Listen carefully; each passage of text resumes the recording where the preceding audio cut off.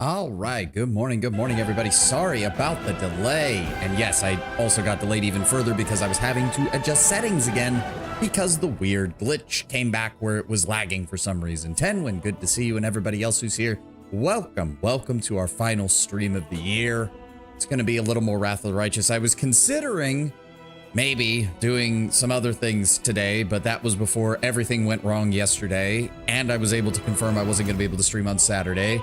And then everything this morning decided to explode on me. So you know what? We're just gonna go with the tried and tested CRPG that we're working on right now. We're gonna be playing through this. Probably expect a little bit longer than normal stream. I think probably either we're gonna shoot for a 5-hour stream or we're gonna shoot for a 6-hour stream, much like a Sunday stream, just to try and get a little extra time in there. And then once we are done with Wrath of the Righteous for the day, I do want to stick around for a little bit longer and do some end of the year recap, so to speak. Just give everybody some thank yous, and just kind of be a little bit appreciative of the audience that I'm slowly building here and everybody who's done so much for me this year. Thank you, Tenwin. Thank you. But yes, let's go ahead and continue where we left off with the Hell Knights. Again, I am so sorry for everything. I was really thinking I might be able to get either Thursday or Saturday, and only for everything to blow up on both of those days. And then I had to move stuff to today early this morning, and I was promised that it would all be done before I needed to be on stream, and then it didn't happen. Anything and everything wanted to go wrong. Oh, there's another cultist here. Oh, okay. Well, I'll deal with that. One moment. I got this. Thank you for the Hell Knight armor. Anybody else? Or are we good now? Also, I'm having to jury rig my light system to make sure that I have enough illumination on myself when I'm doing for the tracking program to work properly, because the usual light that I have above my streaming area has decided to not work. So I've got a replacement of that coming in the next day or so. All right, so Regil wanted us to head outside, right? That was literally, yep, go back outside. Literally, that's our objective. It is now time to return outside. The finale draws near. Oh, ominous. All right, Regil, what have you put us up for? What's going on? Oh. Sup, dudes? You, hi? Oh, right. What accent did I get this guy? It was like a French, German, something like that. Paralictor Amanos Renth leans on his longsword. Alast? No, it was more Germans than French. Alast? How does he go? Paralictor Dorange? No, that's still coming out too French. Oh, well, he's French now. Exactly. Wow. Exactly as it should have. Do you want details, Renth? Prod your signifiers. After all, your order takes such pride in them. And these must be our 3 missing chapters, correct? Of course. Regil pauses, then deliberately continues in a louder voice so that Amanos and the other knights can hear him. Everything that happened was, in a way, a show. We received reports that the location of several particularly cunning demons, not the fighting kind, but those who specialize in deceit and temptation. We could have surrounded and destroyed their hideout, but instead we let them know that the Knight Commander of Dresden would soon arrive at our deserted camp. New outfit in Expedition 33 gives Monaco a monocle and a top hat. Ooh, cool. Sexy suits and dresses for all care. Nice. I don't know if I'll do the DLC on stream, but at the very least I need to take a look at it at some point.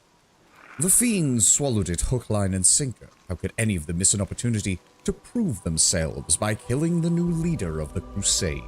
Demons do so love talking about the pride of mortals, when in fact they suffer from that vice far more than anyone else. Regil's smile is a cruel one. Wouldn't be a huge stress to do it on a stream. No idea how long it is. Yeah, I mean, we can figure it out. Now for the critical bit. My reasons, Commander. Though the Orders knew a lot about the new commander's behavior, that information lacked veracity and consistency. For instance, it's always useful to know just how well your principal ally is able to resist deceit and temptations, and so I suggested that they meet with Karanda and her cohorts. So you were testing. Yes, I was. Regil doesn't even look your way. Someone had to, seeing that Her Majesty Belfry of Mendev is so prone to bestowing titles and armies without a second thought. Regil lowers his voice a touch, and yet you can't claim that I was insincere. I made myself crystal clear when I stated my intentions in your person and your unusual powers back when we first met, Commander. I also mentioned how important you are for the Crusade and our shared cause. We are at the vanguard of what is possibly the most important war of our age. No one can afford the privilege of blind trust with stakes such as these. There are flaws in the way you approach problems, but nothing that cannot be corrected. A new leader can be forgiven shortcomings, and I hope you outgrow them quickly. Did it cross your mind that I could die during this testing? Regil seems to be taken slightly back. Of course it did. Our main force was positioned nearby. They were ready to advance at the first sign of trouble. I was not going to deprive the Crusaders of their commander and sow chaos among their already sorely undisciplined ranks.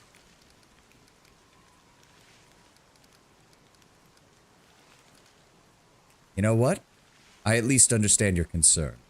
I don't begrudge you the test, but I hope I've passed in your eyes. Regil bows respectively. I'm glad we've reached an understanding, Commander, and I am sorry that I had to resort to such measures. Now that we've discussed everything, there is still the small matter to attend to. Regil looks at the ranks of the Hell Knights and raises his voice. Yaka and Kele, 2 steps forward. I hear obey, Paralictor Durenge. We must speak of your role in recent events. You received my order to visit the Knight Commander in Dresden and fed him misleading information. How should a Hell Knight behave in such a situation? Yaka swallows dryly as he tries to feign his composure. A Hell Knight must obey his commander's orders. If his commander's orders directly contradict the tenets of the measure in chain or go against the order's interests, then the knight must report to his commander in the higher order command. Regil's piercing gaze bores into the young knight. And what did you do? Did you report to me?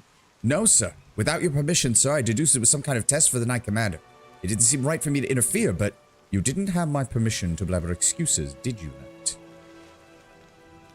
Wait, Regil.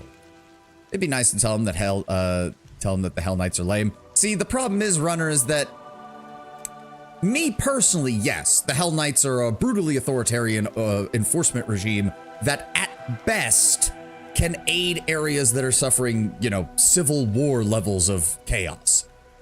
But that's at best. Most of the time, they're just assholes with full plate armor and magical abilities.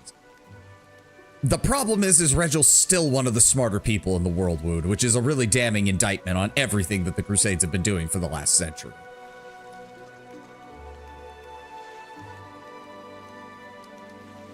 Wait, Regil, you gave him an order, and now you want to punish him for following it? If the commander deems my verdict faulty, we will postpone this review of your actions, Yaka. Dismissed. 90, welcome. Sorry about the delay, everybody. In case you didn't see my Twitter posts, I know some people don't check them or they just don't want to be on that hell site, which I can totally understand. But I had an appointment that ran very overly long today. Technically, it was supposed to be done yesterday, which was why I wasn't able to stream yesterday, but it ran doubly long then. They had to delay portions of it to today, and then they gave me assurances that we would be done by 10, and then we bloody weren't. Endless Legend 2 Early Access is currently 20% off. Ooh, nice. That is all. Thank you for your visit, Commander. See, this is also what makes me kind of question why they decided to make Devil a late game path that you have to like fall to when the Hell Knights are here pretty much from the beginning of the game. It would make a lot of thematic sense to have Devil powers by this point and, you know, be able to interact with the Hell Knights on something that resembles at least a somewhat closer angle, but that's just me. Paralictor. Paralictor Amanos Renth greets you with a nod. Knight Commander. If you wish, my Amagiers will show you a list of the goods we offer. It includes both the spoils of war and the items produced by our order's finest craftsmen. How long have you known Paralictor Regil Durenge? I have known him from before the World Wound and the Crusades. Regil is one of the gnomes who take forever to succumb to the bleaching. He was different once. He was bright. He was an Armagier of the Order of the Scourge when he transferred into the Godclaw, soared through the ranks, and started losing his color. I can't be sure which of the three facts is the cause and which is the effect. And I bought Diablo 4 with all the expansions, having way more fun compared to PoE 1 and 2 last few leagues. Makes sense. And I'm playing Paladin. Oh, right. The early access does give you access to Paladin. I should really pick that up at some point. Let me see what your chapter has for sale, Paralictor. What do we have here? Price. Battleforged Warhammer. Not really my thing. 1d12 plus 3 damage on hit. Critical range is higher. Vigilant Spear. Whenever the wielder of this plus 3 corrosive sphere is flat-footed and hit by an enemy for the first time, they make an attack against the enemy. Okay. You know, that's nice. That's nice. Half plate of synergy. Adamantine half plate with a DR of 1. Wait. Oh, additional DR of 1. They're inefficient, like a villain that kills their goons for failure despite the goons being loyal and trying their best. That is them at their worst, yes, Runner. Again, it's sad, though, that they're still the more competent of the military organizations in the World Wound. Like, don't get me wrong. If we were in Cheliax, I'm sure we'd be seeing all sorts of cases where the Hell Knights are absolute garbage. But here in the World Wound, a lot of their strategies do actually make sense. Not always, but more often than they do in other places. Which, again, is just a damning indictment of the Crusades more than anything. This is a spiked black helmet commonly worn by Hell Knights. I should buy one of these just so that way I can have Regil use the transmog golem to have it on at all times, because that would make sense. Let me see here. What else do we have? Belt of Improved Protection. Plus 10 competency bonus on mobility skill checks. How does that help you be protected? Helmet of the Stalwart Cavalier grants a plus 1 insight bonus to AC. Cool. Not really worth a helmet slot, but cool. Really, that's it? That's all you've got? I'm kind of disappointed, my dude. Here, take all this extra equipment that I got off the cultists, and we'll call it even.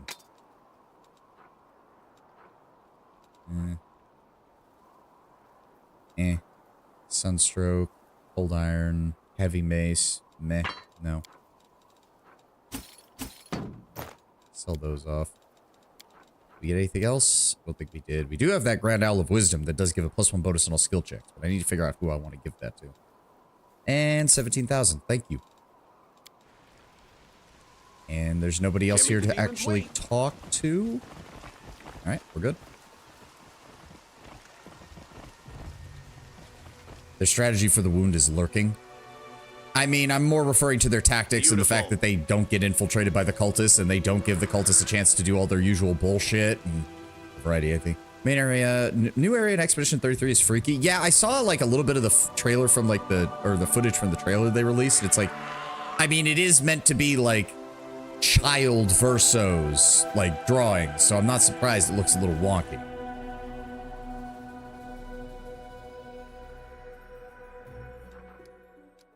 Okay, Hell Knight Outpost is done and dusted. What else do we have? Let me see.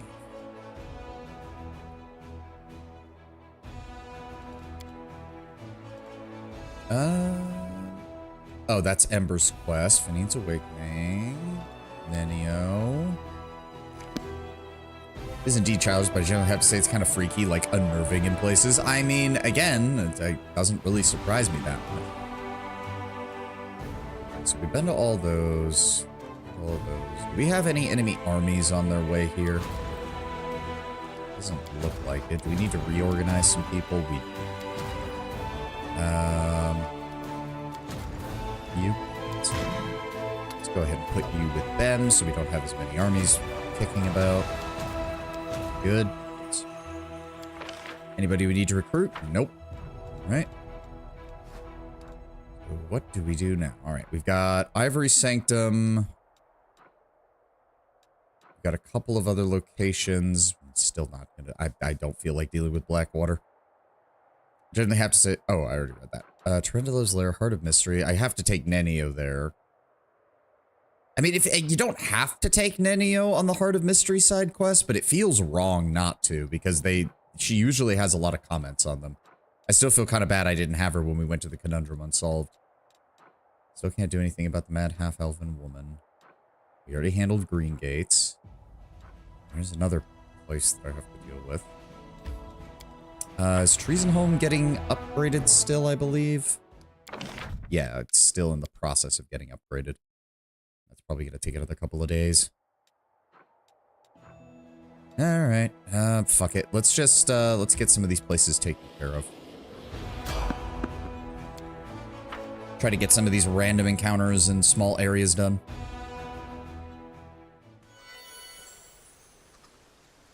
Oh, hi. A Babao's Votary Murderer. Level 10 Knife Master. Okay. 13 perception's not the shall not best. be swayed from my path. Let me try to scout out and make sure there's nothing else around here. There's no way he's alone. Like, there's no way. Right? Ah, there we go. Ash Giant. And another Ash Giant. Okay. Well, that's kind of annoying. This setup makes it like I can kill him, no problem, but then we're just gonna have to wait for the Ash Giants to get closer. Ah, well. I don't even think I need to use a blue flame blast, but yeah, fuck it, I will. Let's make sure that he dies. They don't even join the Crusades. They're too small to make a difference. They are like annoying children who think they know better but don't do any better. They're kind of considered to be on the same level of evil as the demons. I mean, that at the very least we know is not true, simply because of the way evil works in this universe. Not saying they can't still be horrible, but that's just fundamentally untrue, especially given how there isn't that many of them here.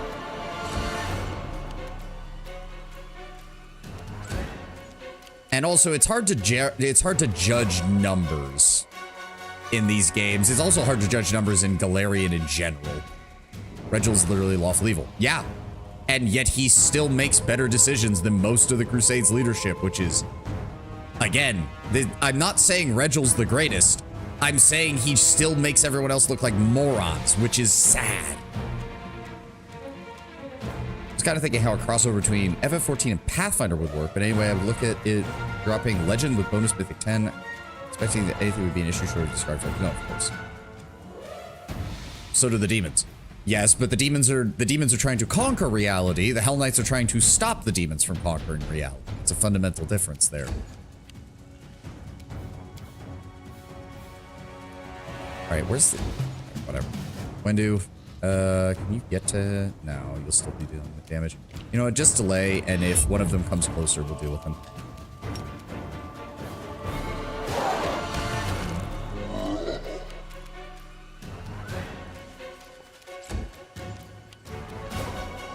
Nope, he went for Regel. Surprising. Here. And can we just get a long-range shot with some damage? Pow! I really would get an apoplexy seeing her experiment being, going to cinders harder than exploding a warehouse of fertilizer. Yeah, I mean, that is like the funniest part of this game. I do hope we get something like, oh, there's more of them. I thought it was just the two of them. Who else is here? Oh, hi, it's another... I mean, if you want to run up on Olbrig, you're gonna have a bad day. Let's see what we can do.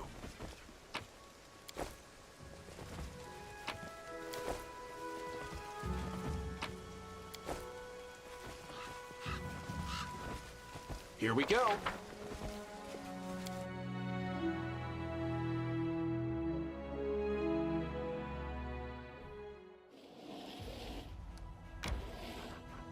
There we go.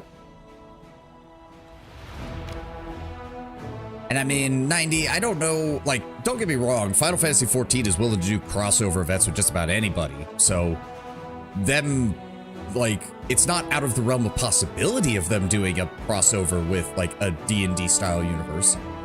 I just don't anticipate much from them, because... And I mean... It's the usual multiverse shtick. You can just come up with any justification as far as that kind of thing. I don't agree with his beliefs. I do like his logical way of thinking, but some of it is flawed. Absolutely. Of course it is. He's a Hell Knight and he's lawful evil. Of course that's going to be the case, Runner.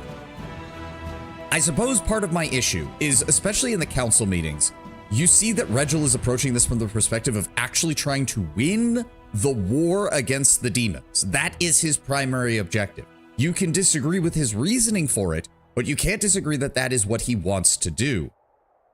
The same cannot necessarily be said for most of the Crusaders, even though they claim that, oh, we want to close the world wound and end this. First of all, Mendev is still riven with politics to the point that it can't even put its full forces on the border. Most of the nations that are involved in providing monetary and financial support to the Crusade are constantly at each other's throats in political spats. We see that in the diplomatic council meetings. The logistics council meetings show that even when Mendev does get its shit together, its internal fractionalism means that its armies are never supported properly. And don't even get me started on the baseline military advisor that Galfrey gives to you, who, while I'm sure is a capable company level officer, is an abysmal fucking strategist. Yes, let's send waves of conscripts and use low value range units like slingers to fight the unending hordes of the abyss. You are a moron, good sir. I don't call you that because it does seem like you, much like Regil, you're the only person trying here, but you're straight up wrong. What do you expect from a crusade where the leader of 4 others was King Galfrey? I know. Well, again, here's part of the problem is that Galfrey's problem is kind of in the opposite direction. First of all, Galfrey started as a paladin of Eredin. She is a paladin of Iomedae now, but she started as a paladin of Eredin from a very different era. Do remember, Galfrey is over 100 years old because of the Sun Orchid elixirs. She was born in the last years of what was believed to be the lead up to humanity's golden age. Eredin was going to return to Galarian, humanity would be united, and a golden age would descend upon it as a new human empire arose to basically instill order over the world. And given that it was Eredin, it still would have had some authoritarian tendencies. Let's not get things twisted, but he was a good aligned deity, so he would have been not as bad as pretty much any other choice for that position. So I think part of Galfrey's problem is that she honestly still believes that she's leading a righteous army of paladins against the evils of the world, and she, despite everything, hasn't really put 2 and 2 together that the Crusade stopped being that after the First Crusade. It is a socio-political and geopolitical choice, often to send criminals or recalcitrant elements of various military organizations to the Crusade in order to sacrifice them for the purposes of buying time against the world war. Like, that's just it. The destroyer of progress politicians. Yes, that's also part of the problem, as you can see from the Lady Konomi events that we see back in Dresden, is that Galfrey's decision to leave the non-military matters of her nation to other capable advisors is not uncommon in any governmental system, let alone a feudalistic system. But it's very clear from dealing with the Konomi events that she does not have a tight enough rein on them to keep them from interfering with the Crusade. And that means that her attempt to be the warrior queen who just focuses on the Crusades is being actively undermined by her own people in other ways. The problem with Galfrey is, actually, I'm going to put it this way. Galfrey actually has the same problem that the Hell Knights do. The Hell Knights have great tactics, solid tactics to use against the demons. They're still not that very good as strategists because their overall strategy cannot be worked to fit a larger army. It just can't. If you try to instill Hell Knight style discipline on a force as multi-ethnic, multicultural, multi-religious, and multi-faceted as the Crusade, it would shatter into a million pieces and explode. Have you seen Regil's Crusade choices? A lot of his solutions are dumb. So far, they haven't been, though. Compared to others, not so much. We have not gotten that far, so maybe I'm wrong. I'm open to it. I can't wait to see more. But let's start off with the 2 military decisions, where Regil's entire mentality is keep our men alive as long as possible and allow units that have proven their effectiveness to killing demons, kill the demons. He suggests that you transition your infantry to shield bearers, which, while making them very weak in the killing department, means that they are the tankiest sons of bitches on the front line. Or should I go or kill them? Yeah. Okay, but here's the other thing, runners, as well, is you ask Regil that. Regil gives you the honest answer of what he believes as a Hell Knight, but he doesn't bitch at you constantly if you choose something else and it still works. That's one of the other things, is that Regil cares about what the result is. He might disagree with how you get there, but if the end result is still you defeating the demons, he's willing to go along with it.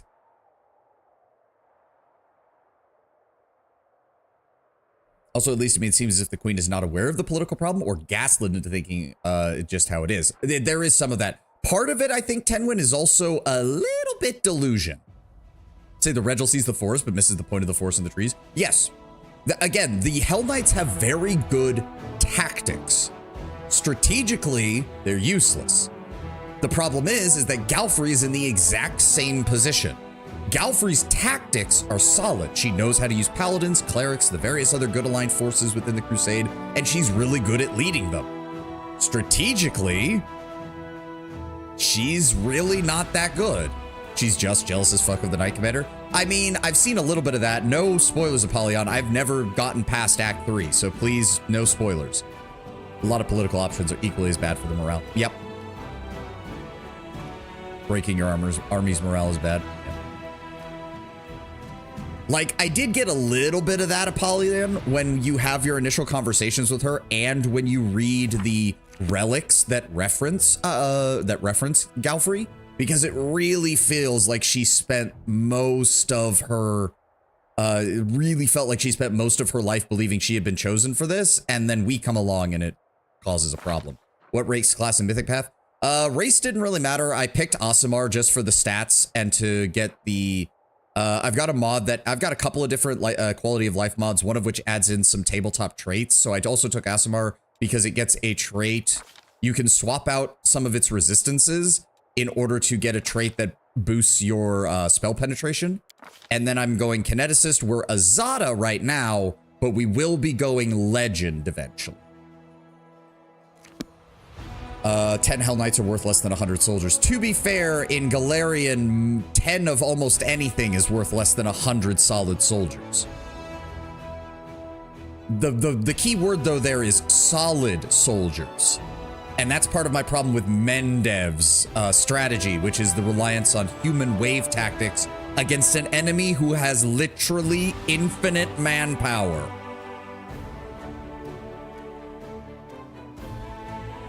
Like, I'm sorry, you're never going to convince me that conscripts and conscripted slingers are the proper tactical and strategic option for dealing with an enemy that has theoretically unlimited numbers. You're not winning a war of attrition against that. It's not happening. Attrition strategy just doesn't work against demons. Yes, correct. So the fact that, see, okay, and here's, okay, apparently we're going to dive into military history and strategy right now. Part of the problem with that, Tenwin, as well, is simply the fact that this tells me that Mendev's chief military strategy is to buy time. It tells me that despite all the propaganda, despite everything else they say, Mendev's Royal Council doesn't actually believe they can win this war. Unless you're the Imperium of Man on a Crusade, you will not win against your average hell from fantasy. Or a 40k orc. Very true. Very true. But the fact that Mendevian like Captain Odin, again, he sounds like he's the military advisor that Galfrey sends you. He sounds like he's a solid line level officer, meaning you stick him with a company or a regiment and he's able to do well with that.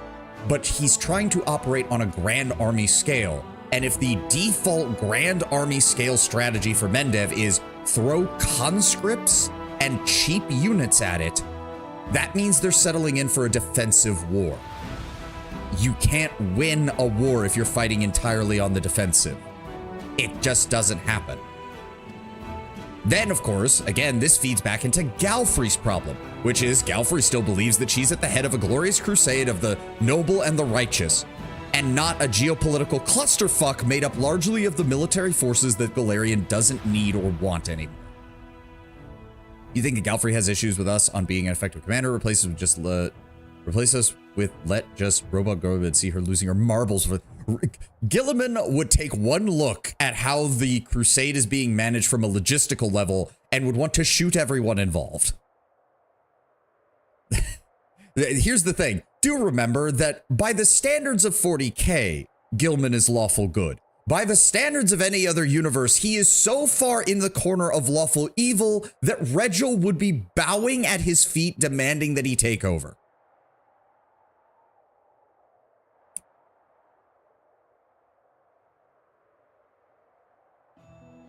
In fact, the Hell Knights would take one look at how the Primarchs run things and immediately start asking them to be in charge. They wouldn't hesitate for a moment. The only one that would give them pause would be Vulcan. That begs the question, Vulcan's alignment. Most of the loyalist Primarchs fall under lawful good. Like, let's be honest, they mostly do. The two that might be the exception are Rus and Corvus Corax. Regil doing anime girls. Notice me, senpai. Yep. Okay, well, let's actually figure out where the fuck we're going, shall we? We should probably head back to Dresden and rest. I really need to get that forward operating base set up. No, evade. No, just keep going. Get us back to Dresden. It's not worth it. It's not worth trying to rest out here. I meant Vulcan in any other franchise's alignment. Oh, then they all fall under lawful evil. I'm sorry, they just all fall under lawful evil. It's not even a contest. Just about every character from 40K falls under one level of the law of the evil alignment spectrum. It's just a question of how far in the corner you are. Oh, right. I was gonna set up. I want you to cast an illusion on my gear. Where is Regil? There he is. And then, nope, not that. The Hell Knight armor. There we go. And then can we get, I want to actually put the Hell Knight. There we go. Look at our adorable little Hell Knight. That helmet looks entirely too fucking big on him.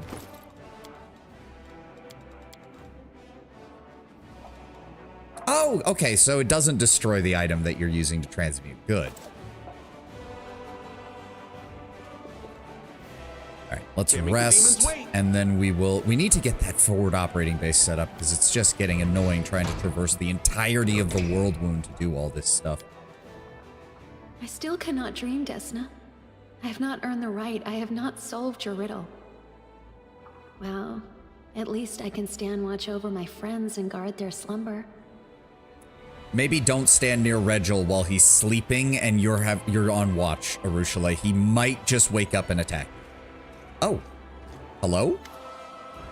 An older man in dusty traveling clothes waves at you. His face is tanned, but his gray eyes are bright. Who are you romancing? Wendu. Because Monster Girl. Wonder what the Primarchs could be the most hilarious as leader of the Crusade. I think Dorn would be the most. Dorn would be the one person who would make the defensive system work, because once he learns that demons can teleport, he would do everything in his power to find a way to shut it down. Hi, how are you? I'm playing this game with a controller. Good luck with that. I prefer PC. I prefer keyboard and mouse. Regil's basically a right-hand man archetype. Good at his job. Excellent military strategist with suck at commander. Yes, he's a Peter principle. Apollyon_Horseman is now aboard. Welcome aboard, Apollyon. I always do Aru. She's precious. Oh, I agree. In any other run, if I was doing Azada and not my Azada Legend run, I would be romancing Aru, because it also feels wrong if you're doing Azada to not romance Aru, because the whole thing with Azada is tied up with, like, Desna and, you know, chaotic good and all that shit. But we are eventually going Legend, and I gotta say, I've only seen a few of the events so far with Wendu, because she lets you in, let's be honest, she lets you into her pants quite quickly once you've gotten control of Dresden. Dear God, it's like the person who wrote her has a direct line into the horniest part of my brain. Because, oh, I like her. Oh, I like her. Dorn find a way to close the wound, simply building 100% impenetrable fortress, immune defenses, and then slowly progress the defense further and further until it would strangle the wound. Yep. Dorn would be the kind of person who would find out about the whole Sword of Valor preventing teleportation and then be like, why have your gods not provided us with a dozen of these things? And if they won't do it, how do we replicate it? Because this sounds incredibly important to deal with your opponent's main tactical advantage.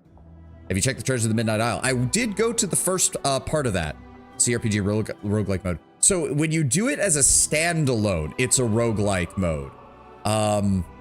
When you do it in-game, it's just a super long dungeon. We did the first part of it over the last 2 streams. Got some really nice loot out of it too, but I'll be going back to the rest of it at some point in the future.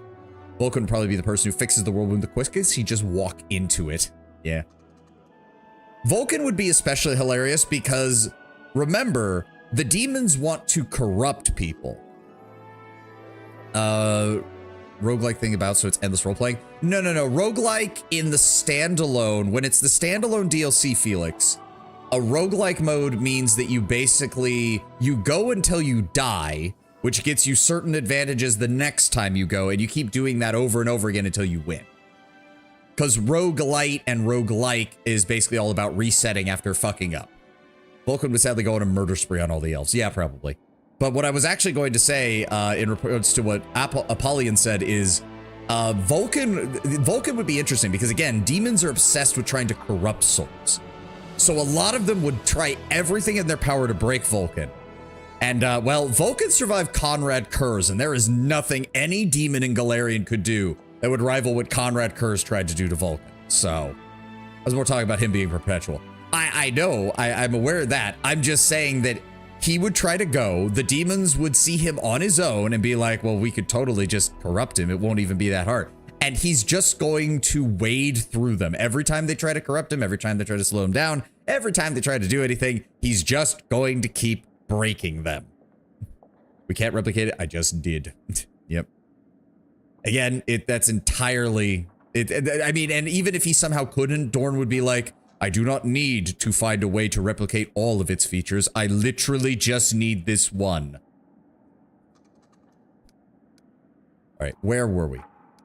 Commander, aren't you the commander? Well met. My name is Lathamus the Antiquarian. I study ancient relics. Perhaps you've heard of me. Oh, I suppose it doesn't matter if you haven't. An antiquarian?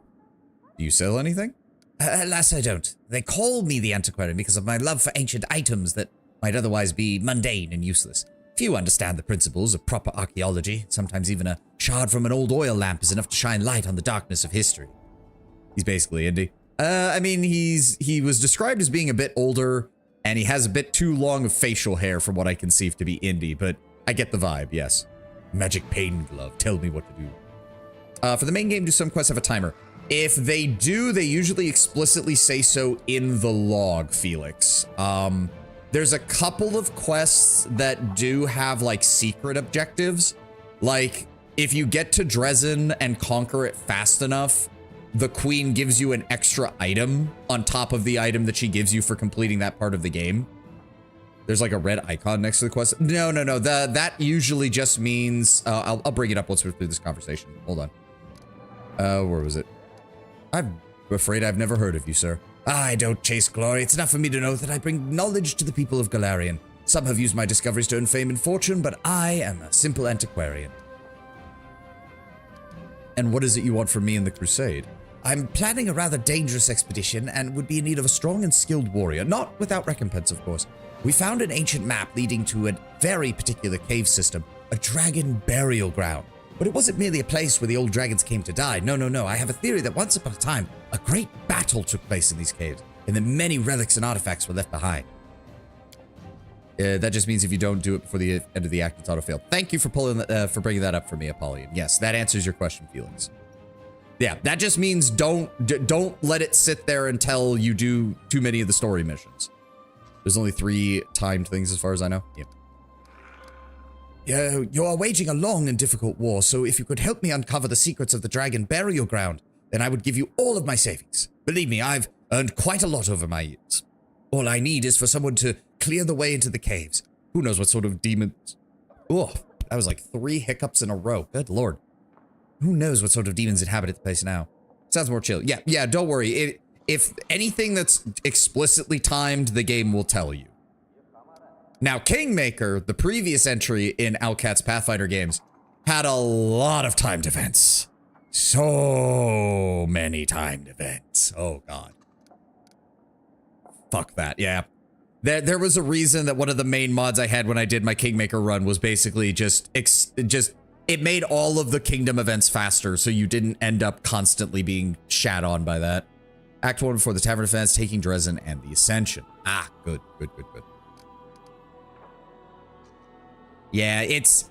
To be fair, Felix, I'm not the biggest fan of in-game time limits either. So, for example, I don't want anyone to ever suggest that we play the Dead Rising series on stream, because I'm never doing that. That entire game is just time limits the game. So no thank you. Nonetheless, tell me the details. Of course, I will answer any questions you may have. Why did you want to get the Crusade personally involved? With the amount of funds you're suggesting, you could easily have hired an armed escort. Lothamus looks around. I don't think I'm trying to disparage them, but most of the soldiers around here are, well, ordinary soldiers. If we discover treasure down below, will they resist the allure of gold for the sake of science? Will they keep our expedition secret, even if my competitors promise them huge sums of money? I'm sorry, but I can only rely on someone who is trusted by someone like the Queen. Where did you acquire this map to the burial ground? I bartered it from a ranger in exchange for a very valuable amulet. The ranger wasn't keen on going deeper into the world wound, and I doubt he even understood how valuable the map might be for science. I dare say he made the poor bargain. They are generous, and even if you ignore them, the worst thing that will happen is losing Ember. Well, we can't let that happen. If you let Ember die, well, quite frankly, you're dead to me. Tell me about your theory. I am interested in dragon history from the days of Apsu and the creation of Dahak up to now. Let's see here. Apsu, the Waybringer, one of the oldest and mightiest creatures in existence. According to draconic lore, he and his mate Tiamat spawned the dragon gods who created the whole of the world. Apsu is the patron deity of all good and metallic dragons. He remains a father figure to almost all dragons, whom he loves as his children. He is numbered among the divine creatures which fought in the battle to defend all of creation against Rovagug. Unsurprisingly, most of Apsu's worshippers are the metallic dragons themselves. Few non-dragons take up his cause, though honorable humanoids with an interest in draconic lore have taken up his faith from time to time, typically wearing a gold dragon's foot brooch or have other custom-made equipment in the shape of a dragon's foot. Galarian lacks much of a centralized church of Apsu. The largest congregation of Apsu worshippers on Galarian is known as the Platinum Band, which maintains small centers of worship in Opara and Absalom. And Dahak.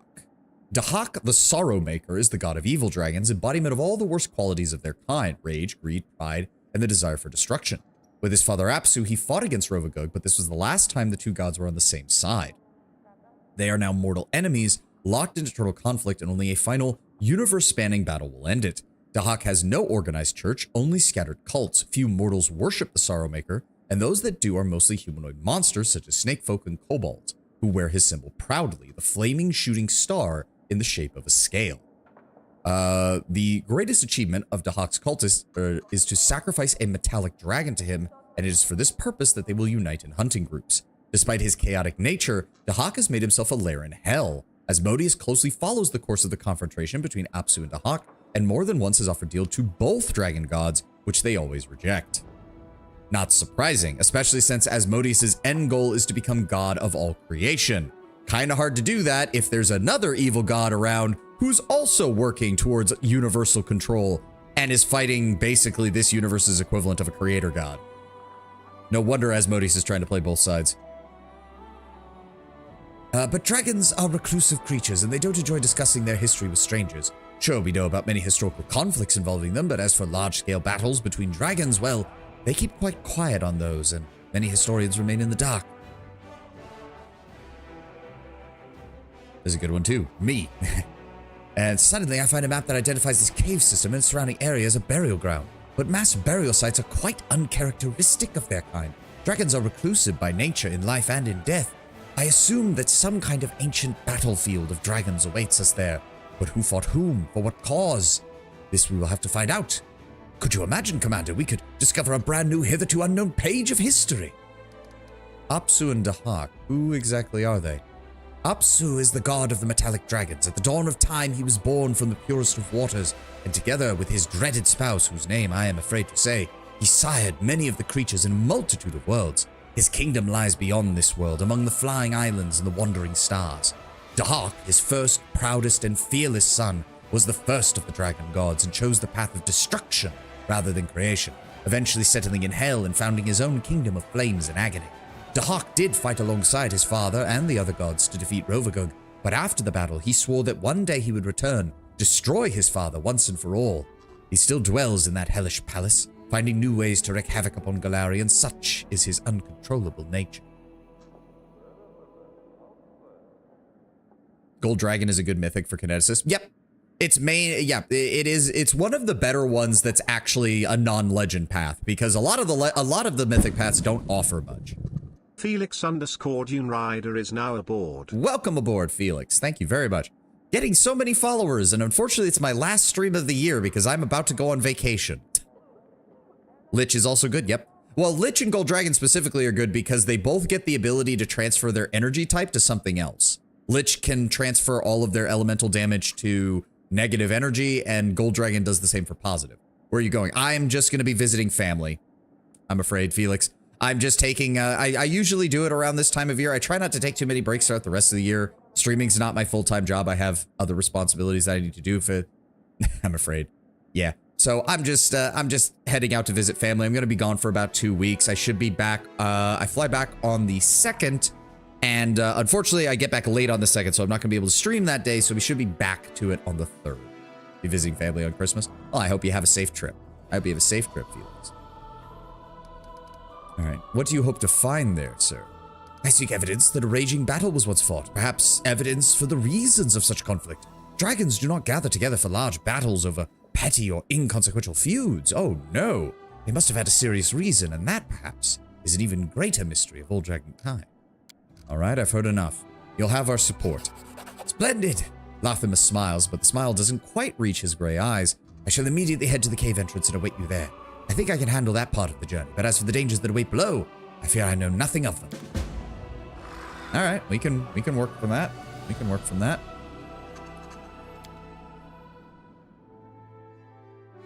I really need to this frickin' fortress to get upgraded. How much longer do we have on that? One more day. Good. Dear Lord. Is there anything else we need to do? We don't need to handle any of the events right now. Religious feast. Commands. Nope. All right. Damage conversion doesn't matter. Damage dice is where... Oh, right. It does add to that as well. I mean, the damage conversion does matter somewhat, Runner, because... It matters more for Lich, because Lich gets access to it a lot earlier than Gold Dragon, which means if you get that ability as a Lich, you don't have to worry about grabbing the Mythic Element ability to make it so that you can bypass damage resistance from it, because negative energy resistance is much less common and has more ways around it as a Lich. If you're going for a pure Elementalist Kineticist, on the other hand, you need that ability. Otherwise, you eventually run into enemies you just can't damage. Okay, I really want to get one of these off of here because they're just sitting here. They're just sitting here. Which of these actually has something that I want? There is the Scale Mail of the Faultless Daybreak, which is a +3 mithril medium armor. I do have a lot of people who use medium armor. Allows its wearer to raise a deceased ally, summon the Sanguinous Sundown. Whenever the enemy confirms a critical hit against the wielder of this scale mail. Well, that's already horrible. You shouldn't be wanting to get hit in the first place, and you definitely don't want to be getting critically hit. Every enemy in a 30-foot area must pass a fortitude saving throw or become blinded for 1d4 rounds and suffer 4d6 positive energy damage. Successful saving throw negates blindness and halves the damage. So, yeah. Kineticists aren't feet heavy. Fire kineticists are. Because fire kineticists are kind of get... Okay, so maybe let me rephrase that. Normally you're correct, Runner. As the main character kineticist who wants to handle all of the charisma/persuasion checks, it kind of is, because you definitely want to go down the Shatter Defenses line because it's one of the most efficient ways to debuff the enemy in the game, and you're gonna want the persuasion bonuses in order to do that. Okay, padded armor. This is... What is this? A +4 padded armor. Reduces Constitution score by 2. Gains electrical resistance 30. And it gives them electrical distance if they're ever hit by it.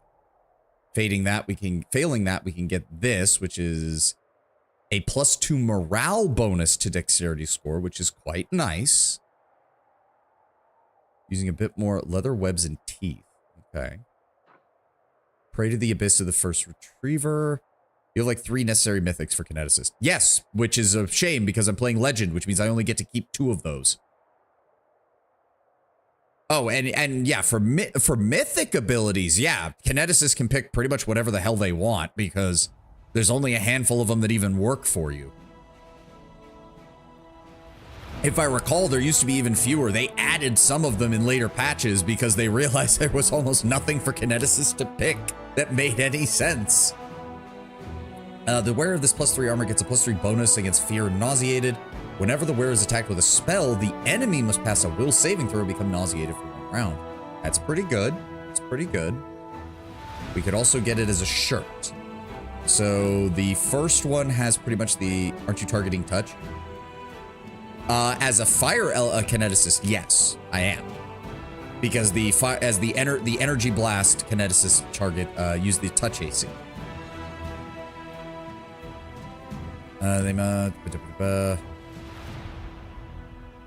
We purified with druid. Oh, we don't have a druid in the party, so that's worthless.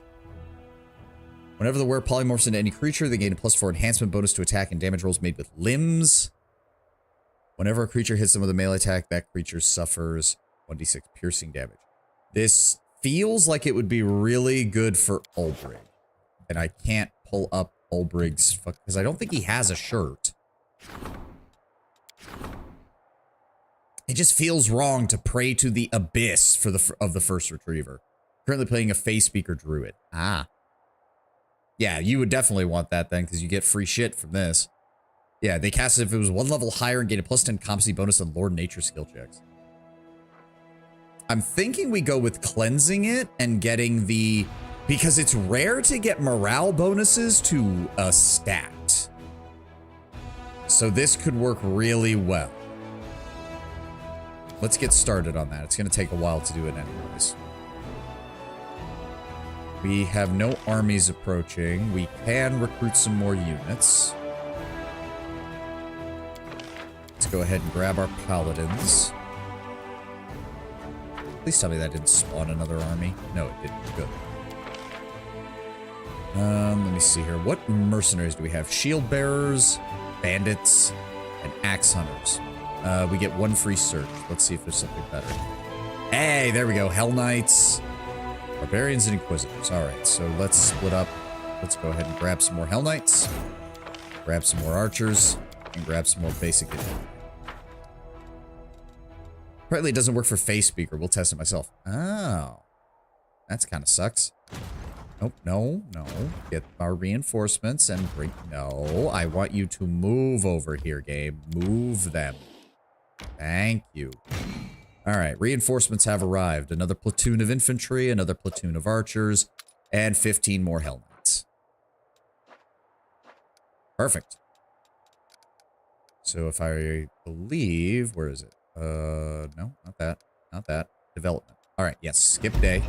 Oh, a new demonic army. There we go. Outposts can be expanded to a bastion. These can be done in the management menu of the desired fort. There we go. And now we can save up for 2 more. So the first one is going to be Treasonholm because it is... There we go. Enter. Let's get this upgraded. Teleportation circle, please. So that we can teleport across half the world wound and not have to deal with their bullshit.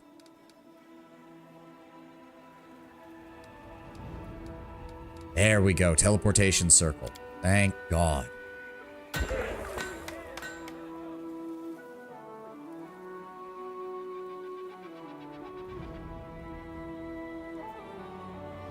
So wait a second. Training grounds provide a 10% bonus to damage for all tradable units in adjoining buildings. Only 1 training ground can be built in each fort except present.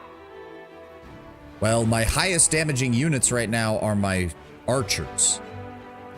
Does this mean I can do this for every single one of these? Because that sounds like it'd be really useful. I do need to build a supply center. What else is here? We need a... Isn't there supposed to be... Ooh, Garrison Spellcaster's Lodge. That also is probably a good idea. Isn't there supposed to be... There we go. Shelter. Allows the commander's party to rest in the fort without increasing the effect of abyssal corruption. Yes, all right. We're going to actually buy some material supplies now. So, I want 112 for that.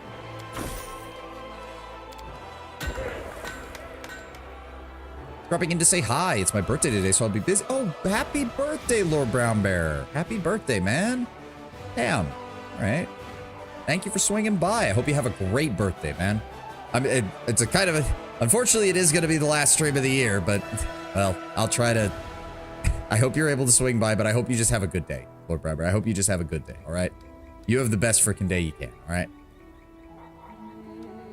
Let me see here. Sanctuary would increase our energy point income. Saboteur's headquarters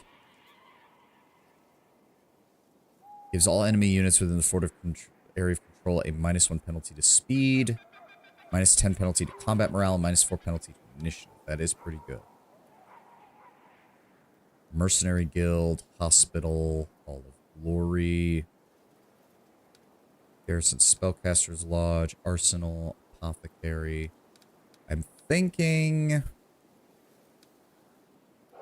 We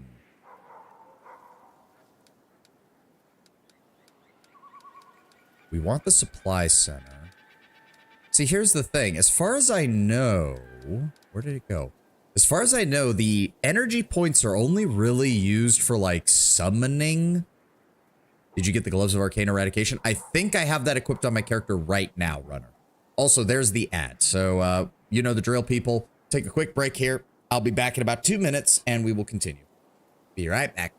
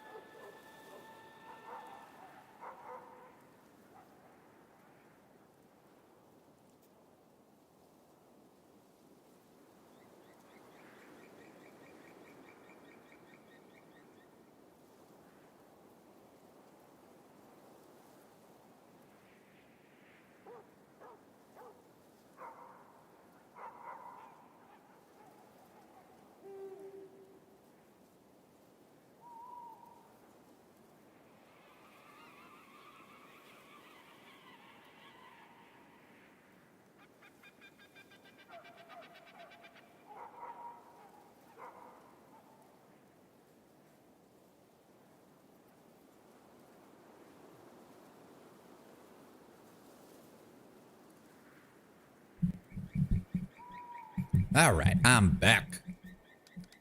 Ad's just about done. Let's focus on what we can build up here. So I definitely want the supply center. That's non-negotiable because our material points are what's actively causing us problems right now.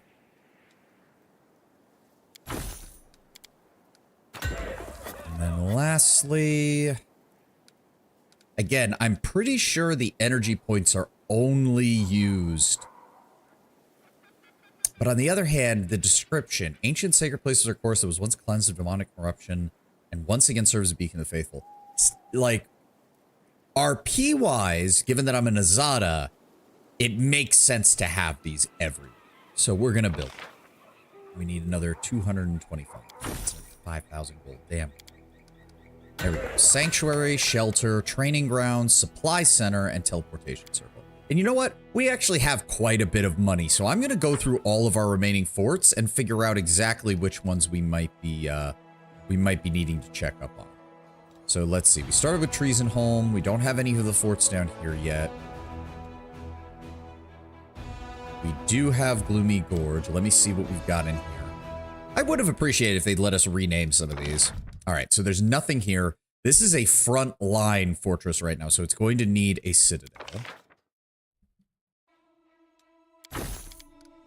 And then that also means we need to grab all of the production buildings for our army.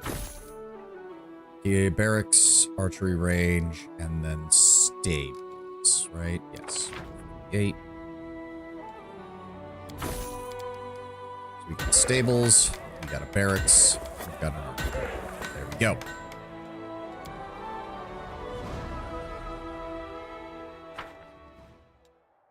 Okay. That's that one. They can't get to this fort without either getting past our army or going past this fort. So we're going to treat this as a rear line position. We're going to get rid of those garrison structures and go for full resources here. Let me see here. That means we're going to need an inn.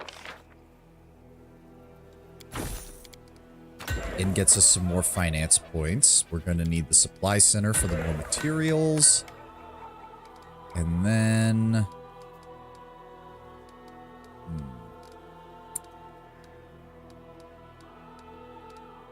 Alchemist Laboratory does give us some additional... Yeah. Plus 10 bonus to energy. Is there anything else we would really want? Not really. So yeah, hospital and alchemist laboratory.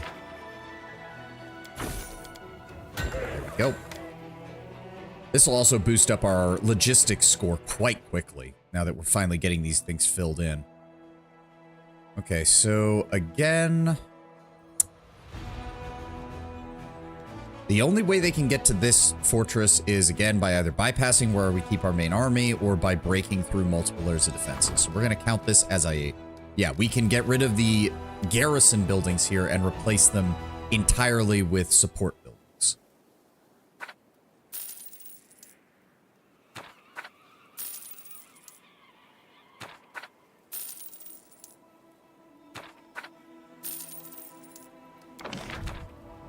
Our recruitment will take a slight hit, but other than that, we should be fine.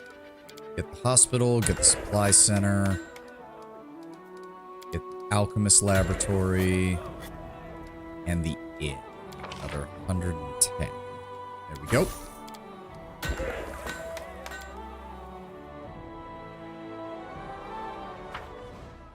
Okay, so that's you taken care of.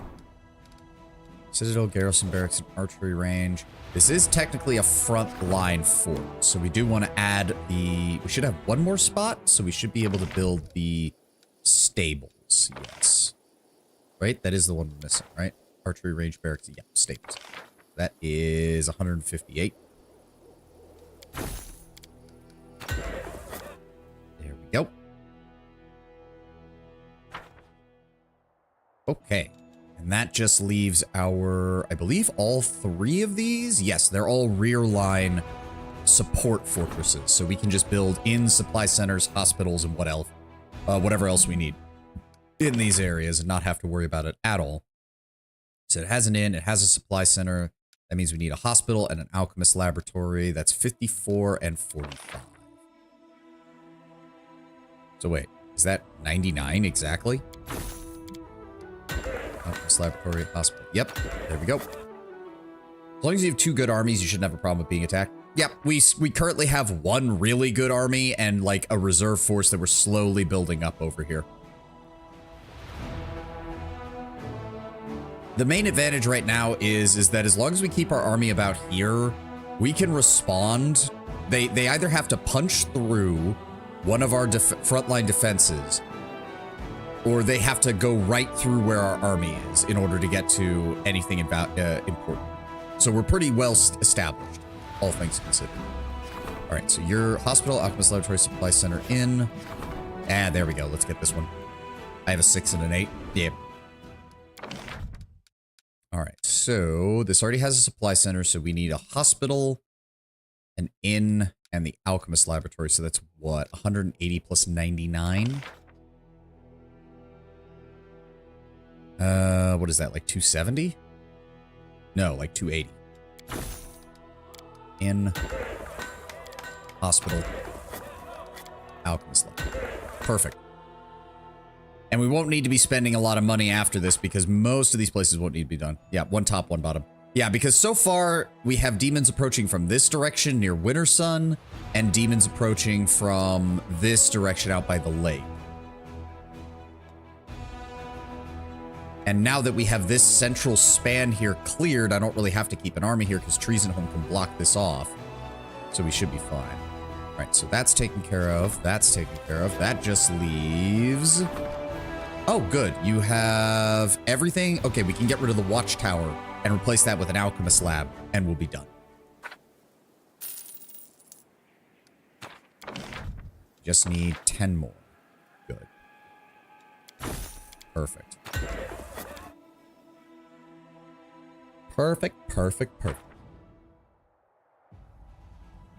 Because at least based on what I'm seeing here... Let me see. This is the closest thing to a choke point that we have on this side, because this is actually one of the most open areas. So trying to hold the front of this is going to be a pain in the ass once we actually push down into it. Treasonholm and what is the other one? Stone Maze, however, are natural choke points. As long as we have the rest of it cleared, we're good to go on those fronts. So what direction are they coming from? They're coming from this direction. Okay, where's my main army? There you go. I'm just going to have you come down. You could just hang out at Stone Maze, honestly. They can get to us there. I mean, once we clear this army, what is it? What are we even dealing with here? Hold on. Nabasu, some whites, and a whole bunch of ghouls. Once we clear them, we can launch an excursion to try and clear out some of these armies down here. Damn, that's a big force. That's 1,500 archers and 1,500 footmen, led by 273 succubi. Holy shit. All right. Yep, demon army is approaching. They're the only ones down there. Strengthening diplomatic connections. We're working on that. Our logistics should... Yeah, our logistics is almost maxed out as well for rank 3. Still waiting on military. And we're finally getting a lot of our resources up and running. Yep, strengthening. Ooh. Spies of the Abyss have attempted to infiltrate Dresden to find out the commander's plans. Ha! Joke's on you. I don't even know what I'm doing. It was only by chance that they were stopped. The officers have suggested an increase in security in anticipation of new events by the infiltration attacks by the demons. 10 inquisitors get recruited. Introduce collective responsibility. Oh yeah, that's a good... I wonder who suggested this to me. I wonder if it was Regil. This option is unavailable because you did not choose a passive lich. Select trustworthy soldiers who will keep an eye on their comrades. Add 1,000 leadership experience. Crusade morale increases by 30 points. Increase the number of inquisitors.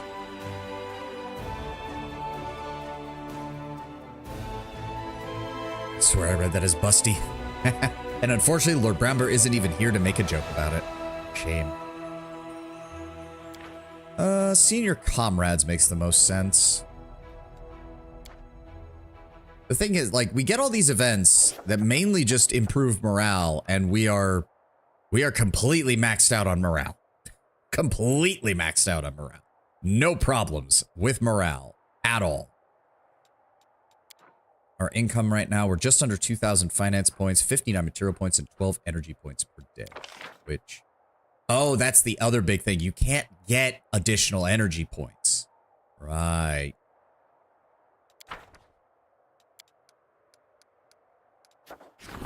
We can't do this. Another decree is being enacted by this stat. What is? Oh, they're working on the craftsman thing. Well, we need to wait for everything to get built anyways, so... Also, where did that dragon burial ground pop up? Oh, all the way out here. Okay. It's going to take us a while to get out that far. All right. You know what? We're going to meet them at the forward choke point because that will put us in a good position to go and start clearing out these armies as soon as we get that done.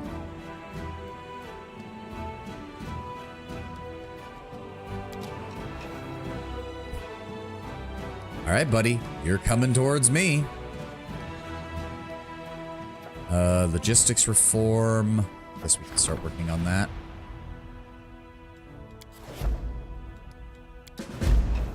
Yep, enemy army has arrived. Give me 1 second, guys. The enemy army is retreating. No, I want to see the light leave their eyes as I destroy them. Oh my god, look at that. It's a swarm of flying Nabasu. 100 whites, 119 ghouls. Whatever will we do?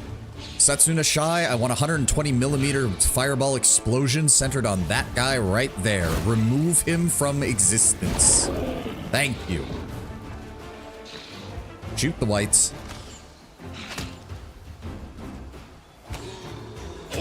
Thank you, mongrels. Shoot the ghouls. And it's done. Would you look at that?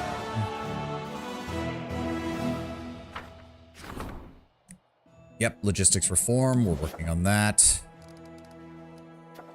Fate of the altar of the first retriever. Your craftsmen are ready to use the webbing enveloping the altar of the first retriever to create a relic for the commander. Decision needs to be made. I believe we wanted the padded armor. Because we were going to get the one that gives the morale bonus. Yes. Skilled armorers have turned the solid web of the first retriever into a piece of padded armor. They apply it layer by layer and then quilt it with steel thread. I'm assuming it's going to take a while before we get the upgrade to that. Oh well. That's the case. We just need to do strengthening diplomatic connections. That'll be next. So is this stuff built yet? One more day for the teleportation circle and one more day for the sanctuary. Very nice. So our income, yes, our income has actually increased quite a bit. Material points are up. Finance points are up. Energy points will be getting a bonus here soon as well. Is there anything else we need to do? We need to save up for more expansions. And to be fair, because we need to be careful with what we upgrade to a bastion. Treasonholm is a natural choke point, which I do like. And then we'll probably want one of these as a forward operating base further into the World Wound as well. So for right now, get back to our main army. It's time to go hunting demons. Oh, that went the wrong way. Did not mean to go that way. All right, what are we up against first? Ooh, big boys. We got Galbrizu, Mariliths, Nalfeshni, almost 300 cultists, and a bunch of Panija. The enemy is retreat. No, I want to kill. Like, I get that the crusade mode is not that interesting, but I'm not letting. I don't want to just automate it. I want to watch the enemy die. How hard is that to understand? Let's start off with a big old fireball down here in the corner, please. Goodbye. Take out the Mariliths. Down they go. Take out the Galbrizu. Oh, they came so close. They came so close. That's fine. Sorcerers, finish them off.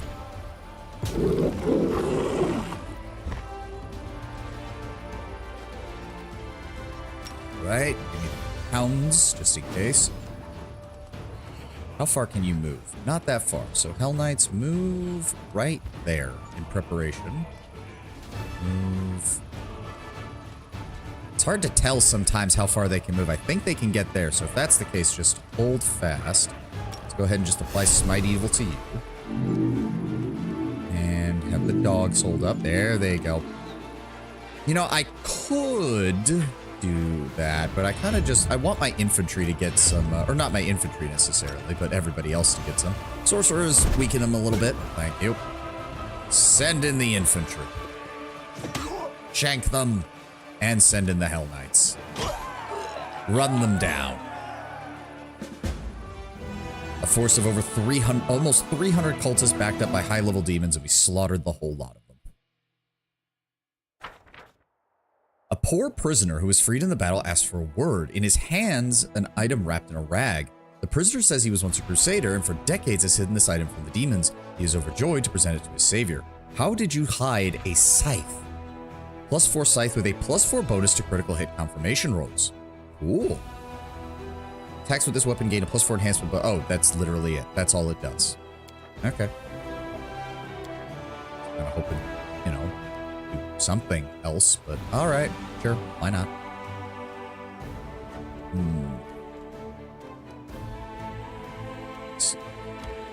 Oh, well, I didn't know that would take us directly there, but okay, I guess we're capturing another fort. Ow! You son of a bitch, you Brimarack piece of crap. Alright, hold on. Give me fireball. Let me see here. Oh, they have archers. We need to vaporize them then. What do they have up here? Spearmen, archers, mounted scouts, and a shit ton of Brimaracks. If we do that... Oh, no, we need to kill the archers. The archers are a problem. Take out their infantry support on the flanks. Good. Much better. If I delay... see, this is annoying. You can only wait to the end of the turn. There's no delay option, because what I want to do is use them after my clerics. Not that it matters, because then they would be going after the enemy's archers. Fine. Shoot the archers. Take them down. Good shot. Then we're going to... There's a lot of cultists down there. Let's go ahead and weaken those mounted scouts with my mongrels. Good. 47 casualties. Nice. Give me those magic missiles. Let's go ahead and weaken the spearmen. Okay, those cavalry be moving fast. Fair enough. Get me the doggos. The good boys are out to fight. Ooh, I need to be careful. How far can he move? He won't be able to get to our archers next turn. That's good. Oh, the Babau not. The fact that I have 128 Hell Knights and we're still having issues trying to kill those damn Babau is a pain in the ass. I don't have much of a choice. Engage. All right, clerics. Give me a smite evil on the horsemen. Give me a lay on hands on our marksmen. There we go. Send in the doggos. Very nice. What's he doing? God damn it. I did it again. Yep, they're engaging them. That's fine. Nope, this works. This works. Give me another fireball. Center it. It's gonna hit the Drachni. Do I hit the... No, we want to weaken these cultists. Another fireball artillery shell. There we go. Now, I want you... Try to take out some of those spearmen. Good. Archers. Eliminate the mounted scouts. Then you get your extra attack. Eliminate the spearmen. Good. Sorcerers, go ahead with the magic missile. Ooh. I've got to get more sorcerers because only 13 of them is just not cutting it for dealing damage. Yeah, power times D4 times unit number magic. Yeah, you just need more men. You just need more men in order to increase the damage. The Babau should be fine. Let's go ahead and take some pot shots at the cultists. Prison pocket of holding. Yeah, unfortunately.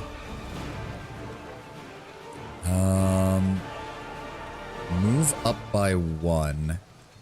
There we go. Flank the demon. Did we just lose 34 infantry just to that? Holy shit. Alright, send in the dogs. Let's try to get some of these cultists taken care of. There we go. Hell Knights. Yeah, we have no choice to deal with the Babaus. And clerics. No guarantee that you deal enough damage there. Let's get our marksman back up. There we go. Oh, fuck! And there goes my sorcerers. I did not realize they were going to be able to run all the way across here. Son of a bitch. That's fine. They were not the most vital. Give me cure wounds. Yeah, give me those marksmen back up. There we go. Now, I need you... No, the cultists are the most dangerous right now. There we go. Weaken them. Oh, I should have shot the Babaus with them and then they would have been able to attack both of them. Son of a bitch. Send our infantry to attack the cultists. There we go. They are now pretty much no longer a threat. Heal others. Get me those. You guys are all fully healed. Get yourselves back up, please. And then engage the babaus. Good. The babaus are basically out of condition now. Alright, engage the Boomerangs. Hell Knights, that is one babau. We do not have to worry about that. Send the Hell Knights down to engage the Boomerangs. Yeah, you're not a problem. Okay. The infirmary is still not full though, so we won't lose anybody once we win this. We won't lose anybody. Target the Boomerangs. And then you target the babaus. There we go. You get your bloodlust ability and attack the cultists. Perfect. Ooh. And we did save the sorcerers, thank God. All right, that was actually one of the toughest fights we've had so far. That was a lot more dudes than I thought were there. That was literally, wow, that was, yeah, that was well over 1,000 infantry supported by over 100 demons.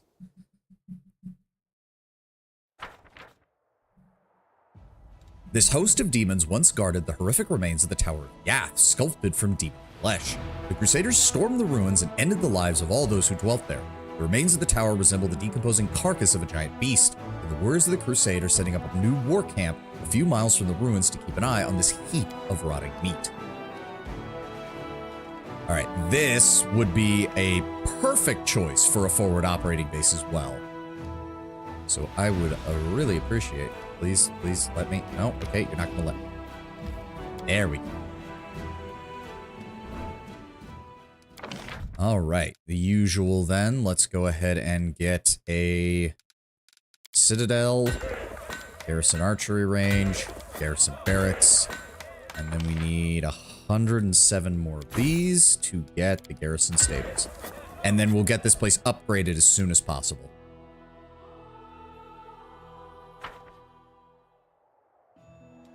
So for right now, where were we? How much further can we go here? All right, two choices. We've got this group that leads towards this fortress, and these guys who are all on their own down here. Daily income materials points plus 10 is good.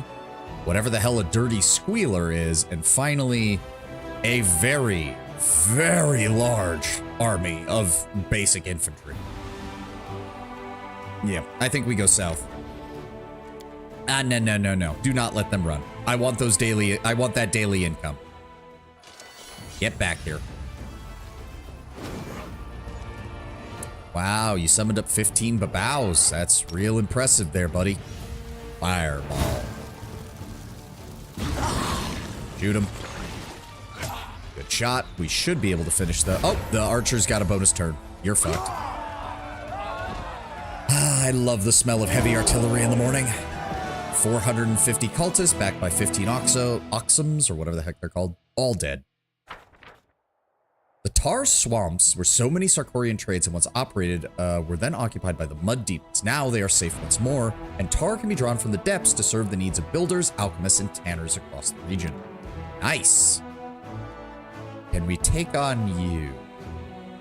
Yes, I think we can. And that'll get us whatever the hell a dirty squealer is. We might have to wait to build up our forces before we engage that succubi army, though. That is a lot of units. Yep, he summoned up the babaus again.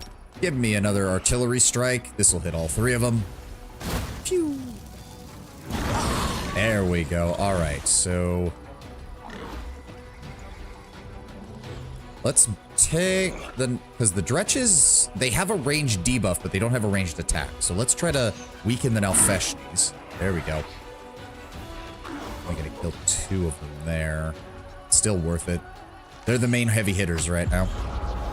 Oh, what was... okay, he activated Unholy Aura for some reason. Sure. Ooh, they are coming right for us. Now, weaken the Nalfeshni more. Summon up the dogs. There we go. That'll help block him off. Oh yeah, he can teleport just about anywhere, so we need to be very careful. Just move the Hell Knights forward by 1. Okay. It's actually not what I wanted, but No, yeah, send him in. Engage the Nalfeshni. Let's go ahead and smite you on you. Move forward slightly. Let's try to see if we can draw the babaus out. Nope. What are the dretches doing? And there goes our Mongol archers. And he summoned in Vrox. That's annoying. Oh, and they get to go twice. Fuck you. Alright, archers. We don't have a choice on this matter. Let's go... Actually, hold on. If I center it right there, I'll still hit both of them. That works for me. Down the Nalfeshni go. Alright. Now, let's deal with the Vrox. Bye. Fortunately, just get them out of there. Hit the babaus. Send in the infantry. Good job, boys. Hey, you get another turn. Doesn't really matter, but thank you. Engage the dretches. Start slaughtering them, please. Oh, good job. Hell Knights will zip around here. They get more damage if they've moved. That's perfect for me. Send in the good boys. Oh, for the love of... Shoot them, please. I don't want to waste any more magic on this. Oh, good. We got a second turn out of that. Get fucked. He still cannot shoot it.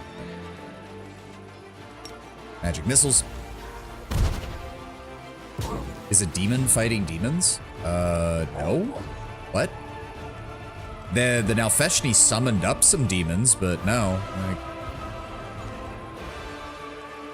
Oh, I can't get there now. Alright, that's fine. There we go. Demon on the bottom left of the screen isn't a demon? Oh. God damn it. Welcome, Rogue. Welcome, Rogue Bargus. No, that is me. Hello, I am Savani. Welcome. Thank you for dropping by.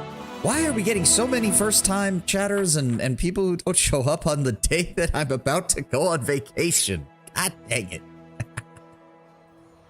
Also, let's be honest, Rogue. You can pick the demon mythic path in this game. It's not like it would be that unusual for demons to be fighting demons, am I right? A squad of demons fought to the last, keeping the Crusaders away from their treasure, even if it cost them their lives. The treasure finally turned out to be a small, unsightly idol of an infant made of sand and mud. The hideous babe beat the air with its fists and feet, shrieking all the while. Its dark skin was inscribed with the symbols of the demon lord Jubilex, Prince of Ooze. In the place of its sole eye, a sinister scarlet stone gleamed in the socket. Unable to destroy the wretched creature, it was brought before the commander. It's a Christmas miracle. I guess so. More of an Azada. Usually I'm giving Trickster a go at the moment. Yeah. If I'm gonna do Trickster, it would just be for the meme of I want to do the biggest critical damage ever seen, and I want to do it many, many times. So I'd make a build that has the widest critical range possible and just go for it.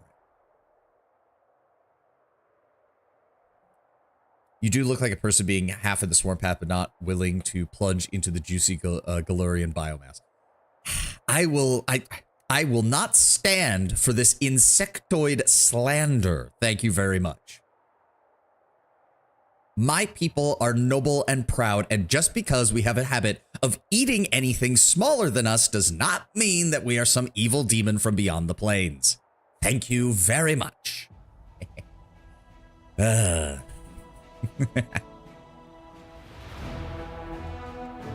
What exactly do we have? Legend has it that there is no fate worse than being captured by the demon lord Jubilex. You a Nid? No, I am not. I am a dragonfly, for one thing. Currently on a face speaker merged angel. Oh, right, because Druid does count as a divine caster, so that does still combine spellbooks, doesn't it? When you do Rogue Trader, you'll be getting curated jokes. Joke's on you, Rogue. I've already played Rogue Trader. Though we will be returning. I did my original Let's Play of Rogue Trader before any of the DLC came out. Right now, I'm just keeping an eye on Rogue Trader, and once all the DLC is out, and I do mean all of it, I'll be doing a second playthrough, hardcore dogmatic. Because I played Iconoclast, and Iconoclast is fun, don't get me wrong. But I felt the need to properly worship the Emperor. Cast Iron, very standard spell. It's more powerful the more seasoned the wizard is. I mean, you say that, but if somebody made a character who was a wizard who also learned how to cook, and his main, like, spell component, oh god, actually, that would be really cool as a thematic way to do a wizard who also cooks, is he throws all of his spell components in a frying pan and heats the frying pan with his cantrips so that as he's casting the spell, it looks like he's cooking food. That would be cool. Gastromancy, something like that. If you're an insect, have you met your cousin in this game? I don't mean Discari. If you're referring to the demon guy who's working on the swarm stuff, we have not gotten to the Ivory Labyrinth and we have not seen him yet. We found the various notes that have been written about him, and we did deal with the Vescivores back in Act 2. But yes. Proper worshipping emperor, you mean putting him finally to a grave? We're not doing a heretic playthrough yet. Also, I'll be very honest, I'm hoping the heretic path gets more fleshed out with the DLCs, because right now, while it's fun to play a heretic, it's not the most well-written of the paths. I killed Xantier last night. Well, I'm sure we'll get to him soon. Heretic playthrough's kind of rough. It's a bit head-scratching. Yeah, that's my main problem. I'm really hoping, Tevin, I'm really hoping, given that we still have, like, what, 3 major DLCs to wait for Rogue Trader, I'm really hoping that much like how they gave a lot of love to the Devil, Swarm, and Gold Dragon paths here with later patches, I'm really hoping one of the later DLCs, they're going to just really dive in and really tighten everything up for the Heretic run. If that's the case, I might be tempted to play the game a 3rd time. Who knows? Who knows? Where were we? It envelops the victim with a slimy body, absorbing it, dissolving the unfortunate creature's soul. After that, the digested spiritual essence of the prey begins to peel away and falls to the ground in chunks of detestable smoldering scarlet slime. When these slimy chunks become hard as stone, the minions of Jubilex, the Amoxes, collect the rocks and take them away. They then mold the clay, dirt, and sand to form babies and insert these slime stones, gifts of their master, into the bodies. This way, they turn the distorted, corroded soul-like substance into new, vile bodies. These creatures then grow and mature. The sinister brood of the Prince of Oozes inflicts terror upon the whole world. The solitary eye in their heads is deployed by Jubilex to witness his offspring's deeds, should he become interested in the pathetic meddling of mere mortals. Okay. What the fuck am I gonna do with that? Looking forward to the next 2 Rogue Traders, Necron with Trazyn, Space Hulks involving the procession of the Dam of Down. What's the 3rd? I thought there was one more after that, but I could be misremembering Rogue. That might entirely be on me. So the only, yeah, I don't think we quite have the firepower to deal with this. We need more Mongol sharpshooters, we need more marksmen, and we need more sorcerers to give us a proper backline that can try to eviscerate as many of these guys as possible, because that's a lot. That is 3,750 regular troops being led by over 250 demons. That is a lot of dudes. Have you played Kingmaker? Yes, before we played this, I did play Kingmaker. It was a similar case to this one where I'd played through a good portion of the game but never actually finished it, and we actually sat down on stream and played the whole of Kingmaker, and I finally finished it. Spam Fireball. Yep.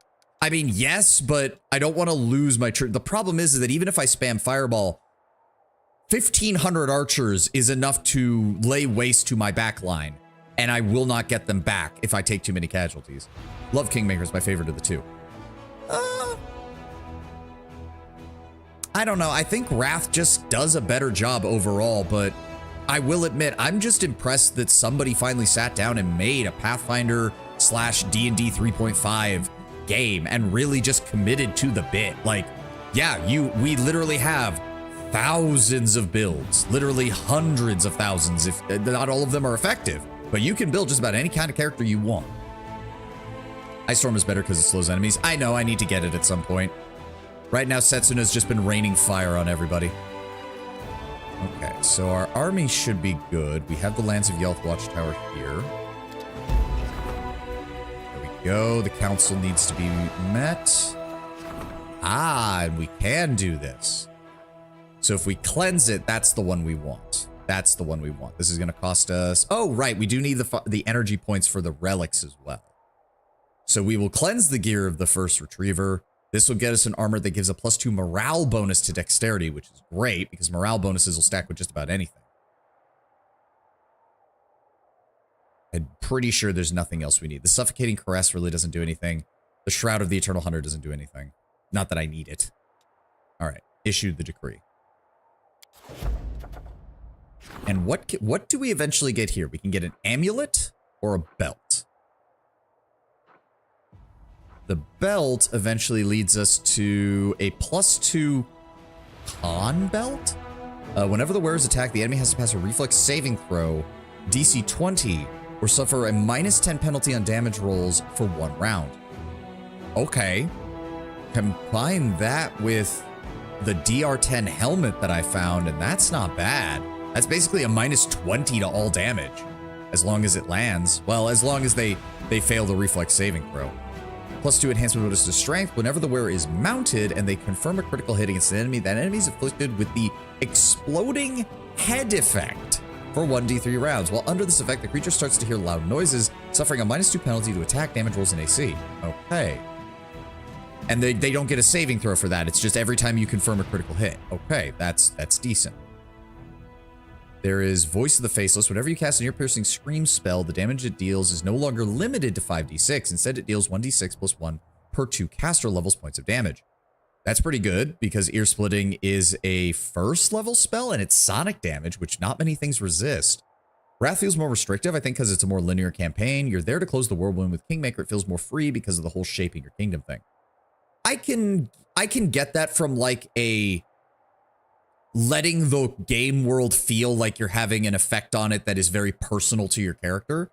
You kind of get a little bit of that in Wrath because of the way the different mythic paths work. But I do see like how with Kingmaker, if you really like the kingdom aspect, then yeah, it allows you to very much roleplay not just you building a kingdom, but a very specific flavor of kingdom. Like mine, which was a magicratic kingdom of dragon worshippers, basically.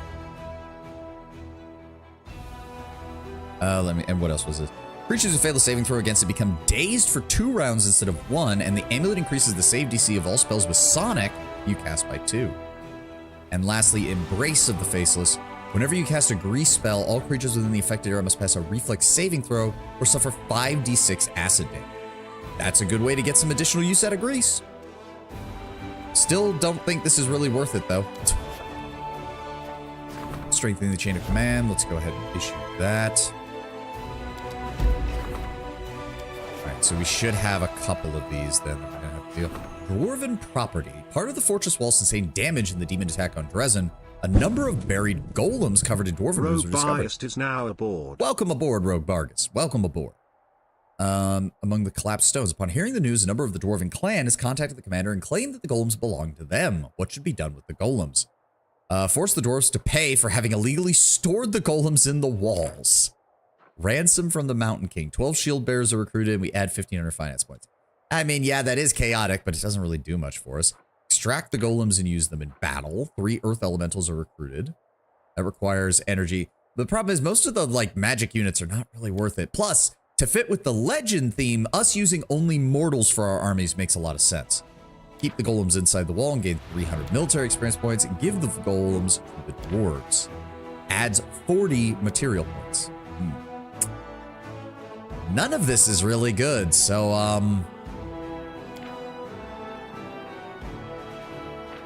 what are the shield bearers again? They're literally just, armored unit, infantry unit. That's it.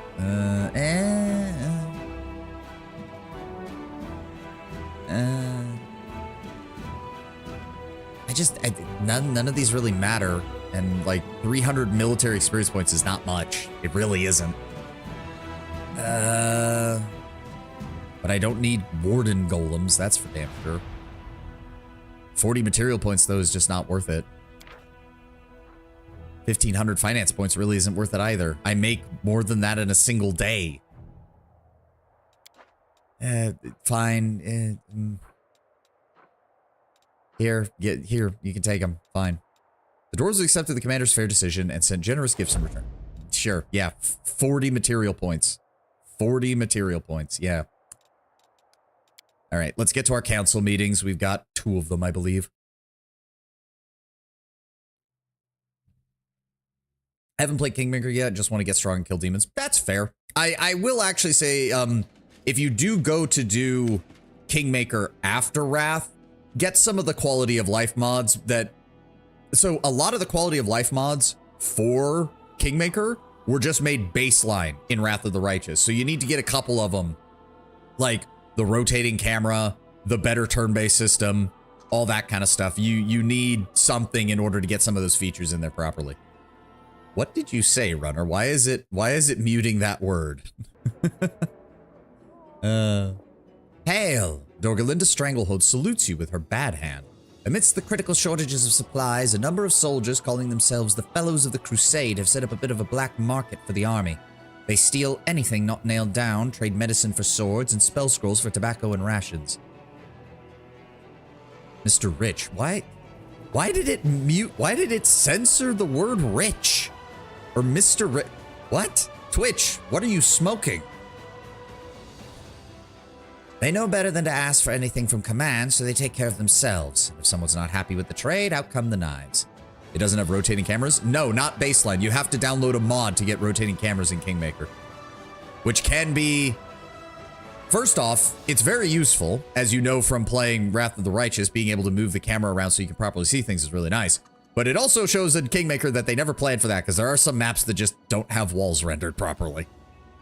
Because only Twitch can be rich. I hate that makes sense. Now I want to play it even less. It's Runner, I do think it's worth it. It's a solid story. It's a good experience overall. You just have to be careful when you go into it. I highly recommend, first of all, the usual thing with like the toy box mod in order to fix anything that might break. You're going to want a mod that rotates the camera, and you're going to want a mod that probably gives you a slightly more lenient time frame for doing the events. Do that. Kingmaker is no problem. Leona, welcome, welcome. Oh, you're dropping a new emote on my head this time. Where were we? I don't know how to deal with it except by alleviating the shortage of our essential supplies. I suggest that we press Mendev for more deliveries, and we need to sort out our storage and build some decent warehouses right now. It's a thief's paradise. Oh, an underground market, huh? What's so bad about that? Let the soldiers trade some things. In fact, give them full authorization, and there won't even be a black market. Just a legitimate market. It's like playing Fallout New Vegas and then trying Fallout 1. Hey, you're describing my exact Fallout experience there, Runner. To be fair, Fallout 1 and Fallout 2 are still worth it. They are very good RPGs. If someone is in need of something, we're the ones who should provide it. We should ask the priests of the various faiths. They have wealth and influence. They may be able to step up. They're fighting over food and equipment. Wenduog smirks. Let them. We'll host fights where everyone can prove themselves to earn additional supplies and gear. Let our resources go to our best warriors. Who are the Fellows of the Crusade and where did they come from, Dorgalinda? Every army has people like them, sir. Crafty folks who are willing to survive at any cost. Keep in mind, these aren't brigands. Otherwise, they wouldn't have enlisted in the army. They want to free Galarian from the demons as much as anyone's. Their choice of methods is more indiscriminate, to say the least. Not everyone joins the crusade out of the goodness of their heart. Some are hiding from Mendev's criminal judgment. Some are here for glory. Some are just dreaming of treasure and spoils. We've got repentant cutthroats, illegitimate children, adventurers, rogues of all kinds. Each and every one of them is poor and used to not being able to rely on those in power. In their experience, anyone who has any sort of influence is a greedy cheat, and only the common folk can be honest. That's why they call themselves the Fellows of the Crusade. They're your fellow soldiers, just trying to make things fair in their own way, and many of the others follow suit. Whether they really believe them, or they're just doing it as a jest, who knows?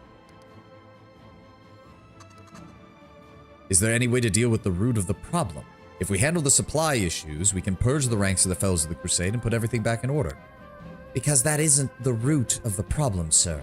When the army has everything they need, these fellows operate like any other soldier. But when it's like it is now, empty warehouses, rotten gear, not enough food, many are forced off of the straight and narrow.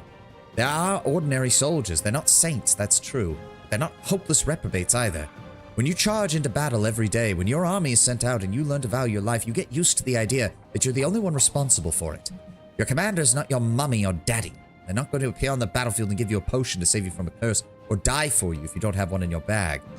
So they make do. Well, Jiff, I'm surprised you got talked into joining us here. Yeah, why not? I'm your man when it comes to fetching the unfetchable. I figured I'd show the lads in your army how it's done, and it never hurts to be up close in charge of the grub and new boots.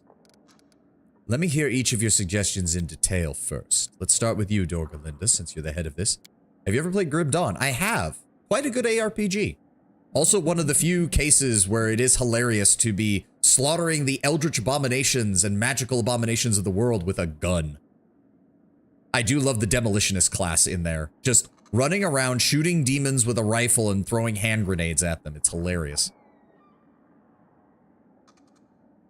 We need to keep pressing Mendev, double or triple our efforts if we have to, until they finally get proper supply chains up and running. Let the Queen come up with a new tax or make the aristocrats pay up or go into debt. That's not our problem. And this... we just had an entire conversation about the problems with the Crusade. Thank you for just summing it all up, Dorgalinda. I can feel Gilliman just screaming in rage from the 40k universe, having heard that statement. That ruined a lot of ARPG? You didn't like... Oh, sorry.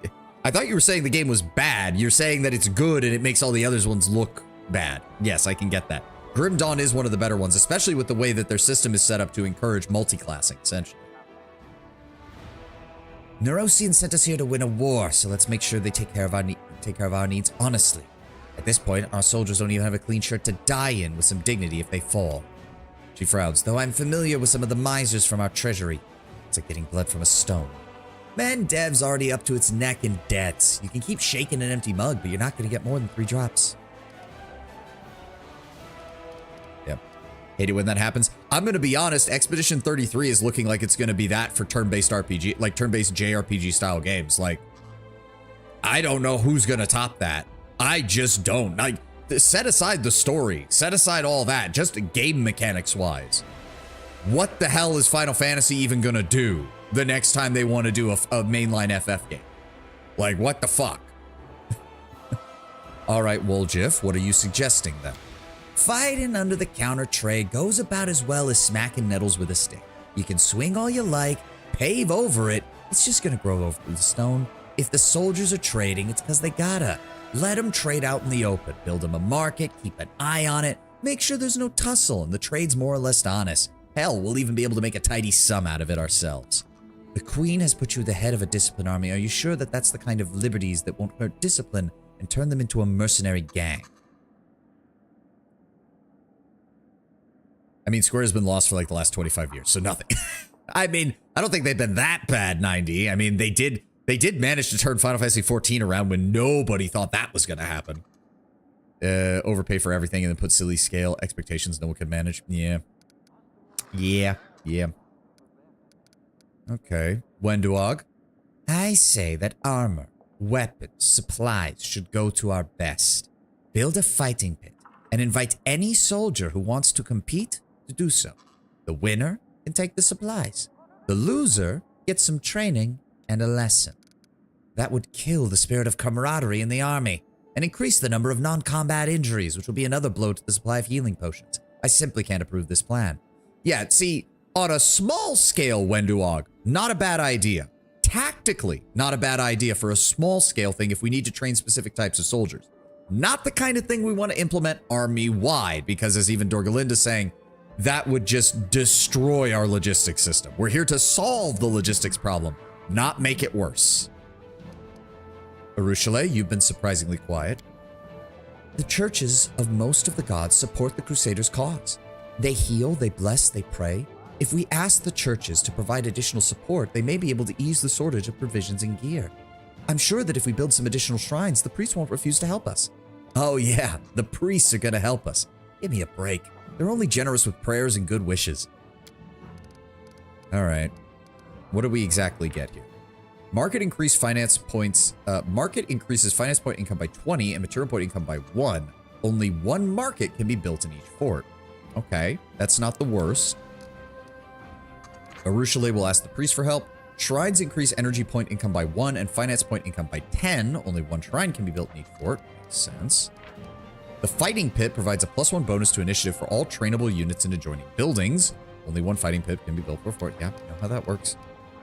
And Dorgalinda, the warehouse increases finance points income by 100 if built next to an inn. Material point income by 1 if it's built next to a supply center. and energy point income by 1 if it's built next to a sanctuary. Only 1 warehouse can be built in each fort. So overall, the warehouse gives you the best advantage, but only if you build it next to the specific buildings in the specific order. I'm going to be very honest. Maybe it's my inner warehouse is the most flexible. Yeah, that's the right way to put it, 90. But again, we also have to look at this from a roleplay perspective. I do like to take into account what's going on in the game world, not just making the most number go up decision. Evil people are always like, good idea, bad time and place. Yeah. I mean, I wouldn't even go that far with Wenduog. It's not even bad time, bad place. It's a matter of scale. Her idea of letting the soldiers fight for additional supplies would work really well for like very small units in like rear line areas where they're already recovering. It doesn't make sense to do it on the front line with the main force because the scale just doesn't work. I mean, basically, it's not much different than what most elite military formations already do with the amount of hands-on training that they do. And prior to the invention of firearms, what pretty much all elite military forces did. Like, yeah, sure, a knight might practice with a wooden sword, but you can bet your ass if he hits you with that, he might just break a bone if you're not careful. Heck, the Romans did it on purpose. The Romans purposely gave their soldiers training equipment that weighed twice as much as their standard equipment in order to build up endurance and encourage them to get not necessarily stronger. Rome didn't care how hard you swung the sword. They needed you to be able to swing that sword for hours if need be.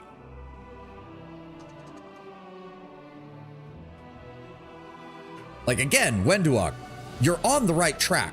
You're just thinking in the wrong, again, you're thinking tactically, not strategically is the problem. I would say that Woljif has a similar issue with his plan, but at the same time, he's not wrong. If we legitimize this operation, bring it into our organization, use it to supplement our logistics train, that makes a lot of sense. Swing my sword, my diamond sword.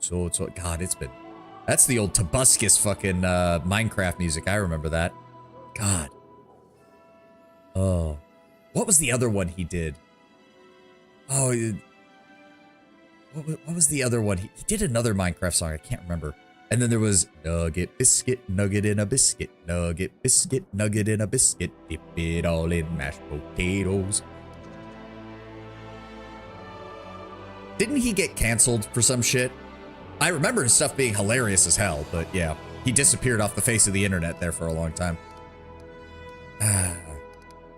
Dogs, laughing babies, something hot, ladies. Yep. He did a couple of those songs, Tenwin. He did a couple of them. They were real earworms at the time. I remember that. It really comes down to either Woljif or Dorgalinda. And I can see the in-universe justification for both of them. I think Wendu really does not comprehend that we do not lead a 20-person fighting force of a tiny tribe, but 1,000, if not hundreds of thousands force. Yes.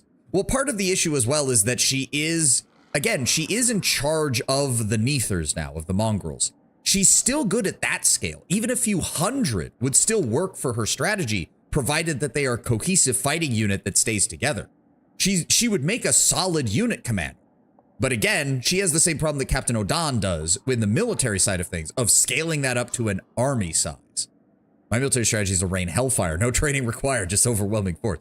I mean, that is pretty much my answer to most of it, is Fireball, Scorching Ray, and Ice Storm. Why send my troops to have to die when I can lob artillery, magical artillery at the enemy? All right, but let's double down here. We're taking too long. We're taking too long. In universe, getting into my character's mindset, Woljif makes a lot of sense from the perspective of this already exists. Let's make it legitimate. Let's go with that side of things. It also kind of fits the chaotic nature of the Azada style of playthrough. Dorgalinda, on the other hand, makes the most sense just in terms of everything else. If I do this, though, I'm going to have to reorganize how exactly our thing is set up. Whereas with the other three, you really don't have to. Because all it does is just give you a base increase. And to be fair, that +1 to materials income is looking mighty nice. But on the other hand, I have to give it to Dorgalinda. Her literal suggestion is just make the logistics system better. Which, historically, is exactly what you should be doing for a military. Logistics, logistics, logistics. Even if I have to reorganize how our bases are set up, I think it's probably the best call. Ah, but it... The problem... Okay, so the big problem is... Well, I guess I technically don't need as many of the hospitals or alchemist labs. The alchemist labs would be the easiest to get rid of. If we get rid of the alchemist labs and reorganize how the base is set up, I can always make sure that the warehouses are next to both the inn and the supply center, which I believe would give the... That makes the inn give us 300 finance points a day, and it will bump the supply centers up to 4 material points a day, which would be good. Aiming and rolling not required. Everything in this area. Yep. Woljif, Wendu, you had good suggestions, but I'm going to have to go with Dorga Linda. Demand all that you can of Neurosian and get our new warehouse system set up. Affirmative. I'll latch onto them and I won't let them go until they give us everything we need. I'll organize the new warehouses and be ready when the supply caravans arrive. Guarded warehouses. Great. I can't wait for the next issue to be the problem that the guards are also stealing shit, because that always seems to happen.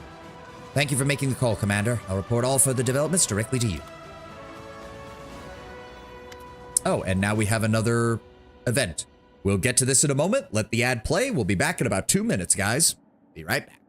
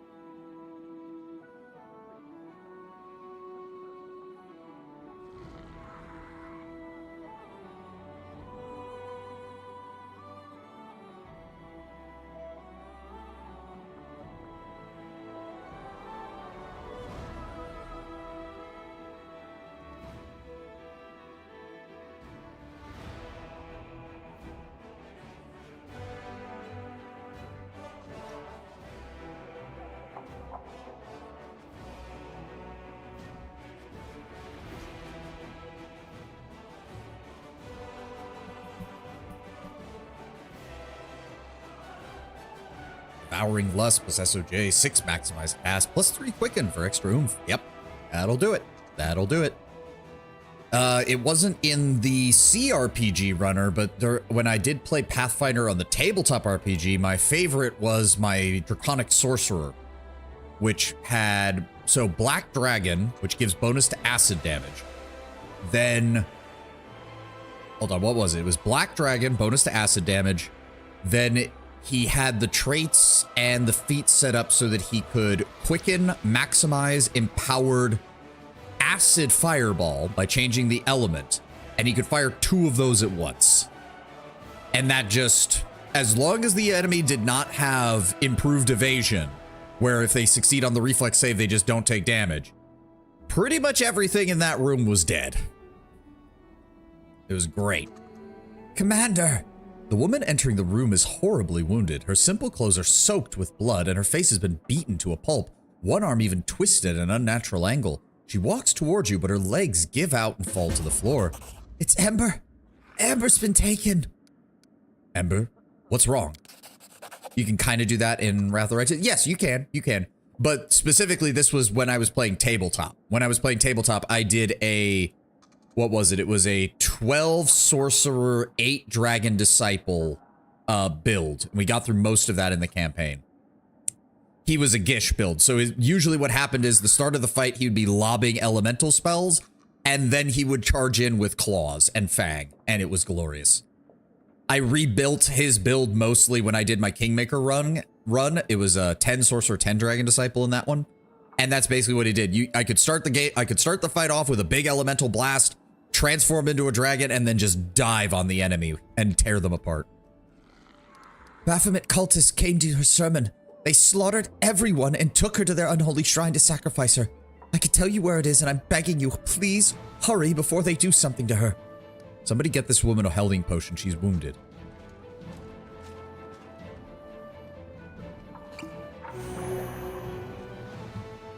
One of the guards helps your guest up and hands her a healing potion. She drinks it and sighs with relief. She still looks terrible, but at least her wounds are no longer bleeding, and she's standing on her own 2 feet. Thank you, Commander, but don't waste any more time. I don't deserve your kindness. You have to save Ember. All right. Then you can answer this. How exactly do you know where the Shrine of Baphomet is located? You're very perceptive, Commander. The woman lowers her head, stops for a moment, then forces herself to continue, looking you dead in the eyes. I didn't come here to only tell you about Ember's abduction, but also to surrender. I ask that you arrest me for treason. I'm a cultist of Baphomet, and it's my fault that she was taken. Thinking of a magic deceiver, Azada? Ooh. Like, you would think, given that they are chaotic aligned, that there would be more, like, stealth and subterfuge play with Azada, but really isn't. Not much. Would be really cool, though. If you're a cultist, why are you helping me? I regret what I did. It doesn't absolve me of the guilt, but I can do some good before I accept my punishment. What else can you tell me about your cult? I was recruited just a few months ago. I came to the city to work on the construction sites when it was retaken. I was alone, no friends, no money. I met some nice people at the tavern. Her beaten face twists into a grimace. We spent a few good times together, and they were always willing to help me in any way they could, and they even let me borrow money and never asked for any back. I thought they were my friends. Then they started saying things about the unfairness of the army. Galfrey's a tyrant, you're her executioner. Fighting cultists is just slaughtering innocent people who see things a different way. Jesus Christ, come on, people. This is a universe in which objective evil exists. That's not how this works. You people live in a setting where this is a literal case of ontological good versus ontological evil. It's... Moving on. Vital Strike Trickster is good for an assassin build if you exploit fog of war. Ooh, that does sound cool. But sapient creatures can choose to be evil. I know that. That doesn't matter. It doesn't matter. This is a D&D setting. Sometimes it's amazing to me how in most settings like this, D&D and Pathfinder especially, there are some people in universe who could be very well aware of the alignment chart and are very capable of fucking with it. And then you have other people who just don't seem to understand what setting they're in. I felt like something was off, but they were still my friends. It didn't even take 2 months before I was kissing the hoof of a Baphomet statue at his shrine and swearing an oath to the warlord Thaskarod. Please, break that altar, destroy the cult, and punish me in front of everyone as an example to the rest. But sapient sentient evil isn't possible, just different shades of gray. Demons can absolutely be good. Can't just assume that a species is evil. I know. Ugh. It's especially sad because Wrath of the Righteous does include a good demon. And do you know what it required? It required a god to reach into her soul and break part of it in order for her to comprehend what not evil was. Why be a cultist when you could be a god? I'd be one of the power chasing. See, at least that's a somewhat more understandable reason to go serving the demons. Or anyone else. We need friendly mind flayers and beholders. Hey, can I just say that the fact that they make you at first think that the Emperor is a good mind flayer in Baldur's Gate 3 is a really nice touch, because when you realize how much of a sociopathic asshole he is even before his transformation, that's saying a lot. Thaskarod. I haven't heard this name. He's a very powerful demon, but I only saw him once. The very sight of it caused me to nearly die. He's huge, he breathes fire, and he devours souls. He has an entire army of the Templars at his command. And how did you end up at Ember's sermon? At first, I stayed away from her. But eventually the cult leaders wanted us to keep a close eye on her. People were flocking to her. A few of the cultists even dreamed of poaching her congregation, and maybe even luring her to our side. When she started saying prayers for the demon lords, we thought it would be easy to entice them to her. But we underestimated her. 5 spies, including myself, infiltrated her congregation. When the other cultists came for her, all 5 of us took up arms to protect her from them. You have a problem with a boulder floating with a heart-shaped iris celebrating a big party in town? Oh, don't remind me. Don't remind me about that shit, Tenwin. That art is still bad. I don't care. Bleh. Ember said prayers for the demon lords. That can't be true. You didn't know? It's like she's a true saint. I don't know what else to call her. She was offering up prayers for the demon lords Baphomet, Discari, Nocticula, Cabriri, asking that they come to their senses and end this war to stop hurting people. She still believes there's good in everyone, even in creatures who are evil incarnate. I don't know if anyone can make demons come to their senses, but she's managed it for people. How could I keep hurting crusaders after I and others appealed to Baphomet's better nature? How could I ask him to repent and not repent myself? I've decided what to do. I humbly accept your decision, whatever it may be. You left the cult and atoned for your sins, and what information you brought us might lead to something greater. Go. Thank you, Commander. You've been far kinder to me than I deserve, but that is what Ember teaches us to do. I will do anything to keep others from falling into the cult's web. And please, save our little saint. She bows and leaves. Some of these cultists are high. Yeah. She's praying for them because she knows the commander is coming. That too. Repent now, otherwise he's coming for your ass. Commander, the capital needs you to take a decisive action. There's been a major scandal with the nation of Onderon, our diplomatic partner, who has sent its army to help the crusade. However, this apparently generous gesture is nothing more than political provocation. The Andorans want to prevent the emerging rapprochement between Mendev and Cheliax, of which I have previously informed you. Sorry. Choked there for a second. One second, let me get some water. Alright, there we go. I wanted to conquer the abyss. I mean, you can kind of do that if you go the demon path. You at least carve out a section for yourself, if I recall. Where is it? Emerging rapprochement between Mendev and Cheliax, of which I previously informed you. They are deliberately sending their army into our territory without seeking Neurosian's approval. If Mendev accepts this help, it will cool our relations with Iskir and the Suzerain Cheliax. The Royal Council The Royal Council expects you to reject Andoran aid. Direct them towards Her Majesty's court. They are welcome to negotiate with the capital. Unfortunately, we can't disregard the decision made by Her Majesty and her council. Socio pauses, then gives you a sly smile. But those Andorans didn't come here empty-handed. They did bring weapons and supplies. They could share those with us, since Neurosian forbids them from joining the army. Darren regards Lady Kenobi with feigned disapproval. Come now, Lady Kenobi, all this suspicion. I'm sure the Andorans are driven by nothing more than benevolence and concern for our collective future. We must simply accept them like dear friends.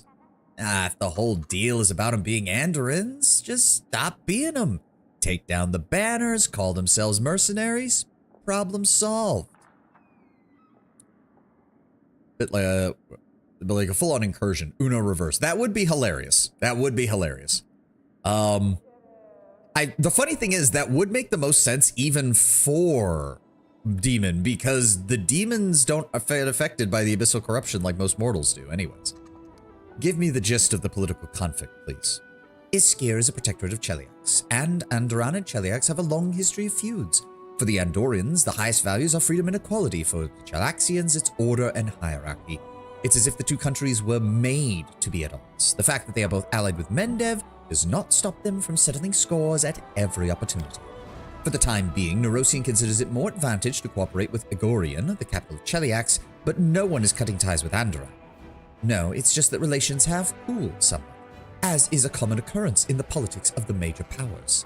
This is why Nerosian insists on you inviting Iskir, Cheliax's protectorate. When you accepted their forces, the Andorrans resorted to a provocation. Either Nerosian receives their help and incurs Agorian's discontent, or it risks a diplomatic row. The Royal Council chooses the row. Just burn the entire thing in holy fire and rebuild. Unfortunately, the Abyss is the Abyss, which is basically its own living thing that constantly spawns demons into being, so... Again, wars of attrition don't work against them. Let's see what my council has to say. Hopefully the advice you're about to hear won't lead to an undesirable war command. Lady Konomi, please give me the full breakdown of why I should refuse their aid. Firstly, because it is the wish of the capital. Lady Konomi falls silent for a few moments, letting the weight of her argument sink in. Secondly, do you understand that this situation is larger and more complex than what you see from Dresden? It would be inconvenient for us to quarrel with Cheliax at the moment, and Andorran is pushing for us to do exactly that. I can promise you, Mendev will compensate you for the loss. We are guided not by consideration of our own benefit, but for the good of the army and the crusade. Nah. No dice, lady. When they give you something, you take it, especially freebies. Don't bother feeding us that garbage about compensating us later. The authorities do that whenever it's fleecing time, and then what? Well, the people get nothing. Compensating my tail. Can someone please muzzle the mutt? Yeah, Konomi is the most obvious, like, again, the logistician lady is probably the most competent of the bunch. Just does her job, no nonsense, no problem. Captain Hardiman has some interesting tactical ideas, good suggestions, but not always the best. Captain Odon, as your main strategic advisor, is just out of his depth. He's a solid line commander, not meant for leading an entire army. But this woman literally gives you almost no advantages to any of the options that she suggested, and basically just tells you to shut up and do whatever she says. Woljif, what was that you were saying about mercenaries? Look, I know a guy or two with connections in merc circles. He's a bit creepy, but they've always kept their word. It'll take me 5 minutes to turn this Andorran army into a giant mercenary regiment. They'll dig up some distinguished name from a currently retired group, fix you up with the banners, the uniforms, record the company's arrival in the books of the local mercenaries guild. Even the fussiest clerk won't be able to realize that they're not the well-respected dogs of war, but a detachment of Andorian regulars. And just like that, under neutral banners, we've accepted our new friends into the army. Pretty clever, eh? A few new people have come up complaining on my Reddit post in regards to arranged marriage for Rogue Trader. Yeah, the Rogue Trader storyline that you suggested. Really offensive if you're a female or queer. Arranged marriage is awful and monstrous for women and queer people especially. Should that not even be suggested? Also, you're a rogue trader. Literally no one can force you to do anything. Like, this is not the same as if you were some medieval peasant. Jesus Christ. I'm about to say, like, we also, again, it's 40K. If you think arranged marriages between powerful imperial nobles is somehow an example of the worst humanity has ever been, then have you not been paying attention to the setting that you are currently engaged in? The idea would be that Abelard popping in and asking we need an heir. Would you want me to look into finding? Yeah, like, you have the option to just turn him down. That should have a consequence later because, you know, that's what happens when you just shut down story content. That happens in every CRPG. There's several events, even in Wrath and Kingmaker, where you can just tell somebody, I don't give a shit, I'm not doing that. Will that affect your endpoint? Probably. But you don't have to do it. I'm going to be very honest, Tenwood. I mean, it shouldn't surprise me because it's Reddit. But I'm honestly surprised the people on the Rogue Trader subreddit of all things are that dumb.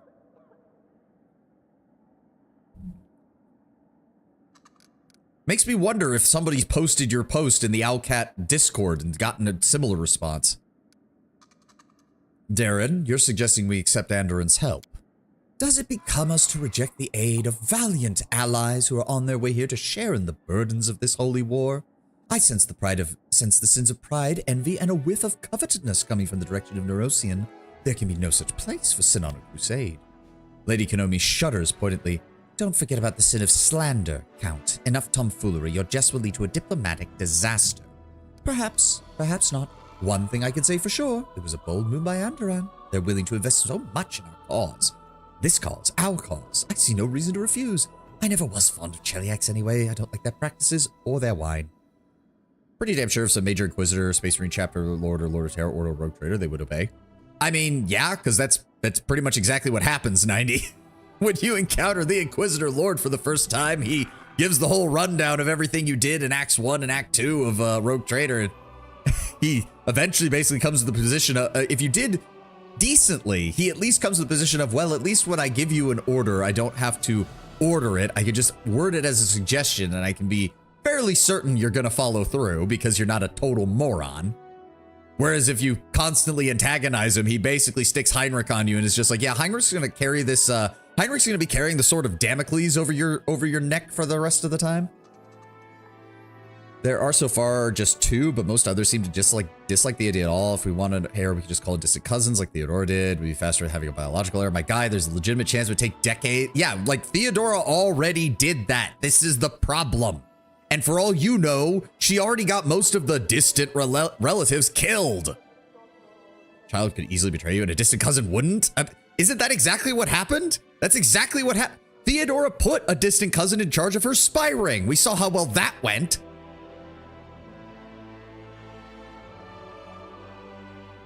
Okay, I'm gonna have to admit, Tenwin, like, I could see there being some holes in your plotline idea. There just are. But why is it the people on Reddit are bringing up the dumbest fucking ideas that I didn't even consider to be an option? Because they're that stupid? Had to double check. In the Ascension ending, you get Discari and Baphomet's Realms. Another reason it's my favorite. Oh, that does sound pretty cool.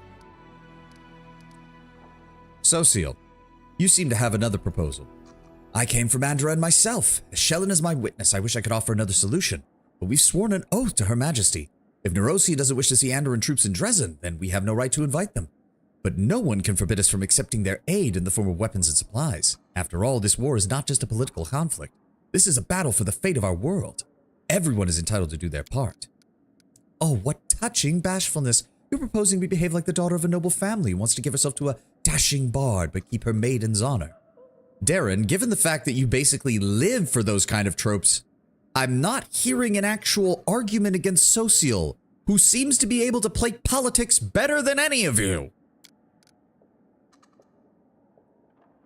Theodora is a Mary Sue, like 90% shit she pulled. There'd be a bullet in some Inquisitor bolt pistol with her name on it aeons ago. I mean, again, that's kind of what the Inquisitor Lord was already getting ready to do. When you really pay attention to Theodora's like writings in her private office and whatnot, it's very obvious the Lord Inquisitor was already racking that slide on his bolt pistol, and she knew she was running out of time.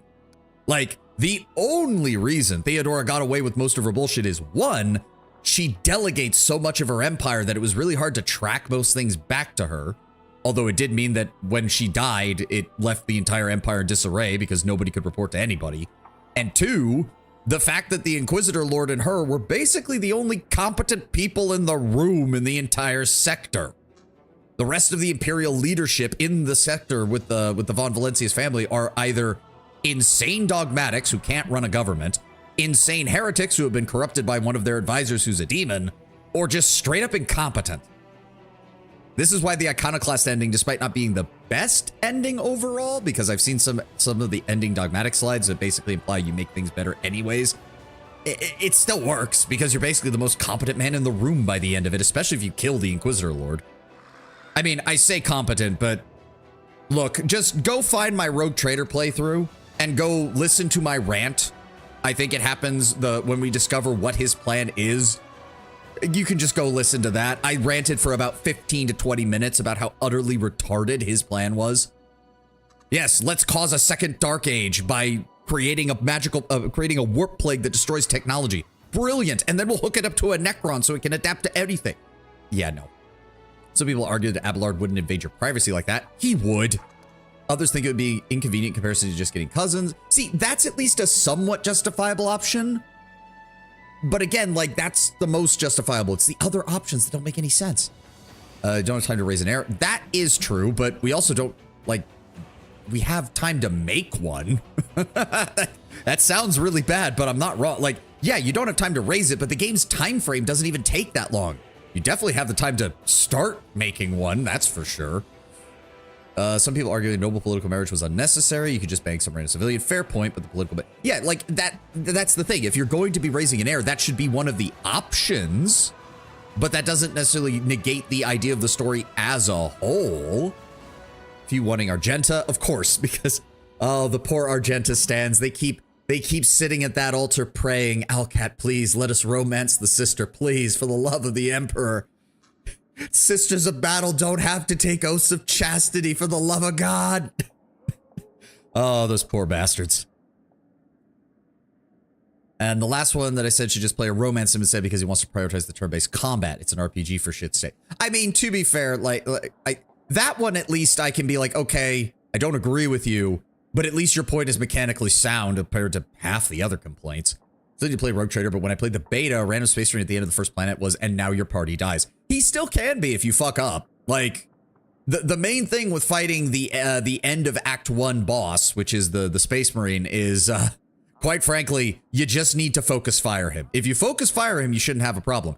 But if he manages to roll initiative first and just happens to outroll you, yeah, full auto heavy bolter to the face is not good. The sniper's the worst part of that fight. The sniper, when the sniper comes online, he's what makes the rest of the fight unbearable. Yes, Tenwood, but let's not kid ourselves. If Aurora gets the initiative roll and just full autos you on the first turn, especially if you're playing on any difficulty above normal, yeah, no, that's just game over for the most part. Your entire team will just get slaughtered. I had no clue what I was doing. None of us did. My character build initially was horrible. I had to do, so about 2/3 of the way through the game, I had to off stream spend about 6 hours respecking every single companion to get their builds to properly align properly. You need a tank for Aurora. You do. You need to have a tank, and you need to have just one turn before he does, just to spread everyone out. If you do that, he's manageable. If he wins the initiative and does it right out the gate, you're in trouble. Or a lot of plasma, which basically means you have to min-max Pascal. If you min-max Pascal, that's another way to do it, because he will just vaporize him. Also, I didn't even notice. Lord Brown Bear, welcome back. Hope you're having a great birthday. Sociel, tell the Andorans will accept their weapon and supplies, but not the soldiers. I'm definitely thinking that's a good idea. 6,000 finance points. All footmen, champions, shield bearers, spearmen, houndmasters, convicts, and conscripts gain the Andorian equipment feat, which gains them a plus 3% bonus to maximum HP. I can definitely see how that would be good, especially if you had shield bearers, because I think shield bearers, yeah, they have way more hit points than everyone else. They get the most benefit out of that. Darren, we will accept Enderan's help. Hedge Knights are recruited, and all of our cavalry gain the excellent horses feat, which is a plus 3 bonus to AC. Not bad. We'll just let the Andorans join us under neutral banners. All mercenary units gain the Attracted by Fame feat, which is a plus 1 bonus to AC and throwing saves. And Lady Konomi will get us 10 cuirassiers, 30 champions, 30 marksmen, and the crusade morale increases by 20. Reinforcements from the homeland. Yeah, no, this is still going to help our infantry, which I'm fine with. Sociel, tell the Andorans will accept the weapons and supplies, but not the soldiers. Have them fight their political battle elsewhere. Commander, you have already demonstrated your defiance of the Council. Do not cross the line that separates defiance from an open attack on Mendev's interest. The Royal Council will not forgive you for it. Is that a threat? Merely a warning. Your actions, on the other hand, are indeed threatening to Mendev. Her Majesty has entrusted her kingdom to the Royal Council. It is their duty to oppose those who hurt her interests. By turning them against you, you leave them no choice but to start hurting you. There's one argument that I think is semi-valid. Someone pointed out that at the point of the game, Act 4, there's the dynasty is in chaos. Kuntrad, sowing dissent in the ranks, probably would try and assassinate any heirs or wives, which I mean, fair, I guess that would work. Depends a bit and how you would implement the arranged marriage. Yeah, no, that would also be an... Honestly, here's the other side of the coin to that, though, Tenwin. It would actually give Conrad something to do and be involved in the story. You know, like we thought he would be before the game decided to have him disappear for 99% of it and only reappear to be killed. They say that like it's a downside, when in reality, that would actually, you know, make him a legitimate threat. I wanted the option to stare Kenobi down. I mean, you would think you would have the option to at some point. My artist friend hates Lady Kenobi. I wouldn't be surprised. The decision has been made, and that's final. The Royal Council may serve Mendev's interests, Lady Konomi. My only concern is the Crusade. And it seems to me, quite frankly, that the lack of concern for the Crusade above all is exactly the problem that Mendev has been having. Lady Konomi's hand twitches in frustration. There will be consequences. Severe, unpleasant consequences. Will do. Commander, the Andorans will be glad to hear it, but they'll understand. And our warriors could use the equipment. That will be all. I hope you're all pleased with your work. I doubt the capital will be henceforth be inclined to involve you in any matters of politics, Commander. You can give the Demon War your undivided attention. Welcome, Rat King. Welcome, Celtus. Nice. Why is everyone showing up for my last stream of the year? I'm going on vacation. Ah! Oh, God. I just don't think you thought about the tone of most very fantastical and most nastiness is rejected to is super surreal. What? Have they...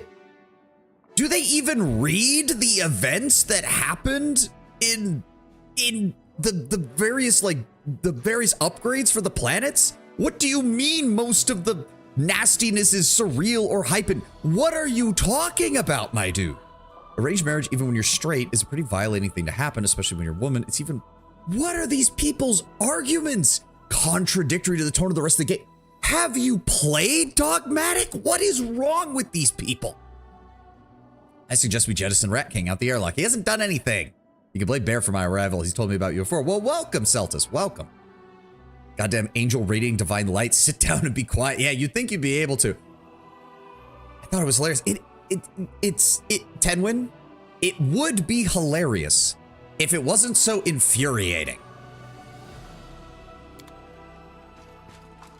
Oh, I didn't realize we had a third one. Shit. Commander, permission to report. Captain Harmatton salutes you. Actually, wait a second. He is from Galarian's version of Egypt, right? Can I do like a... I would have to do like a Cetra style voice for him. Cetra the Imperishable. We are short on soldiers, and the elation from taking Dresden is long gone. We now face the harsh reality of a drawn-out war. What was sufficient for an expeditionary force will not cut for a proper army that needs to hold the territories around Dresden and advance forward. We have dealt with the weary and replenished our officer corps. We need more troops. Yeah, it is coming out more as Count Dracula, isn't it? Nah. It's mainly because, like, when Cetra's talking, there's lots of, like, really hard R's. Like, tra. I don't know. I suggest we write a letter to Mendev and ask Her Majesty for a new draft. Still, it gives me a new voice for him, and I was giving him kind of a default voice anyways. It will take some time. A long time, to be perfectly honest, but it is the most reliable option. Yeah, oh, that was slipping into Russian there for a second. Bleh. Mendev is already giving everything it can spare in the war. We'll ask the priests to be more active with preaching in other lands. Let them inspire more people to volunteer. A regular draft would not be enough. We have one permanently in effect as it is in Mendev. We should suggest that the crown recruit those who lost everything in the attack on Canabras and the other cities. Instead of meager state-issued meals for orphans and homeless refugees, they will get army rations, a pair of boots, and a spear. It's not the best solution for them, and they won't be the best soldiers, but they'll have plenty of material to sift through and forge into solid combatants. My girl, you literally wake up in a dark city of torture and murder. Your companions are being mutilated in dark ways, ranging from very real isolation chamber torture to straight-up evil experiments. Your seneschal suggesting you to look for a partner for the express purpose of having an heir is not too much. This argument reeks of someone who thinks rhetoric can hide their outright dishonesty. It also reeks of someone who has no comprehension of what existential terror, horror, and evil in 40k actually is. It sounds like the kind of person who will unironically argue that the better characters in the Imperium, people like Gaunt or Yarick, are somehow more evil than Chaos followers or some shit. That's what it reeks of. People who legitimately don't understand the setting. You won't get far on sheer enthusiasm. Unfortunately, we have good coin to dress that up. Everyone who's ready to fight for lofty ideals is already here. It's time to call on those who would fight for gold. The troublemakers from the Wary, do they still have any problems? Negative. Oh, God. Cetra, the Imperishable. Ever since you took those measures, we have not heard a word from you. After your changes within the officer ranks, the command staff is showing nothing but loyalty. Then let's go over the arguments in detail. Captain Harmington, what would you advise Philippe? For situations like this, we have direct instructions from the Queen. May her reign last forevermore. We should write to Narosia and ask Her Majesty to announce a new draft in order to send reinforcements. The plan will require time. There is no question that it will deliver results. There's no telling how many more recruits the Queen can even scrape together through a draft. Mendev has already given us the best and most enthusiastic. It's time for the rest to do their part. Regil, elaborate. At present, Canabras and the other cities that form the border of the world have withstood its assault and are teeming with orphans, homeless, and refugees, survivors who have lost everything they have. They live off of the crown, often in tents or sustained by handouts. Get them on the front lines. They are not the most optimal manpower pool, it is true. It is unlikely they would have volunteered. But we've nothing to lose and will gain an influx of recruits as well as save Mendev from having to waste funds on citizens who provide them with no benefit. You would take advantage of people's plights in order to bolster our ranks. The poor folk you speak of have already suffered from tragedy. They should be recovering and restoring their faith in life, not thrown into a demon's maw. Sela? I traversed half the world to join the crusade. I know that there are still souls all over Galarian who would join our ranks. We just need to get to them. We'll send the priests to preach in other states, not just any priests. Priests who have been to the front lines. They will tell everyone of the horrors they've seen here, how important it is to keep the fight going. People will volunteer once they see that this is a battle not for Mendev or Sarkoris, but all of Galarian. Basically, the third most revered person in the Expanse after the Emperor and his demigod shit stains. You supersede everyone that's not High Lord. They came to the Expanse still for debate. No one can force you to do anything. You don't need kids. You don't need... Again, okay, so that's an argument for you to be able to tell Abelard no, but that's not an argument why the plotline shouldn't exist. Now, millions of others in the period who have blood of your predecessors is all about blood purity. The fact that you're so distant related from Theodora means it doesn't matter if you have children or not. Theodora didn't just call you in the Psyker. She called others who had yet to arrive. If you died, they just call others. No one... If Theodora's dead by that point... This person's argument makes no sense. You have a child with anyone, it's fine. An arranged marriage scenario would work if it was like some ancient contract with some other high-standing family like 900 years ago of another rogue trader line. Actually, that... Okay, he made one good suggestion, which is to include that in there, but that should be an option, not something that you have to do. Or they're entitled to some large section protectorate. Someone a bit less absurd, but also very negative. His latter half of his argument makes sense. The first half is still stupid as shit. Jesus Christ.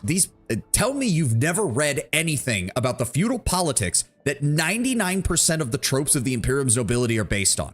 Just tell me you know nothing about medieval history. Tell me you know nothing about the feudal ages. Tell me you know nothing about Dark Age European politics. Because holy shit, you have no idea what's going on. All right, Tenwin, I appreciate this insight into Reddit, but I'm going to have to ask you to stop posting this stuff because I'm just getting angrier and angrier, and I still have 3.5 hours of stream to go. Let's drop this. Let's table this argument for a bit, shall we? God, that's stupid. Otherwise, I'm going to be stuck in these meetings all day because I'm just going to keep ranting about it. Do you truly believe that the people learning about what's happening in the world will come running to volunteer? You think far too highly of them, my dear. Upon hearing this preaching, most of them will run in the other direction as far and as fast as they can. This is what happens when a 40k game becomes popular. People that don't really understand come in and assume it is at worst like Dragon Age. I mean, say what you will, Ten. When Dragon Age Origins is actually fairly close to 40k and how dark some of its elements can be. And I'm just sitting here. Thank you for sitting here, Runner. I appreciate anyone willing to be here for any reason, really. We appreciate lurkers and chatters both. Darren, care to elaborate? My advice is simple. Don't be stingy. We are practically asking people to jump into a demon's gullet. Sure, there are the kooks out there who will just do that for their high ideals and for a laugh, but there are also many of those who could be coerced by, and there are those who could be coerced by force. Nonetheless, mortals have yet to invent a better incentive than shiny coin. We offer the volunteers higher pay, and they'll sign up in droves. We cannot rely on the loyalty of mercenaries. They are eager to come and fill their pockets, and eager to abandon us once they have faced real danger. I've seen it happen time and time again. We need the real soldiers, those who can't imagine life outside the army, obey without a second thought, and if necessary, die without regret. And yet your suggestion, Harmington, is for Mendev to institute a wider draft. That's not how you get professional soldiers in most cases. That's how you get bodies to fill uniforms, which you can then turn into professional soldiers, but they don't start as professional soldiers. To be fair, none of your guys' plans really address that except Sela. Her problem, though, is exactly what Darren said. Most of the people who want to fight for the ideals of Galarian are already here and have been for over a century. Honestly, none of your guys' ideas. The sad thing is that Regils does make some sense, if only in the sense of it takes pressure off Mendev's resources and forces its manpower to work. It's not a good idea in the long run. Just go look at the Imperium of Man in 40k is what happens when you just start drafting your war orphans and refugees to serve in your military. It's not a long-term prospect that you want to really encourage. What even is the effect of this? Reduces morale by 20. Recruitment growth for tradable units increases by 20% for 14 days. So it's not even permanent. It's just a temporary buff that we have to keep reapplying. Oh, none of that is good. Recruitment growth for tradable units increases by 7% for 20 days. The number of available mercenary units increases by 1 for 14 days. And recruitment growth for trainable units increases by 10% for 14 days. Ugh. Reminds me of when Space Marine 2 came out. There's just so many people shocked over Servitors and the Cherubs. See, here's the thing. There was a good split. There were people who were... Shocked is fine. If you know nothing about 40k, being shocked about the Cherubs is not surprising. It's disgusting. It's horrifying. It should be. That's the point. But most streamers just saw it and went, holy crap, that's messed up. It's the dumbasses who then went on Reddit and went, oh my god, I can't believe the setting is like this. Oh, or some variant of that bullshit. And it's always Reddit. It's always Reddit. It's always fucking Reddit.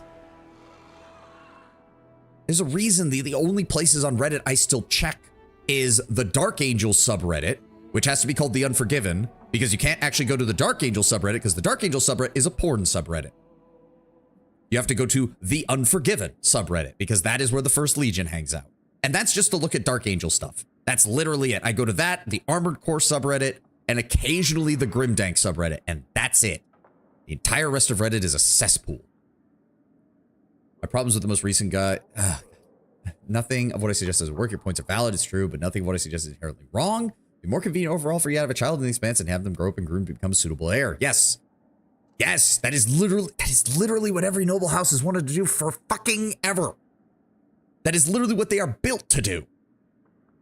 Having with a noble house, which is far from required, but still overall would be beneficial. Properly reinforcing a noble house loyalty to the dynasty, making chance for things like the plot from that family significantly lower. You not liking the idea is fine. Doesn't change that makes complete sense. Yes, and again, I'm not against one of the options. If you implemented this quest, one of the options from your rogue trader should be, Abelard, we're not discussing this, shut up. And he could just be like, but sir, and then you just go, Abelard, we're not talking about this. And that shuts down the quest line. Done and dusted. It's called having options. It's called having roleplay options. It's roleplay options in a role-playing game. Oh my god, who would have thought? I'm just going to take Sela's option because it's the only one that doesn't suck as much, and it doesn't really have a downside. It doesn't increase our recruitment growth as much as the others, but it also doesn't have the issues of a draft that is already not working, calling in volunteers as mercenaries, which we already have the mercenaries who want to be here, and a draft of war orphans. Congratulations, Sela. I'm following your suggestion because you are somehow the least bad of the options here. Glad you understand. I'll set the preachers off immediately. Thank you, Commander. I'll report on the measure... Oh, sorry. I will report on the measures we implement and their results in due time. I'll call for the council to be reconvened if we encounter any further difficulties. Yeah, he's just becoming Eastern European at this rate. Oh, well. Beautiful. Okay, are we done now? I don't even know. Are we done? I don't even remember what I was doing before I got caught up to... Right, we were waiting for the teleportation shit to get done. Actually, now that I think about it, I'm pretty sure I have to build a teleportation platform in Dresden. Fuck. Yeah, I forgot to do that. God damn it. Oh, son of a bitch. Where is it? Where is it? Where is it? There we go. Teleportation circle. Okay. Just give me. There we go. Alchemist Laboratory, Supply Center, Engineer's Workshop. That. Warehouse. Oh, but it needs to be next to the Supply Center. Oh, wait, hold on. Shit! Oh, and now that I've already placed it down, it doesn't sell for the whole amount. God damn it. Ack. First teleportation circle I build every time. Yeah, but the problem is I didn't have anything upgraded, so I couldn't build an associated teleportation circle anywhere else, so I didn't think about it until now. Fuck. Also, do I have to have the shelter in Dresden, or else it doesn't count for the purposes of protect? You'd think it would. So how's the Trizidal Wolf for the full moon? It's now.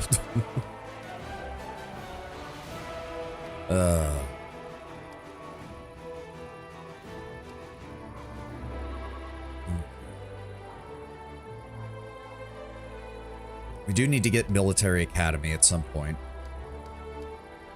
Hospital, Hall of Strategy. It's where the Crusaders' brightest military mind. Yep. Hall of Strategy provides a +1 bonus to attack and defense and +2 bonus to power for all generals. Okay, we do want that. Hall of Glory reduces the cost of mercenary units. Alchemist Laboratory. What else can we build here? Warehouse, yep. Training grounds. Training grounds provide a +10% bonus to damage for all trainable units in adjoining buildings. Only one training ground can be built in each fort. So, should I just... Wait a second. Does that mean I could theoretically build an archery range, put 4 training grounds around it, and all of my archers would deal 40% additional damage? Because that sounds a bit insane. I'm not going to lie.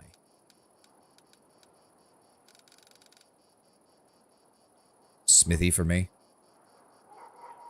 Plus one attack for all trainable units. Well, that improves their accuracy, not their damage, but still useful.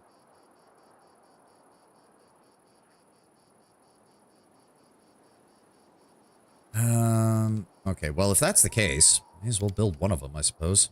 Okay,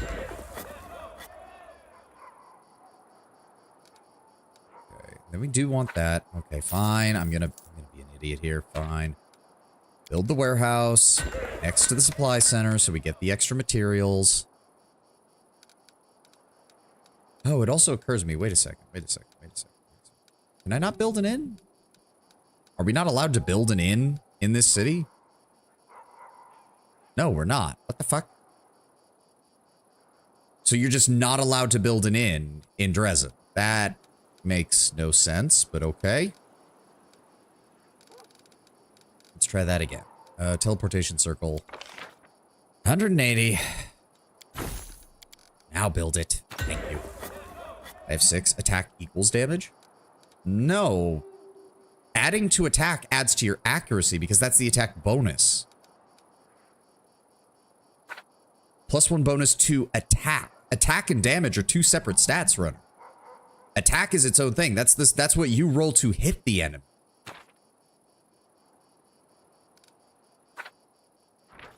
Like, for example, at max accuracy, more hits equals more damage. In theory, yes. Yes, it does.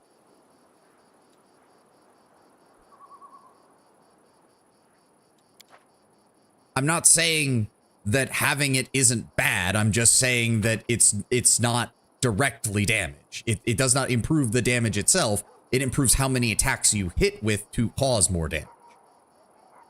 They are both good. And way better than the arsenal, that's for damn sure. Given how this game's attack scaling works, it doesn't matter how high you get AC, you're still gonna get hit by shit. Okay. Honestly, I'm kind of willing to just spend a lot of money to get more of this, but... Well, actually, we can afford to wait a little bit, because it's not like I'm upgrading anything else. And I'm gonna have to wait 5 more days for this bloody teleportation circle to get built. Oh, wait. No, I can't. I need to go rescue Ember. Oh, shit. I almost forgot, because we were sitting through so many meetings. The paperwork almost made me forget that Ember was kidnapped. Shit. Okay, we need to go. We Here need to we go. go. Yes, we will build a military academy and everything else when we get back. Ember! We'll take the usual team. Full on 40k, be up race. Yep. Okay, so where do I need to even go is the question. Baphomet, oh, god damn it. It's even over here. Oh, we can... Okay, so we can teleport to Treasonholm, but we can't teleport back to Dresden until the thing is built. Fair enough. And it takes a day to do that, but that's fine. That's fine. There we go. And then we have this... Wait, what? Why can't I get to the shrine from here? You can build on the road? I know, but I have no reason not to wait for the stuff to be built anyways. Oh, god damn it. Socio, get on your mount. Why do you always dismount when we do this? Also, who did we run into? Can't make the demons wait. Who's here? Hello? It said we ran into someone on the road and... Hello? Beautiful. That is a dead person. So we didn't run into someone on the road. What the fuck? Am I missing something here? Let's see what we can do. Oh. Well, shit. Now I wish I had Nenio with me. Oh, well. You are surrounded by a lonely and empty landscape. And in front of you, a solitary figure stares into the fire.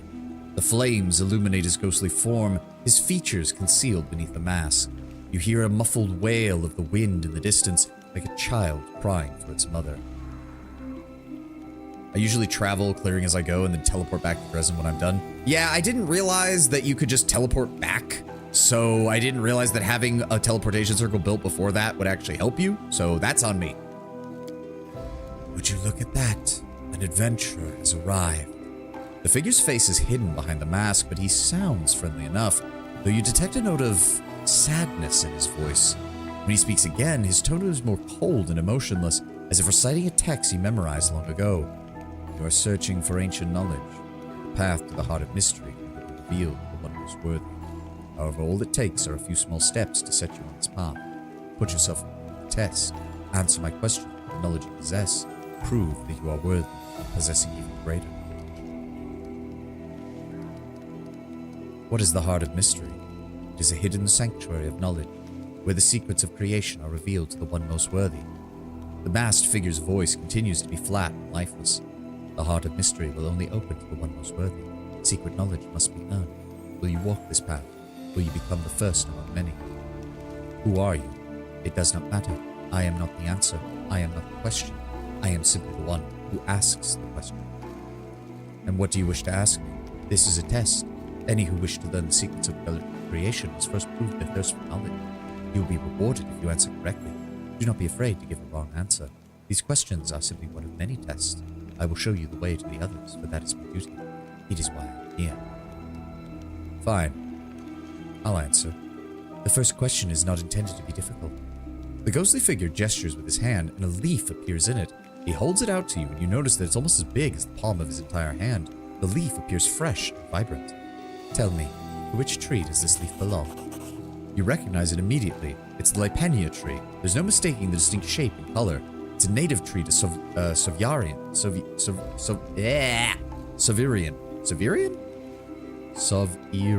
Yeah, Sovirian, the magical and mysterious homeworld of the elves. This is a leaf from the Lipenia tree. It's not native to Galarian. All it takes is a little knowledge to begin your journey. Answering this question correctly, you have taken the first step towards acquiring great knowledge. The legacy of the ancients is open to you. Solve its riddle and you will continue forward. The secrets of creation will be revealed to the one most worthy. Do not give up your search. A strange, melodious sound fills the air. The ghost stands up hastily. I've been released. The demonic spell is gone. The ghost's voice has already changed, his tone no longer cold and emotionless. You must listen to me, adventurer. I am a dead man forced to keep an eternal watch. Spirit bound by magic. Magic forces making me say all this nonsense about knowledge and rewards and prevents me from telling you who condemned me to this fate or what happens within the heart of mystery. There are things that I can tell you. You have to hurry, though. I only have time to answer a single question before the spell returns to me.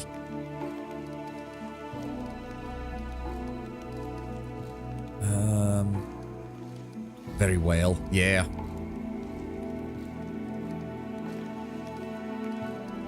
We are playing Azada. I can't not ask. What can I do to help you? I remain bound to the Heart of Mystery until someone solves it. When that happens, I will be given my freedom and can rest in peace. But so far, no one has been able to accomplish it. And there are many who have tried. So very many. The ghost barely manages to finish his sentence before a sudden burst of magical energy surges through him, and he disappears with a scream. Here we go. Alright, some random loot around here at least. And that's it. I can handle it. But yeah, very whale, very interesting. I know Nenio has like additional dialogue if she's at these events, but some of them just happen randomly, which makes it really annoying. Also, why couldn't I get to... maybe here? There we go. Hold up, save. Nobody's fatigued? Good, nobody's fatigued. In we go. Let's go rescue Ember.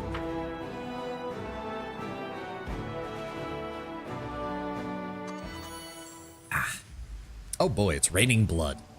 You know, the absolute most cruelest and adventure person would be a cleric of whale who has one goal. He finds dungeons, gets through them, takes the treasure, and then perfectly resets every trap as he leaves, meaning nobody knows he emptied the dungeon until someone thinks they are the first to do it. Wow, that is... yeah, no, that would be a one hell of a dick move. In fact, that would make for a great minor antagonist in a Pillars game. It honestly would. Imagine the game just has a list of dungeons, and the game will randomly pick one, and that dungeon will have no loot in it, but all the enemies and all the traps are reset. And only after you've cleared it will you encounter the guy, and he basically taunts you about it. And then you have to track him down in another dungeon that the game selects at random where he's done the exact same thing. Like as just a minor antagonist. That would be a great minor antagonist. All right, well, we know we're going to be in a fight here, so let's go ahead and bless. And then Arushale, go ahead and give yourself Hurricane Bow. I should have turned off your stupid Quicken Meta Magic Rod. Fine, fine. That's on me. Got Marksman's Aid. I'll consider whether to use that or not. Windu, you're good. Olbrig, go ahead and turn on your Griffin aspect. The world has suffered enough. Any other decent buffs that I want out of you right now? True Seeing Communal, that does cost resources. Stone Skin Communal is not bad, though. Especially if he steals quest items within reason. He'd be the most hated antagonist in RPGs. See, on the one hand, from a writing perspective, I would want him to do that time. From a game design perspective, I'd be hesitant about that because that's the kind of thing that gets people to drop a playthrough, especially if it bugs. That's like a dangerous precedent to set. Because that's, again, narratively, I like it. Narratively, it's brilliant. But as far as quest items go, ooh, there are some game designers who take one look at that and go, well, we're not implementing that. Healing, resurrection, we're all good there. You know what? Just go ahead and give True Seeing to Windu. That way, if we run into any invisible enemies, she's able to zap them good. We should be fine Your from there. orders, Commander. All right. I mean specific quest items, like, you know, things that are just supposed to collect and return to a town. Okay, yeah, if it's specific quest items, that'd be fun. That would be fun. Let's see what we can do. Where are you at? Where? Oh, there they are.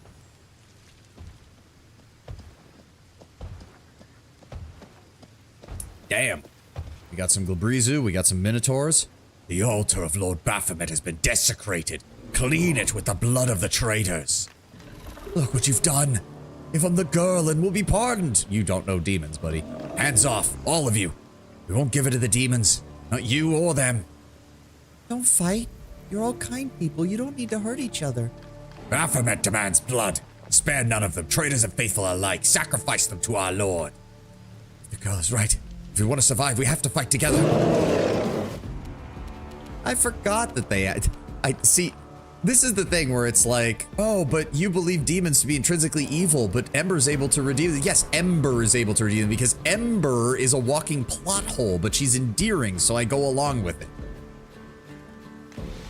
All right, Wendu, move up. Oh, What's that? okay, well, we saw something, but I just need you to move up and get ready because until, oh, wow, that is a lot of Labrizu. Jesus Christ. All right, just hit the Minotaur. Rip you apart! Nice, nice. Ruchelet, you move up.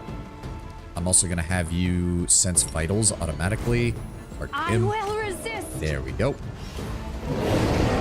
And now they all get mirror images. Oh, they're all, are they? No. Surely the game wouldn't make it so that they're focusing on me right out of the gate, right? Right?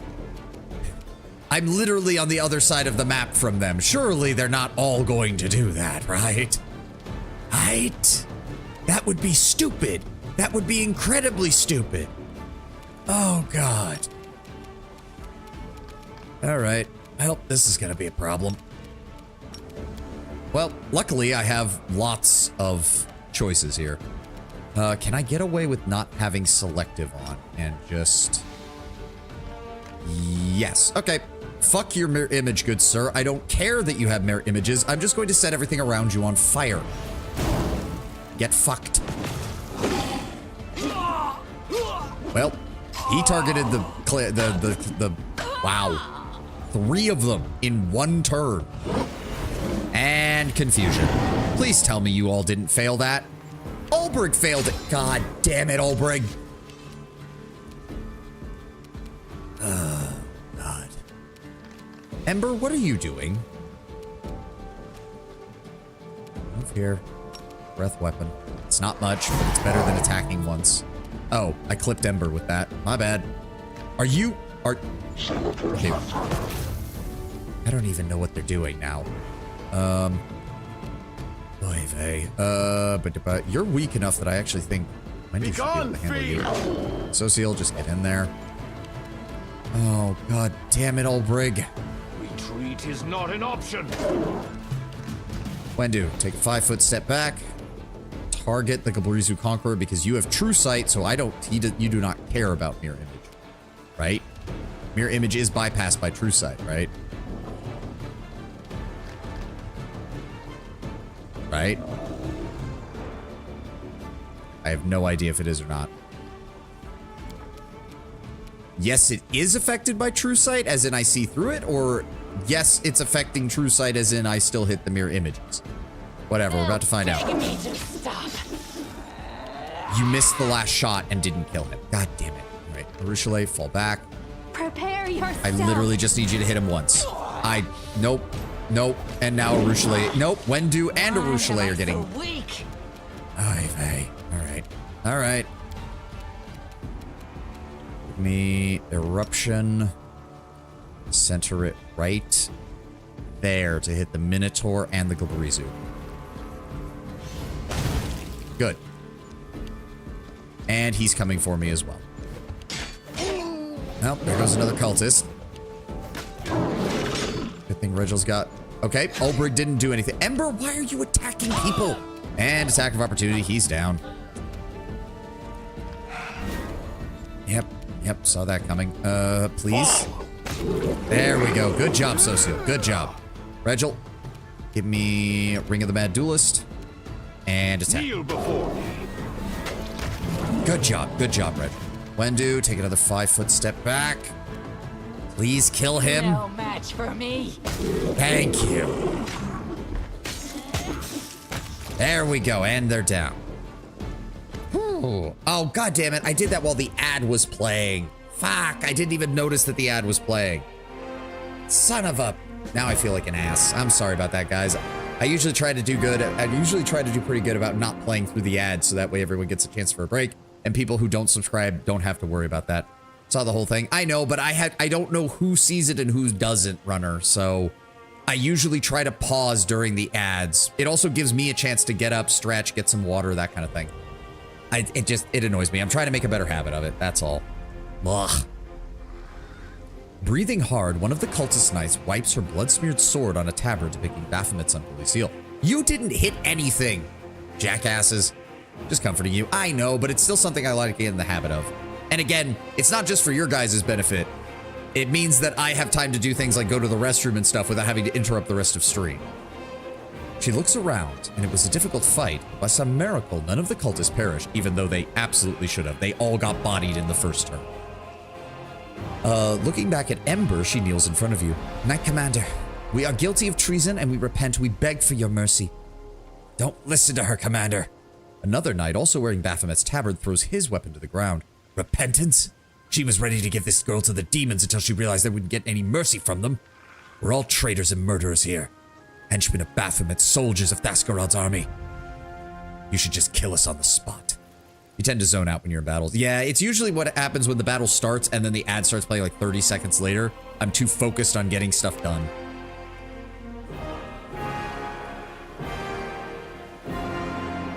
It's just because I know people don't like ads. Like, we've all been there. We've all downloaded ad blockers on our browsers at some point or another. And, like, I would like Twitch to give me more money, but I know that's mainly going to be coming from people subscribing and being willing to give me money than any Twitch ad. But they're going to put the ads on me anyway, so I may as well use them and use that 3-minute time period to just take advantage and, you know. And again, it's not good to be sitting down for multiple hours all on its own. Giving me even just a few minutes to stand up is not bad. Don't say that. You protected me, didn't you? Maybe you wanted to do something bad, but you changed your mind. Ember looks at you with her large, shining black eyes. Please don't punish them too harshly. They didn't mean to hurt anyone. They were just deceived by the demons. Ember, are you all right? Yeah. I mean, I was a little scared, but the kind knights protected me. And then you came. Why were you scared? You have a dragon friend. You should have told them that Ivu would come and show them what's what. They'd let you go at once. They would. Anything for Ember. We love Ember. What does that mean from Brooklyn Nine-Nine? I've only had blank for 2 minutes, but if anything happens to them, I will kill everyone in this room and then myself. That's Ember. That's Ember. I have only had Ember for 2 acts, but if anything happens to her, I will kill everyone in the World Wound and then invade the Abyss anyways. Just tell us what happened. Well, some of the locals had gathered so we could pray together. And then those knights came and they started fighting and they killed a lot of people. And then they took me here and put me on the altar. I asked them not to hurt me and they started arguing amongst themselves and some said they had to sacrifice me and others wanted to protect me. And I was really sad that they were arguing. I tried to make them be friends again, but then that just caused them to yell more and swing their swords and then I cried because I just didn't want anyone else to die. My tears fell on the altar and the smoke came out of it and the altar split in half.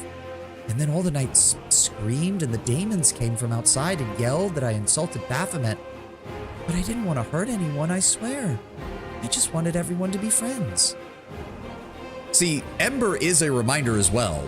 Good and evil both exist in this universe, and they are separate from the gods. The gods have alignments as well, but good and evil as ontological, theological, metaphysical aspects of the universe exist in here.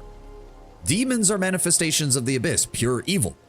Ember is a rare example of what is quite literally pure good in a soul. She's naive to a fault, but that is literally how she is.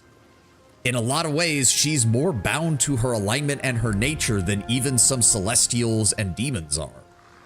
That's also the only reason her character works, because otherwise there is no reason to ever listen to Ember or recruit a child to serve in the Crusades. There would be literally zero reason. Were you really saying prayers for the demon lords? Of course.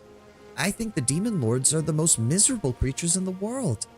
Being evil is sad and painful, and it means that the evilest ones are probably the saddest of all. Happy people don't start wars, and they don't bring down terrible calamities on others. So I thought that maybe if they heard our prayers, then they would change their minds and not be evil anymore. The people are starting to call you a saint, and I think I understand why now. Oh, me? That can't be true. I'm just an ordinary girl. A sinner, like everyone else. Which of these knights protected you? All of them. Please don't punish anyone. They've repented. We have. I swear. Don't believe the repentance of a cultist, Commander.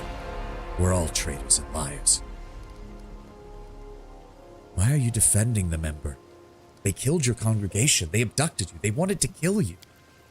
Yeah, and they killed good people doing it. But will killing them make anything better? Please don't kill them. They've repented. I know it's not harsh law that guides you, but your heart. Please find a little mercy for them.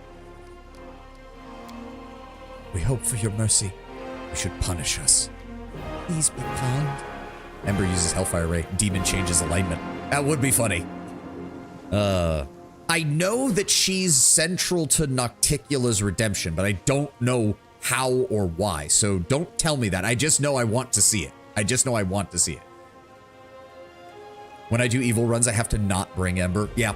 The only way I could see someone justifying bringing Ember while playing an evil character and not going for the one where you partially corrupt her, is if you're planning to go Gold Dragon, because Gold Dragon is all about redemption, coming back from evil and all that stuff. So I could easily see someone going Demon for the first half of the game, but still trying to be good and bringing Ember along, and then shifting to Gold Dragon or something, or maybe Lich. Lich could also work. And then shifting to good and Gold Dragon by the end. Someone has an erotic corruption mod for her somewhere. I don't know. No. Just no. Because didn't we do the math? We did the math. Ember is quite literally the equivalent of a just turned 18-year-old in human years by Elven standards. Please tell me that was a typo. Okay, hold on, Tenra, hold on. When you say someone has it, are you saying that as a hypothetical? Or have you seen it? Because those are two very different things. I'm just saying, those are two very different things.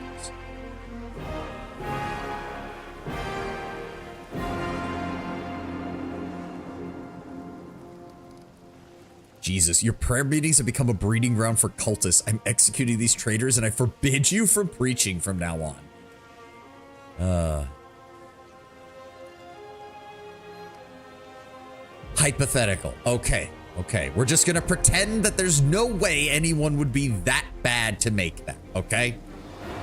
The horny people who wanted to write more horny stuff went ahead and made the Woljif romance mod instead, okay? There's arrow fiction with that. I didn't need to know that, Lord Brown Bear. You could have not said that. You could have just not said that and let me live in just total bliss. Swarm players be like, yeah, probably. Says the sister romancer. Not blood related. Enough with this Jahira propaganda, Tenwin. It's not my fault she doesn't understand it either. If you really think you can reform them, Ember, fine. They can be your congregation. I won't punish them, but you need to make sure that they actually do reform. Commander, we can't be trusted. I can't even trust myself. Just a few hours ago, I was ready to slaughter this girl after I killed her congregation. I was about to sacrifice her to Baphomet. But I believe in you. And you do want to change, right? The knight lowers his head. I thank you. We will try. After everything we've done, we can't remain knights of the orders we've betrayed. We'll lay down our weapons and do the job you send us to do. Deal. Ember turns to you with a smile. See? It won't do anything bad. Can we go? Just head back to Dresden. Also, Ulbrig is still confused for another round. Okay, everybody move away from Ulbrig. Everybody move away from Ulbrig. You good now, buddy? There we go. Okay. Pair of hand axes from those and some spell scrolls. Oh, turn that off. I can handle it. All right, that's enough. That's enough. You don't... Jesus Christ, those are all Jesse Cox? How many fucking emotes does he have? Templar's Missive. Hold on. Baskerod has issued a new mission for our unit. Our orders are to disguise ourselves as locals, search the mortal settlements, and find an elven child named Ember. Beware, brothers, the girl possesses a dangerous power that can cast out despair. Her so-called preachings, which are nothing but worthless backstreet blabbering, have already foiled a number of our plans and brought a number of soon-to-be cultists back to the Crusader force. So much wasted effort. Find and sacrifice her to Lord Baphomet without delay, or else Thaskarod will slow cook our blackened souls and devour them one by one. Hail Baphomet! Necromancer, a necromancer, and a sister romancer walk into a bar. Can't make the demons wait. What do the first two have to do with the last? Right? Oh. Blazing Crown. Whenever the wearer of this headband of charisma +4 deals damage through a spell to one or more enemies, they gain 10 temporary hit points for 3 rounds. This effect can occur once per 5 rounds for each enemy. Huh.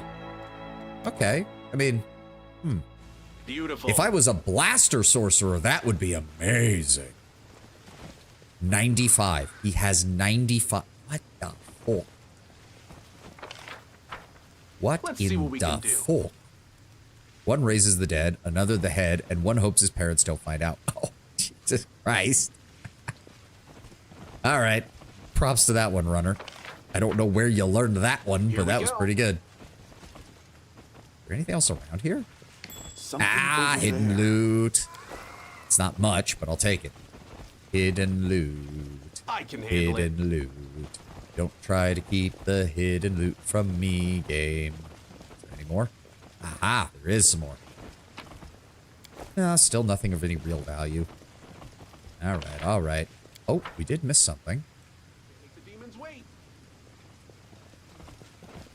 I just made it up. Well then, you're better at making up jokes than I am, runner. You came up with that one on the spot. Beautiful.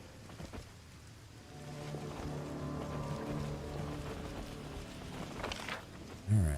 Cleared that out, cleared that out. We can't...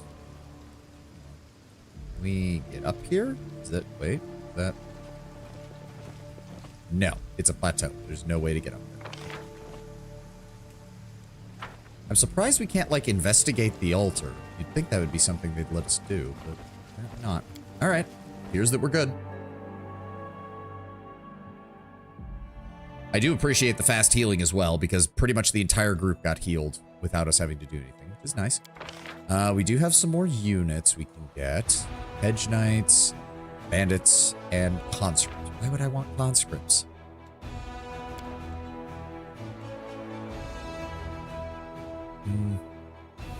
Honestly, we can afford to wait now. I don't need a lot of troops right now. We can let those stockpile a bit. Where am I? Does this place have the sanctuary yet so I can rest here if need be? It does. Good. How are we doing? Oh, logistics is going to need to get ranked up here pretty soon, and the rest are all on their own. There we go. We're actually making a solid amount of material points now. I don't think I'll have to waste much in terms of buying them in the future. Well, since we're already out here, we may as well finish exploring around here. Collect those reagents. We could go to the Ivory Sanctum. It's not a bad idea, honestly. So if I remember correctly, Legacy of the Ancients, Core of the Riddle, and Heart of Mystery are all related to the puzzles. If we go do that, I'm gonna hate myself, because I hate doing puzzles in these games.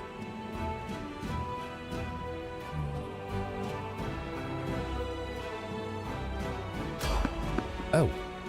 Oh, Merchant. That means it's the undead Skelly Man. Come here, undead Skelly Man. Here we go. What do you sell now? I've got a whole hunter's arsenal. Okay. Next, I want you to bring mystical magical things. Show me your wares. What do we have here? Price. Corrosive shortbow, +2 longbow. Okay. Ooh, some pet armor. Hold up.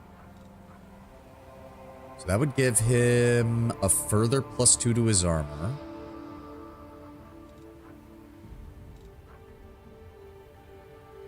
That would give him 1 fewer armor, but he would get his full dex save. That could be useful. Let's take a look at what else he's got first. Knee pads of Mighty Swipe. Whenever the wearer of these knee pads lands a killing blow, they gain a +2 bonus on their next attack roll. This attack deals damage to all adjacent enemies on a successful hit. This effect persists until end of combat. And not that great. Cool. Belt of Physical Flow, Strength and Dexterity. No, he already has Physical Perfection. And she already has a Physical Flow, so it doesn't matter as much for her. She has a belt of incredible dexterity +4. Amulet of imposing physique. +5 competency bonus to athletics and persuasion made to intimidate. I think magical spell thingy sells the kinetic diadems. Yeah, I have a lesser one right now. And also, yeah, I do have the gloves of arcane eradication. I did know, I'm pretty sure about that. We do have a belt +4 and a beastly sturdiness. +4 CMB on bull rush and overrun and immunity to the trip combat. That is nice, but I already have a belt of physical form +4, so. Flaming ammunition, some scrolls, some potions, cold iron, aspect of the animal. Nothing that I'm really interested in. So let's go ahead. Ivu, we're going to go ahead and buy you that chain shirt barding +2. And then let me see what I can sell to you. We've got the bulk selling we can do. Deadly Toll. +4 scythe with a +4 bonus to critical hit confirmation. Unfortunately, I just don't have anybody who uses scythes. And I really don't have anybody who uses two-handed weapons in general. So, thanks for the money. Hand axes, the masterwork equipment. It's there. Don't want to sell anything there just in case. Still trying to find some more cold iron so that we can get these bracers fixed up. And then we have some alcohol and some books. There we go. And, hey, we still managed to make 12,000 off that deal. Very nice. Let me go. Chainmail barding. That gets him up to a 33 AC. Very nice. And then, what about the pig? What is he using right now? Muscle Warmer, which is a 6'4", which is better than the one he had, than the other one we have. So we can go ahead and sell that. And that's another 300. Perfect. All right, we'll see what you have next time, buddy. Thank you.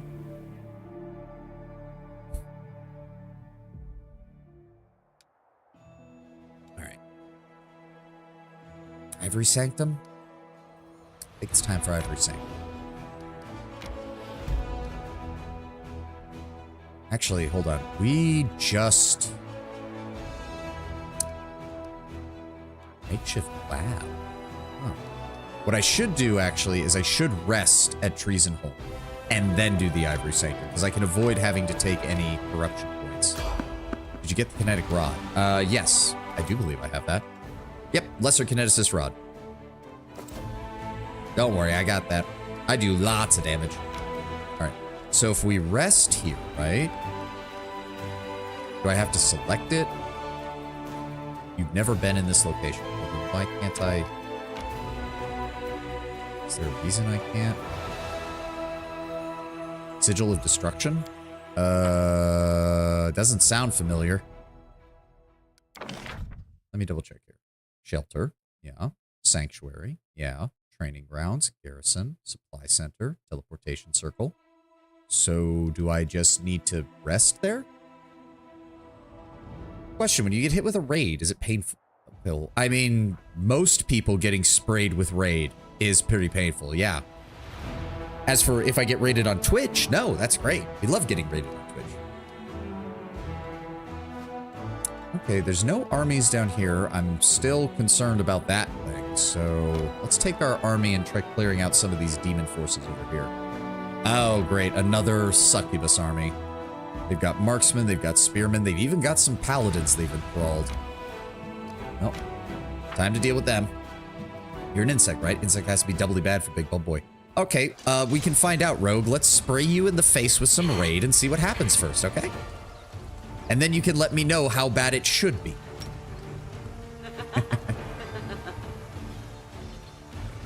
Alright, bet. Rogue over here. I'm built different. I'll take it. Surprised the person talked about how it'd be too much to be offered an arranged marriage, aka what they said in my response. Oh, you ignore my dress and tone, which is largely a gonzo for that's work. Grimdark and bad things happen. Very little to nothing that is interpersonally violating as an arranged marriage. You were forced at gunpoint to come to Theodora. Like, let's not make any mistakes. Theodora's invitation to you would have been subtly backed up with the idea that if you rejected it, she would fucking kill you or make your life a living hell. So that's literally act 1, very first act she does to you. Then there's the fact that she's basically putting you through a system that's going to either kill you or produce a better rogue trader than her. That is your entire reason for existence.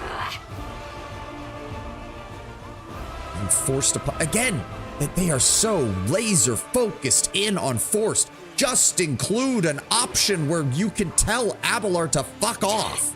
It's not that hard. What is wrong with this? Disingenuous to claim they're equivalent because how things are presented depends very heavily. It may not fit this, may fit in the setting, but it doesn't mean it fits in the game or the total cohesion of the game. You are literally an ultra powerful feudal lord in a vastly feudal system of the Imperium. Having to figure out who's going to be your heir is exactly something you'd be dealing with. My God, people on Reddit are illiterate. Setsuna, just blow them up. I'm angry now. Thank you. Archers, finish off the spearmen. This succubus has probably been leading this pack of her sisters and army for years at this point. We just obliterate it in about 5 minutes. You tell Abelard you don't want to be a rogue trader, they drop you off on Reichhead, you get a game over. Wait, that's actually an option? I never picked that question option. You can actually do that? The accent bothers people to suspect they think there is an option. To be fair, that's after Theodora's died. So war never changes. Yep. The commander's unit was awestruck by their discovery. A small army of crusaders had taken a rest stop in the middle of the world moon and decided to arrange a tournament. Noble knights playing and frolicking, however, ended in a bloody massacre to which they were blithely oblivious as the warriors' eyes were entranced by the queen of the tournament, a magnificent nude succubus who observed the crusaders with a gracious smile as they blew off each other's heads. The scarlet gemstone set in a delicate web of finest steel gleamed upon her bosom. The fight was very brief and very brutal. With deep sorrow, the commander's army eyed the corpses of their brothers in arms that had fallen into the demon's trap. Uttering words to Ayamade, an officer ripped the magnificent decoration from the succubus's bosom. Even after death, her cold, beautiful lips wore a smile of contentment. Interesting.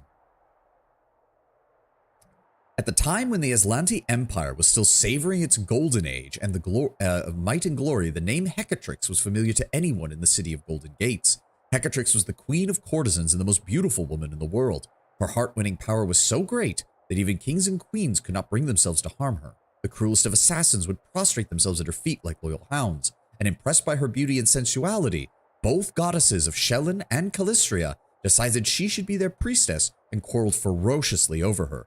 Shrewd Hecatrix never was a chooser. She wanted all of it, and so she gave praise to each goddess in secret when her rival was not present. She was collecting the blessings of both Shelyn and Calistria in a powerful, beautiful magical gem until one night the truth of her deception was revealed. Both goddesses became enraged at her betrayal, and while the kind Shelyn did end up forgiving her, Calistria decided to destroy her. In the course of an unbridled, wine-fueled, nocturnal orgy of debauchery, the queen of the courtesans was torn to pieces by a crowd driven mad with lust. Oh God, the realization of what they must have done to her body in that moment. Okay. Moving on. That fits with the lore, though. You can't do anything against the person above you in the Imperium. When Theodora is dead, there's no one above you, so you get to say, nah, I'm out. Then you freeze to death when the star gets stolen. But minor details. Yeah. Just tell them they're justifying their personal feelings with rhetoric. The devs aren't obligated to accommodate them. Yeah, it's like, they're also treating this Tenwin like somehow you're putting this suggestion out as gonna magically materialize inside the game. Like, I don't know. Hey, Sky Ice, welcome, welcome. Good to see you, buddy. No one paid any heed to Hecatrix for 200 years until one day, the sin-soaked soul of a succubus with a magnificent scarlet gemstone upon her bosom awakened in the abyss. The gemstone became known as the Attractive Impulse. The gem combined the passion and lust of the Queen of Courtesans with the blessings of not one but two goddesses, together forging a dangerous and alluring relic. What are we talking about with Rogue Trader, though? Tenwin put up a suggestion for an idea for like a subplot in Rogue Trader involving getting into basically setting it up so that you would have an heir. Like, you being a powerful noble of the Imperium, you should probably find time to find somebody to have a kid with at some point. Say that 5 times fast. Sin-soaked succubus soul. Let me see if I can do that. Sin-soaked succubus soul, sin-soaked succubus soul, sin-soaked succubus soul, sin-soaked succubus soul, sin-soaked succubus soul. There we go, 5 times. I have no idea what we're even going to be able to do with that. Oh, he leveled up. Protective wards, +3 bonus to saving throw, magic instructor. Spellcasting units have +2 bonus to AC and damage per level of defeat. And magical reserves. On the one hand, magical reserves is good and all. On the other, Setsuno already has like 195, so I'm honestly thinking protective wards might be good because usually saving throws are what fuck us over. 5 times fast was very impressive. Thank you, Sky Ice. I try. I think I could do it faster, but I think sin-soaked succubus soul. I'd probably screw up doing soaked and succubus because they have very similar S sounds. Problem for some reason, find the idea either unappealing, unfitting, or apparently offensive. Hey, unappealing? Fine. Okay, maybe you don't like that thing. Unfitting? I don't see the argument there. Apparently offensive is just Reddit being Reddit. Unlimited power. Nah, I'm gonna go for the protective wards. We have enough magical energy for most of our fights. I'm much more concerned about my units getting one-shotted by the enemies throwing spells out, so having some saving throws would probably be for the best. Alright, I do want to see what this... Oh, we do have some things to deal with. Logistics reform, let's go ahead and issue that. Preachers. Oh, this doesn't cost us anything either. Oh, that's nice. It doesn't increase our recruitable growth very much, but hey, I mean, why not? Issue it and get that going. Let me take a look at the relics. Wait, is it not in the... Sorry. Ghostly, Voracious Jumble, Faultless Daybreak, Simple Roga, Hide Tusk. Huh, it's not a relic. Wait, really? Weird. Huh. Okay. All right, let's go ahead and rest. Our abyssal corruption is still pretty low, so we should be fine. Party meal. How is it only at +4? +2, +2. Okay, yeah, fair enough. All right, begin resting. Your units can't be one-shotted if the general one-shots them. Fair. A world with no walls and a sky with no ceiling. I think I liked it better in the cave. Here I knew where I knew every twist and turn, every place to expect prey, an ambush. Now, having a bit of an existential crisis there, Wendewog. That's okay. Come over here to my bed. I think talk of arranged marriage is an endgame thing, and so I mean, yes, it would show up in the endgame. It wouldn't have to be some big involved thing, but I do think it fits the tone of the game and being the head of the Rogue Trader dynasty.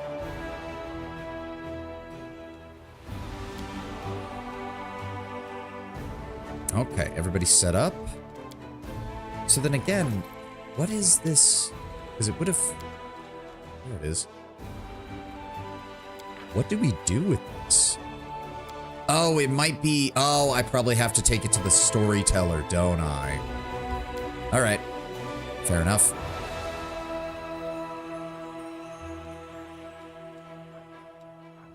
Why does the DC on that go so high? Okay, whatever. To the Ivory Sanctum. If you do Romance J, isn't there talk of their heirs having a new flagship called the Lady J? Crusade... It is a Crusade relic, but when I checked the Crusade management, there was no... Oh, it took a day to show up. Fuck you, game. So we can get it on gloves, which leads to Passion Sweet Poison. Whenever you confirm a critical hit with any bow, the enemy starts losing their mind, suffering 1 damage to intelligence, wisdom, or charisma. Not bad. Devouring Lust. Whenever the wearer of these gloves makes a melee touch attack, the enemy must pass a will saving throw, or their heart and mind is consumed with agonizing lust. Any critical hits affecting the enemy drive them even crazier, paralyzing them for 1 round. Okay. Concentrate, adorn a light crossbow.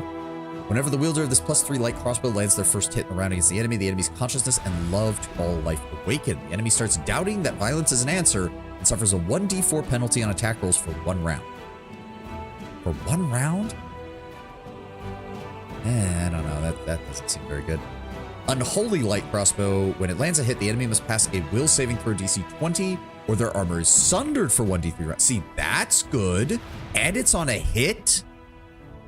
Devouring Lust Rod. I'm getting there. I'm getting there. Passion Sweet Poison. This rod grants you the ability to modify up to 6 spells per day. So in addition to their main effect, they affect the target with a Dominate Person spell. Damn. On a save or die build, that would be impressive. And Devouring Lust allows you to modify up to 6 spells per day so that the energy type of the damage they deal changes to Unholy. The modified spell also becomes maximized as through a maximized spell fee. Yeah, no, I can see why. Yeah, nope, that's pretty fucking good. That's pretty good. I love how because all the rods are treated as the same tier, this thing's only treated as an uncommon item compared to the legendary and epic, when it's probably the most powerful. Just a die build. Yeah, I mean, if you were going for a really hardcore save or die build for like dominate, like enchantment spells, this would still be pretty cool because the ability to just hit everything with some of the larger AoEs with a dominate person effect is pretty cool. But yeah, Devouring Lust is just, do you want to deal a shit ton of damage? Do you want to deal a shit ton of maximized damage? Congrats. We're getting that almost immediately. Weird is best for save or die. All right, we will deal with that later. For right now, let's go ahead and give you a hard save while we're out here. Into the Ivory Sanctum. Hopefully. There's supposed to be like some trick to getting inside of her hole. Magic Deceiver, Phantasmal Killer. Yeah. Oh, right. With Phantasmal Killer, that would be pretty Can't make good. the demons wait.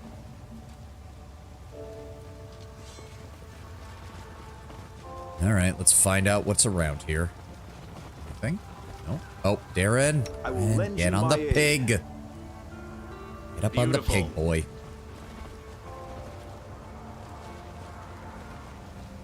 What do we have? What do we have? It's just raining blood all day long. Let's see what we Ugh. can do. The air would taste of copper.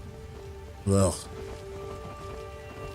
Funnily enough, I actually don't mind the actual taste of copper, but like with smelling go. copper, for some reason I don't. Alright. Alright, we place the skull. You're really telling me that nobody in the Crusades was able to figure I that can out? handle it. Ever? I'm surrounded by idiots. Time for Ivory. I like this dungeon. Oh. Descarite scum, get ready! And the halflings are charging in. Oh, God. Well, if we were hoping for the element of surprise, we just lost it.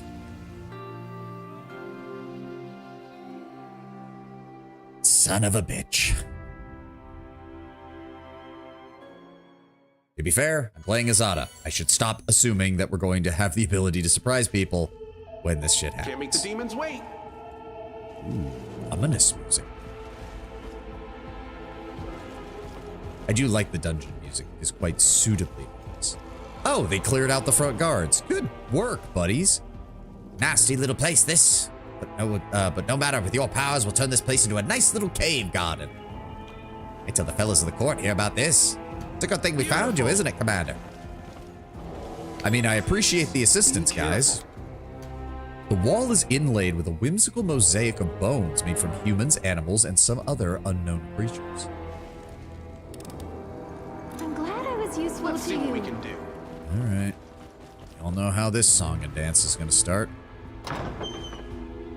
Hello? Who's home? Ah, okay. Shears. Wait. Regular shears? Regular level 5 shears? That's what your front door is guarded by, Baphomet? Man. Did your cult fall on hard times or something? Because that's pretty fucking pathetic, my dude. I don't even think I need to activate any of my abilities. There is something bigger. I'm sure there is, Sky Ice, but at the same time, how many dungeons have we entered and the first thing we saw was a giant minotaur or a succubus that with powerful spells or fucking anything else, and here it's like, yeah, 3 shears. Whoop-de-doo.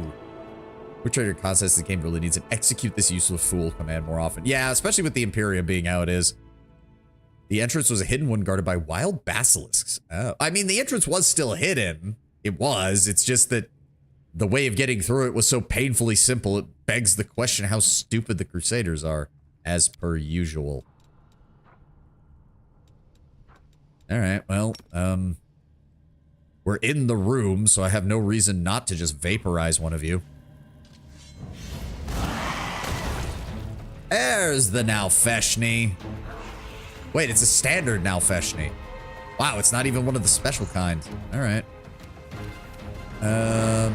Just give me a 5-foot step so you can at least get into the room. Desna, guide Good my shot, hand. good shot. Wendu, just move up. 5-foot step. I'll Cheer. rip you apart. Good damage. Ulbrig, would you like to charge this man and kill him? That would be great. Oh, it's not gonna let us. Fine, just move forward. Regil, go block him. Ring of the Mad Duelist, move up. Socio, I will after bring that down one. the divine wrath. Slice. Ivu, you can go handle that shear now that you've got a higher AC. Oh, hello, Coloxus. Oh, and a Cultist Evoker. I missed you. This is unfortunate. Urushale, can you shoot that Evoker, please? Thank you. Thank you, Urushale. Oh, another shear. I mean, you can try. Wendu, would you like to blender this man? Beg me to stop. Thank you. Ulbrig. Can you dive this man? That would be hilarious. Ah, the concealment. The concealment. Mine. Alright, alright. Well, it is just him. It's not that much. Eternal Rose, I call upon you. Alright. Give me selective, give me empowered, and I'm willing to spend a burn on this. Okay, not as much as I was hoping, but... Oh, what's he doing? Ow. Did everybody fail? Will saving throw failed. Great. Oh, it doesn't appear to have actually done anything. Good. I will resist. God damn it. I don't want to waste a true seeing spell already. Thank you, Wen. Here we go. What mix of kinetic are you playing? I am playing just a standard baseline kineticist, Sky Ice. Eventually, when we go legend, it's going to be kineticist and some flavor of fighter. Probably mutagen fighter, let's be honest. Cultist Evoker had some basic equipment on them. I finished here. Ooh. Is there more? A chaotic conglomeration of confessions from Baphomet cultists. I murdered a Crusader officer, assumed his appearance, and served in the Crusade for 10 years. I infiltrated the Inquisitor squad of Cadabras and selected the cultists that were to be burnt at the stake for half a year. Nobody knows how much of this is true. I mean, on the one hand, yes, Baphomet would be interested in spreading dissent. On the other, demons like to brag, so... I was asking about elements. Oh, pure fire. Pure fire. It's pure fire right now. If I remember correctly, I plan on picking up water because water has one of the better defensive abilities once we get access to that at level 15. That's where we get access to it. Level 15. I finished here. This Is tablet there is more? inscribed with the names of those who have ruled over the Ivory Sanctum since its founding. Recognize the last two, Jerebeth and Xanthir Vag. Can't make the demons wait. What is... Why are there... Oh, why are there platforms? I'm glad I was useful to The long you. and glorious history of the Ivory Sanctum is described on this tablet. The Sanctum was built at the time of the Second Crusade and has served as the primary stronghold of Baphomet's unstoppable forces ever since.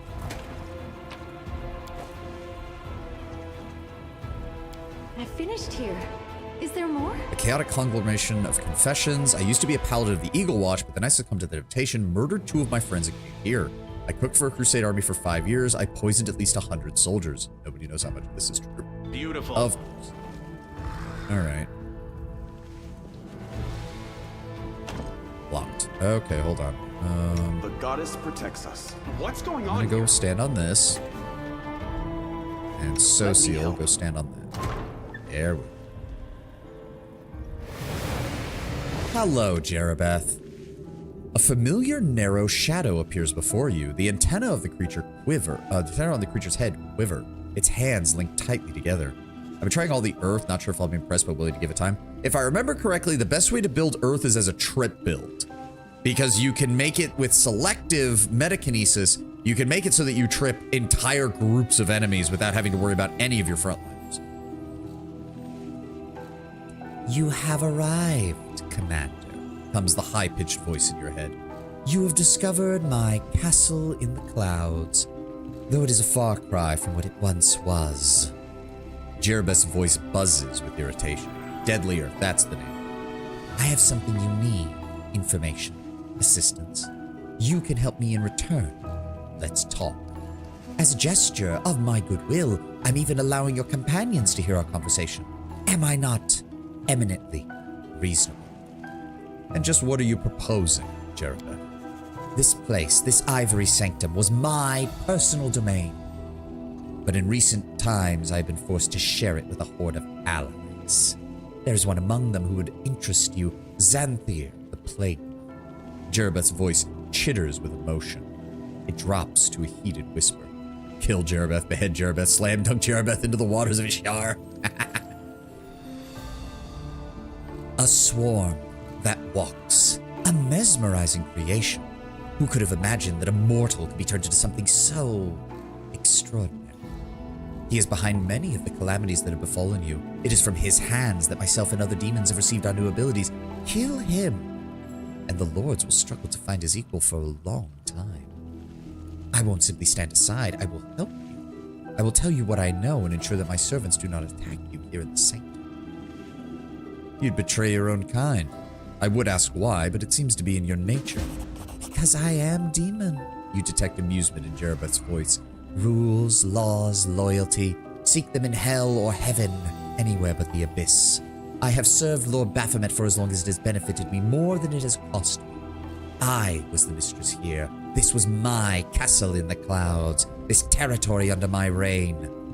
But then Monago, that arrogant fool, botched the attack on Canabras and the Wardstones, and our laboratory in Dresden came under threat, and Xanthir and his minions were quick to pull out of the city. I'll DM you art for Xanthir and Ivory Sanctum details at the tabletop. Xanthir has decent artwork. Cool. I'm on vacation right now. No problem, Lord Brown Bear. I'm going to be starting my vacation tomorrow, so yeah. They offered up the sanctum for his use, made him the ultimate authority here over me. I was forced out of my own private quarters, made to live on the margins within my home, as a horde of demons from Discari's armies were herded in. With Xanthir playing commander, his servants ruining my endeavors, there's nothing for me to do. This place can fall for all I care. I will find a new patron in the abyss. That is why I'm telling you. Kill our common enemy. I'll even help you do it. Xanthir was in Dresden. First thing I tried doing to her in tabletop was spin in her face. Who knows? Maybe she would have liked it. Yes, close to Monago. Where do you think she got that pet Nabasu of hers from? Where can I find Xanthir? He's close. In my former quarters. There's only a single wall separating us, but his lair is well protected and you cannot access it from here. You have to make your way through the entire sanctum, crossing the bridge, the main guard post, which is headed by the cultist Zandra. Coming back will be easier. There's a secret passage from Xanthir's lair into my rooms that can only open from the other side. She tried to mind control me to kiss her feet, but I resisted. Smart. Her servants make excellent distractions. Yeah, I'm willing to take we kill Xanthir. Jerebeth goes on the run because she doesn't want to be here. We end the threat of the Ivory Sanctum. I still see this as a win. I'm sure eventually we'll find Jerebeth and we'll be able to burn her alive. So, you know, I'm willing to delay her punishment if it means dealing with the rest of them in here. You seem to have a rather low opinion of the servants of Discari. I served Discari myself once, but changed masters because life among the Descarites was unbearably boring. Unlike the followers of Baphomet, Descari's minions have no appreciation for the finer pleasures. All they know is killing and ravaging. You saw one of them, Darazand, in the battle for Dresden, a vivid embodiment of everything I despise about my former comrades, primitive and predictable butchers, the lot of them. What information are you willing to share? The information that you want more than anything. how the demons have acquired their new monstrous powers. It didn't start with Xanthir. It won't end with him. But I can tell you what I only know if you fulfill part of your deal. What happened to Maravok, Jeremy? I gave him the thing he wanted most. The chance to be with me forever. In a new form. One more convenient for me and for him as well. If I ever wish to take him with me to the Abyss, for instance. So, his antics caught up to him. Almost feel bad for the fool, but what else could you expect? It's what happens to anyone who plays around with Fae and Ogments. Unless someone finds her first. She is a traitor after all. I mean, dead is dead, runner, so... Fine, Jerabeth. I take your deal. The demon tilts her head to the side. That's... good. Then listen well. There are two factions within the sanctum. Those who came here with Xanthir do not answer to me. Their group includes ordinary demons, mythic demons, and his loyal mortal mages. They you will have to fight. No getting around that. But there are followers of Baphomet here as well. Let me give you my mark, so that my subjects will take you for one of our own. They have been dying to take on our unwelcomed house guests for some time. So I'll tell them that their mistress says, do it. The demon smiles wistfully. How does she smile? She has a proboscis. How the fuck does she smile? That doesn't make any sense. She has a butterfly proboscis. That doesn't make any sense. Like, I can smile, but that's because I have, you know, parts that work with that. Unlike her. With her eyes. I don't think she has eyelids either, runner, so I don't know how that works either. The demon smiles swiftly. My mark will serve another purpose. If you defeat Xanthir, it will bind his swarm and force it to fly directly into my net. I cannot allow such a unique creature to disappear entirely. I will preserve him in some form. You once again hear an undercurrent of amusement in Jerabeth's voice. It's the look and bearing. I suppose. She finally waves a delicate hand in your direction, and you are instantly doused in a sweet-smelling wave. Then it passes. There, the mark is in place. Go and find me in my main chambers when it's all over. Oh, you're still going to be here when I'm done. Oh, this is going to be fun then. Oh, she's still going to be here when we're done with Xanthir. Oh, Jerabeth, you Let's see what we can do. dumb bitch.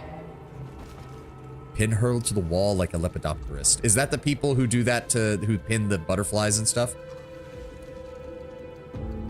Okay, well, there's a minotaur over there.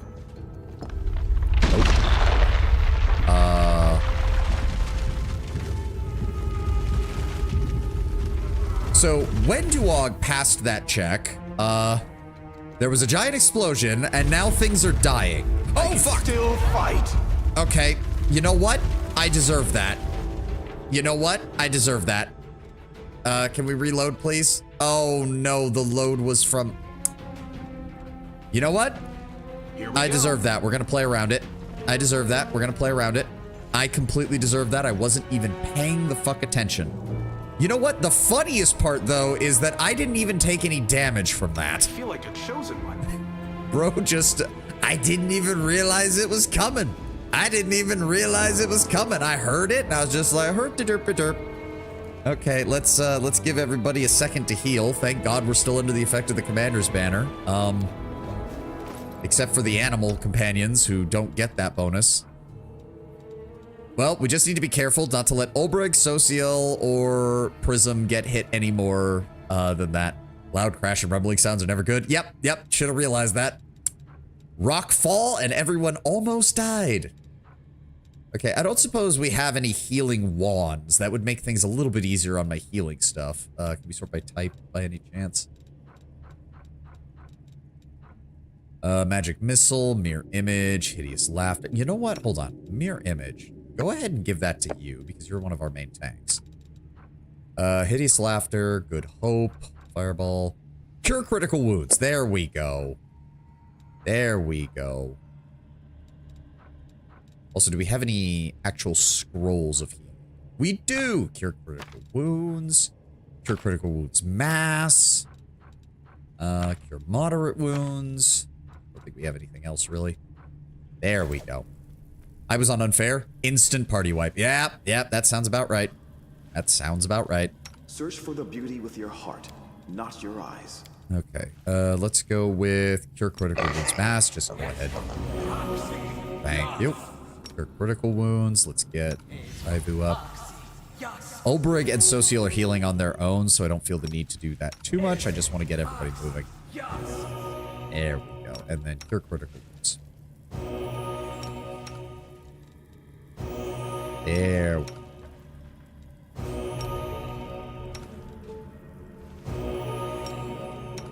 All right. So now we just need to get through this without anyone who got Death's Door actually dying. And we should be fine. We'll be fine. I can We'll be handle it. fine. Why can we not? There we go. All right. Let's try that again, shall we? And not be complete morons. Can't make the demons wait. Hello, Mr. Minotaur Axe Thrower. Here we go again. You watched your friend get crushed by a boulder in front of you, and you don't seem particularly worried about that, but that's great, because can I introduce you to our Lord and Savior, Fireball? And a 1, and a 2, and a 3, and kaboom. Tear your throat out. Love it. Oh, and we crit him. Oh, you poor bastard. We crit you for 342 damage. I've learned to save after every fight, conversation, and skill check. True, true. I am trying. Part of the reason I play these games on stream is because it helps curb my crippling addiction to save scumming. All praise the mighty Fireball. Indeed. Hello. We won't fall hi. here. I Okay, swear well. it. This is unfortunate. Hold on. Cultist Archer, Cultist Cutthroat, Alvacus, Archer, Archer. The Babaus are the biggest problem, at least in terms of combat, because they'll get sneak attacks off. But Wendu, I'd really appreciate it if you could just end these guys using your cleaving shots. That would be great. Oh, that works too. Ow. Ulbrig, can I get you? No, he can't do those two, but he can go after the archers. Perfect. Get fucked. I mean, you can try. Ivu. Really? Wait. Alright, go this way. And attack the cup. And a nap. Womp, womp. Arushale, just shoot that guy. Prepare yourself. Ah, the concealment. Concealment. Come on. Thank you, Red. As for me, this. Turn you off. Give me the eruption. Center it on there. Don't care that you're invisible. You're still dying. What the fuck? Did he? What just happened? It doesn't even say what he did, but he is now a Gogrizu. Okay. Realized we were going to have to deal with that. Good hit, good hit. Wendu, would you like to blender this man? They'll beg me to stop. Ulbrig. Oh, turn that off. Stop wasting that. Should have turned that off when we first got in here. Let's see what we can do. Mythic Demon. Ah. Right. Oh. Hey, another one of those midnight bolts. I have no idea what they're for, but... I finished here. Ooh. Is there more? Oh, it's another... Master, the second stage of the testing process was a success. Specimen 367, Finian Dismar, turned into a dagger on command. The blade is of flawless quality, and it controls the depth to which it's plunged into the victim's flesh, adjusting the strike. The Crusader provided for the experiment was dissected alive with no damage to internal organs within 15 seconds. The incisions are clean and smooth, and the blade is undamaged. Additional notes. The specimen still makes unwanted noises. Pleas such as stop and don't do this can still be discerned. The application of acid works as a temporary solution. Okay, well. Poor fucking Finian. Alright, basic equipment from there. Basic equipment from there. More basic equipment. Alright. This place is going to be a giant circle, isn't it? It's just going to be an all interconnected giant circle, isn't it? Here we go. It's for the ascension path? Ah.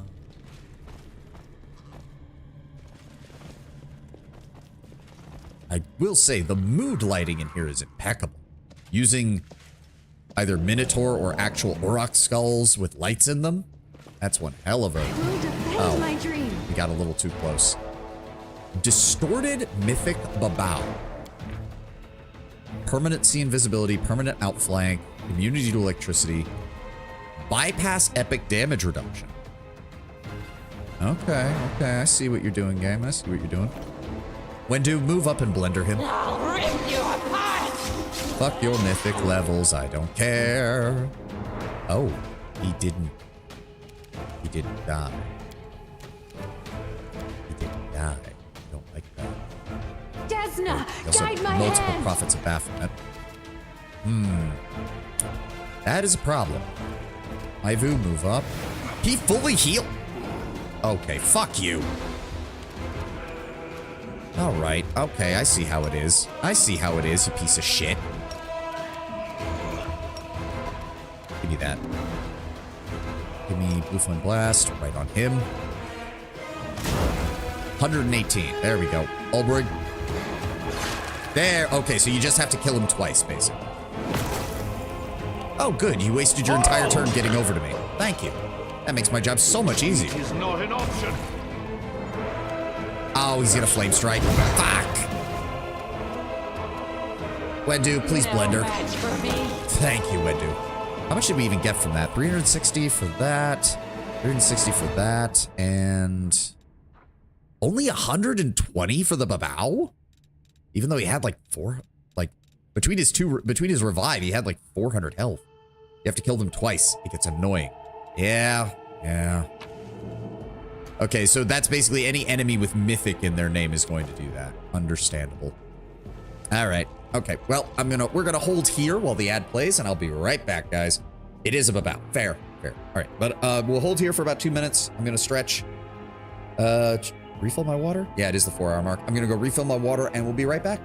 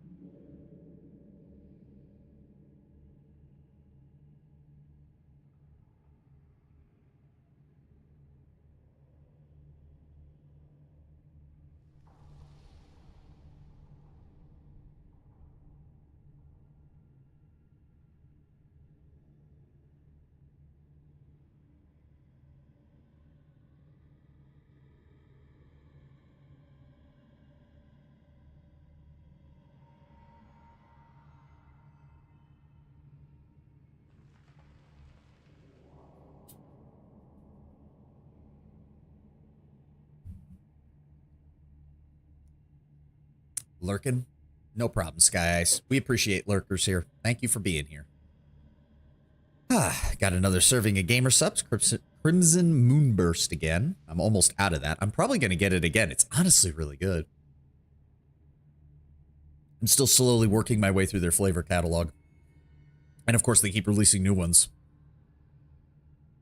I can handle it. All right, let's move up. Ad is done. I'm here all week. The world has suffered enough. I will lend you my aid. My Social? will is resolute. Oh, that's why it moved the stupid thing there. Too much sugary drink, you get a bad stomach. Gamer Subs doesn't have any sugar, Tenwin. That's the whole point. It has a very small amount of artificial sugar, but small even by artificial sugar standards.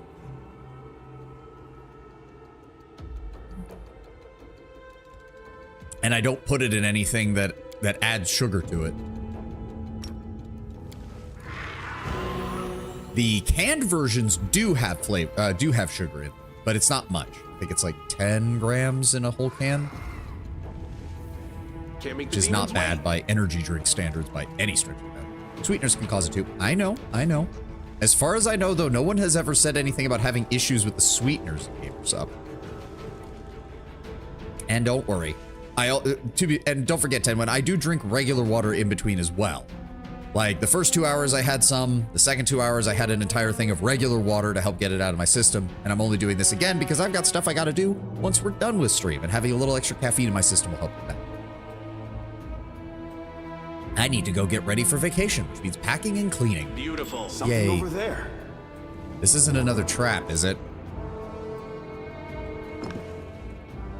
Run.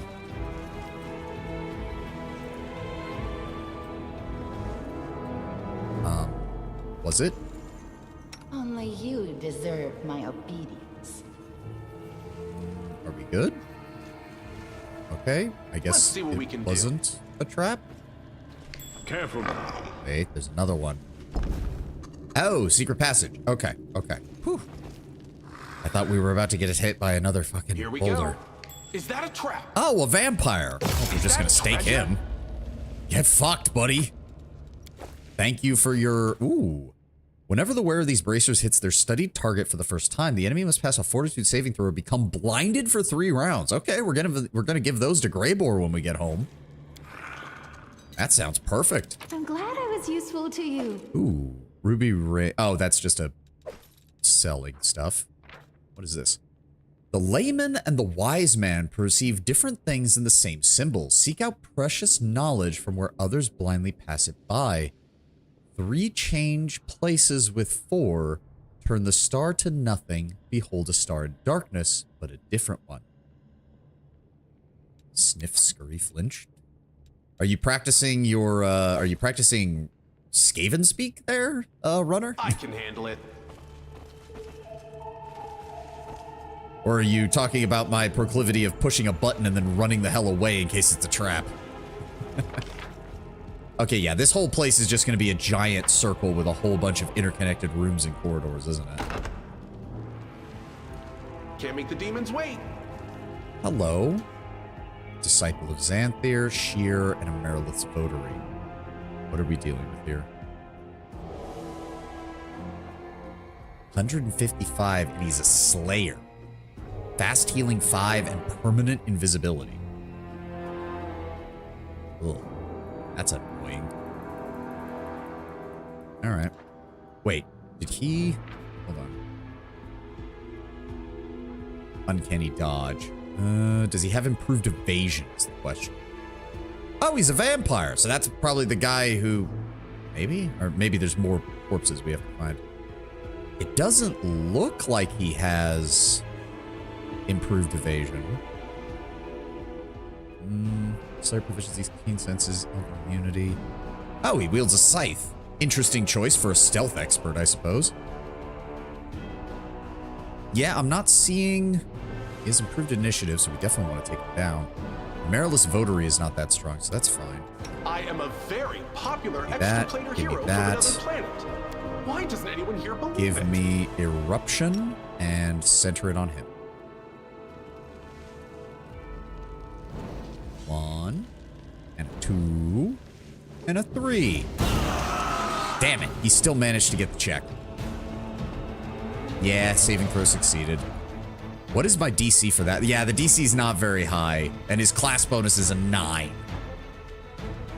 Good lord. All right, well, we still took off a good chunk of his health, which is good. Oh, a bunch of shears. Whoop-de-doo. Make your peace. Albrecht. In fact, I would actually like you... Shadow Demon Voter. Kill them. Kill them with extreme prejudice. Kill them all, Albrecht. I hate Shadow Demon votaries, you pieces of shit. Alright, Regil, I just need you to move up and draw fire. Social, I'd actually appreciate it if you... Honestly? Hold on. All allies within a 30-foot burst. If he casts it on Wendu, then we... All of us except Ulbra get it, which works for me. There we go. I will resist. Get fucked. I don't care about your invisibility. Good shot. Ulbrig, I need you to kill all of these motherfuckers right now. Activate your buff and kill them all. Okay, 1 out of 3 isn't bad, considering there's 3 of the fuckers there. Oh, and a Merilith and an Alfeshni. Okay, this is getting a little annoying. I'm not gonna lie. I'll deal with the Merilith, or I'll deal with the guy down here and the rest of this. Who? Let me see here. Where'd they? They did not pop up on the screen. Hold on. I had to reload this room a few times because I was just trying to preserve spell slots and ended up just nuking it. Yeah. 216 HP. 184. Ugh. Okay. Wenduog. You have your stuff on, right? Okay, I should probably turn on Deadly Aim. What's her accuracy? Plus 28. What is her... What is the AC on this thing? They'll beg me to What stop. is it? Why am I not seeing it? 28. Okay, no, yeah, she can afford that. She can afford that. Deadly Aim. Get me some more damage. Give me a 5-foot step so you're a little bit further away from them. And then... that off. Attack. I'll rip you apart. Damn it! She was doing real well up until those last few attacks. Alright, she's going after Regil. That's fine. Regil tanks it like a champ. That poor Sheer tries to get away from Ulbrig and immediately dies. That's exactly what I wanted to see. Ivu. Just clear out this Sheer. I don't need him acting. Get rid of him. Regil. Finish off the Kneel Merilith. before me. Perfect. And he debuffed all of the enemies. Perfect.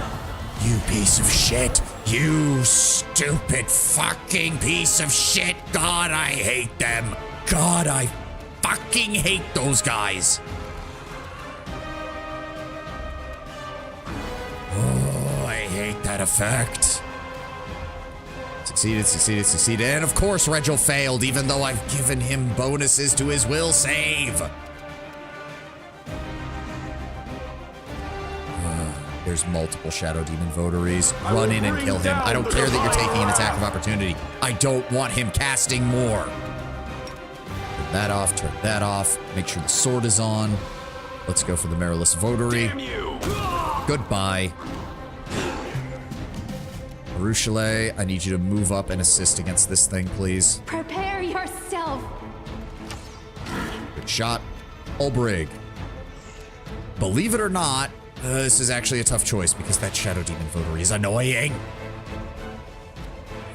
Go for the Nalfeshni. And you missed the bite. He always misses the bite. It's his strongest attack. He gets a free second one when it lands, and he just keeps rolling natural ones. I fucking hate it. Thank you.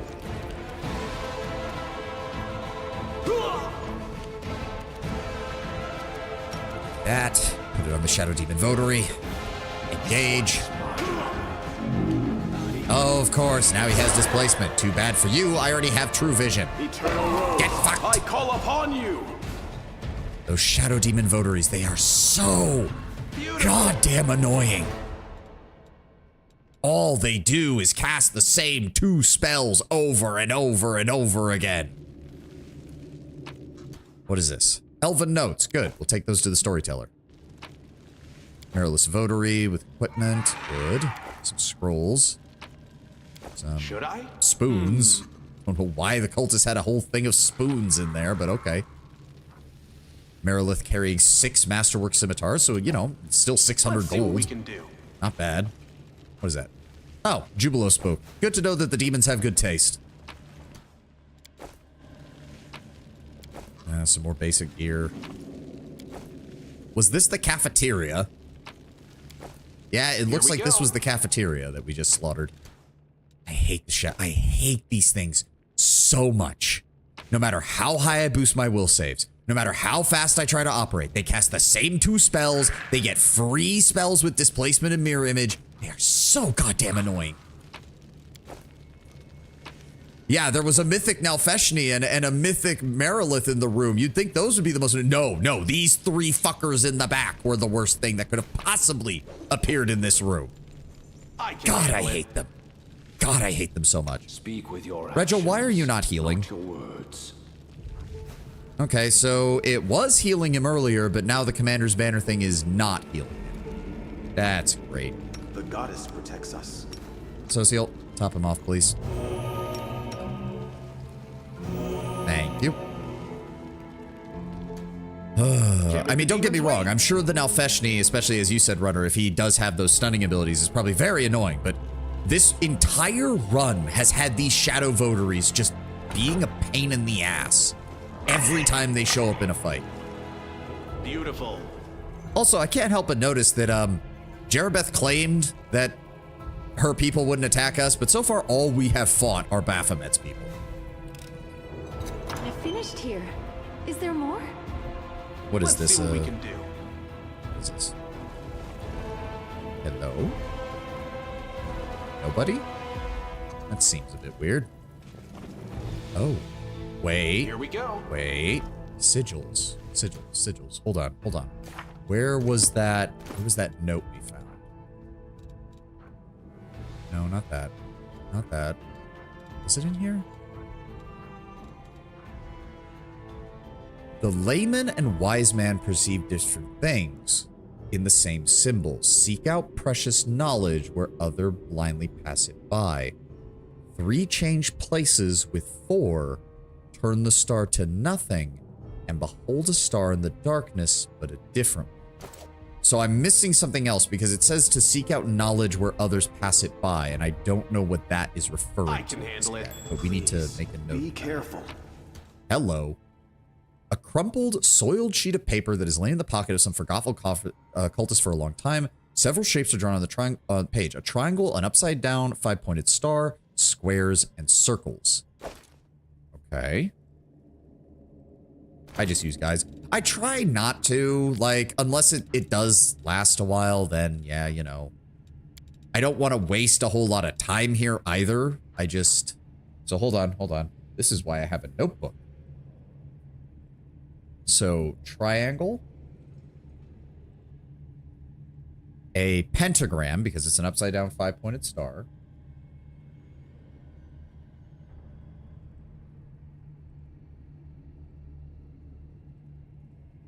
There we go. What else? Square and circle. Which means, if we go by the mysterious note... 3 changes places with 4. Now, is that referring to the points of the shape, or is that referring to the order of the operation? Because either that means that the triangle should also be a square, or that the triangle... Wait, 3 changes places with 4. Or does it mean that we swap the square and the circle? It's the order? Okay.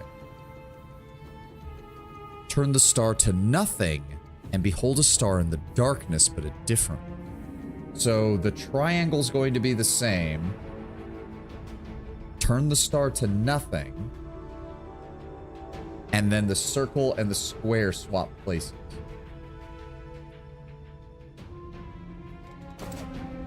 Alright, let's give this a shot. Oh, not like that. Can't make the demons wait. So we have 2 choices here as far as... So hold on. So let's try the first one then. Let's try the first one. So triangle, pentagram, square, circle. Okay. That unlocks that door. And then the other one, triangle. See, it said to replace it with nothing. So does that mean a circle? That's what I would think that meant. But no, we can only have... Unless it means the 6-pointed one, that's the only other option. And then circle...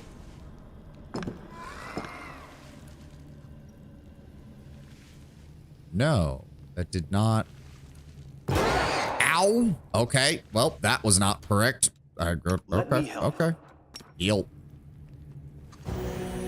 Alright, let's try that again. Hold on.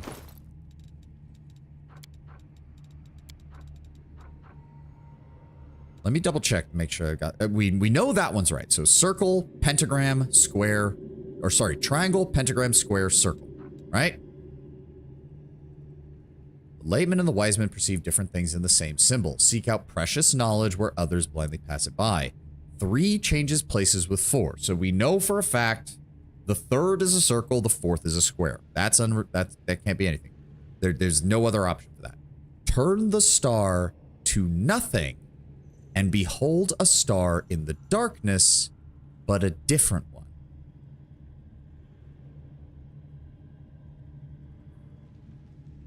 So the only other because it doesn't say anything about the triangle, right? Turn the star to nothing and behold a star in the darkness, but a different one. So the triangle still has to be the first choice, right? Because there's nothing else there. But we already tried triangle, 6-pointed star, circle, square, and that didn't do anything.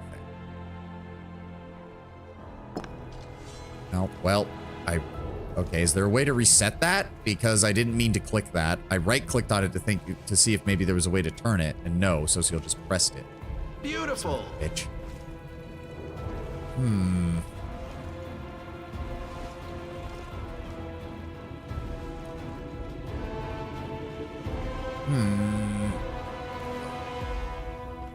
Have everybody else back like up. I'll deal with this because I know the commander's banner affects me. So if I get hit with like 20 damage, it doesn't hurt too much because I'll just heal it. Yeah, I don't like that there's no way to reset these things after you've touched them. So I'm kind of fucked here. I just have to eat the damage. Yep. Oh, it hits them even when they're over there? Oh, fuck you. And yeah, for some reason, everyone in the party is healing except for Regil. I don't understand. Like, it's not an alignment thing, because if it was evil alignment affecting it, Wenduog wouldn't be healing either, but she is. Regil's the only one who isn't, and I don't know why. Here we go again. Okay. We need to figure this out.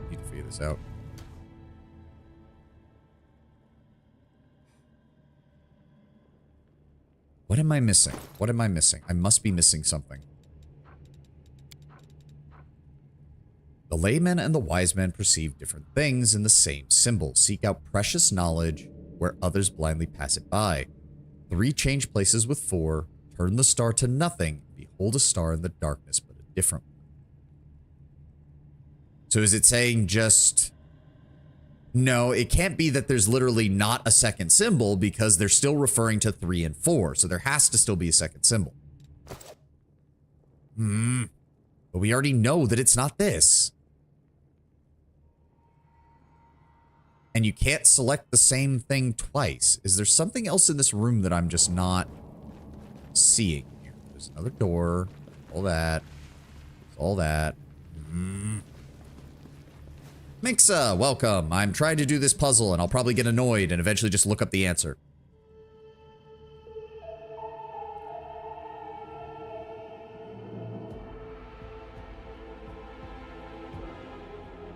What does it mean by turn the star to nothing? It doesn't make sense with how we've got this. There's nothing that represents nothing here. And we already tried doing it without the 5 points with this one, but that didn't change it.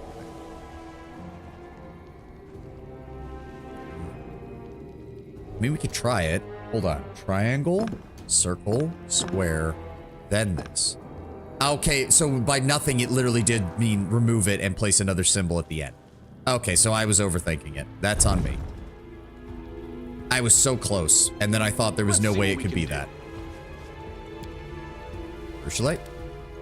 I finished here. Oh. Is there more? Ring of the Sacred Touch. Whenever the wearer of this ring lands any touch attack against the enemy, this attack deals an additional 1d6 holy damage. And whenever the wearer heals a target via touch spells, the spell heals for an additional 1d6 points. Oh, that'll be perfect for Socio. And he doesn't really need the Ring of Protection because the pet helps protect him. But that'll basically add an additional 1d6 to anything that he casts as a healing spell.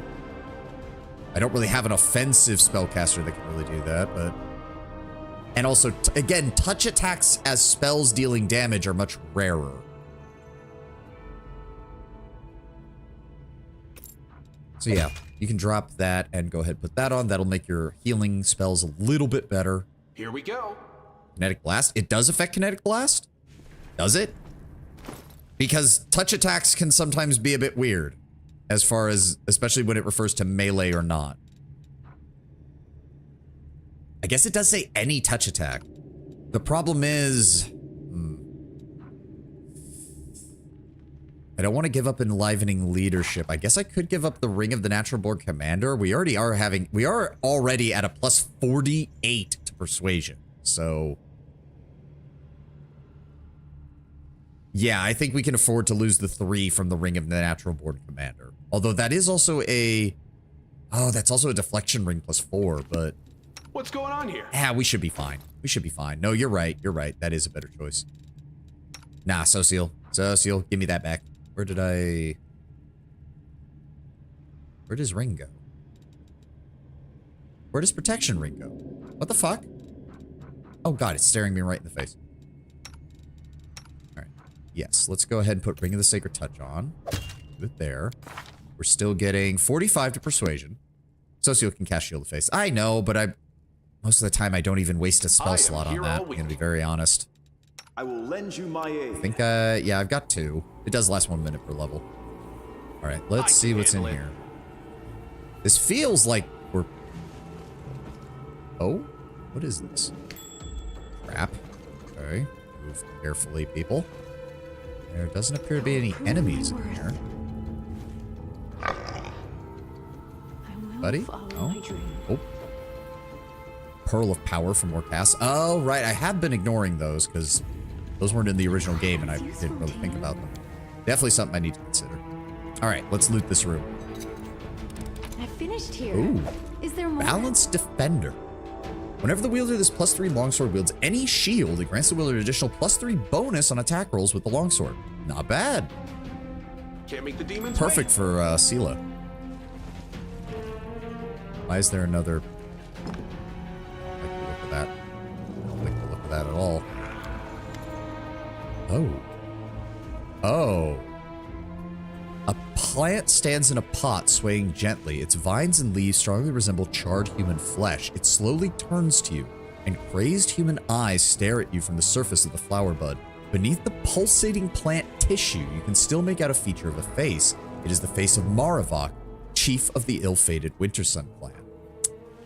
Oh, okay. Smirking with fiendish glee, Wenduog looks on with the madness dancing in her eyes. Looks like you've truly put down roots, Maravok. I mean, I'm gonna kill Jerabeth later anyways, so... I can come back and kill you later. Don't worry. Somewhat scary but harmless plants grow in the abyss. Someone lovingly recreated a scene from the wilderness of the demon's home. Beautiful. Okay. Hello, may Canabras be damned.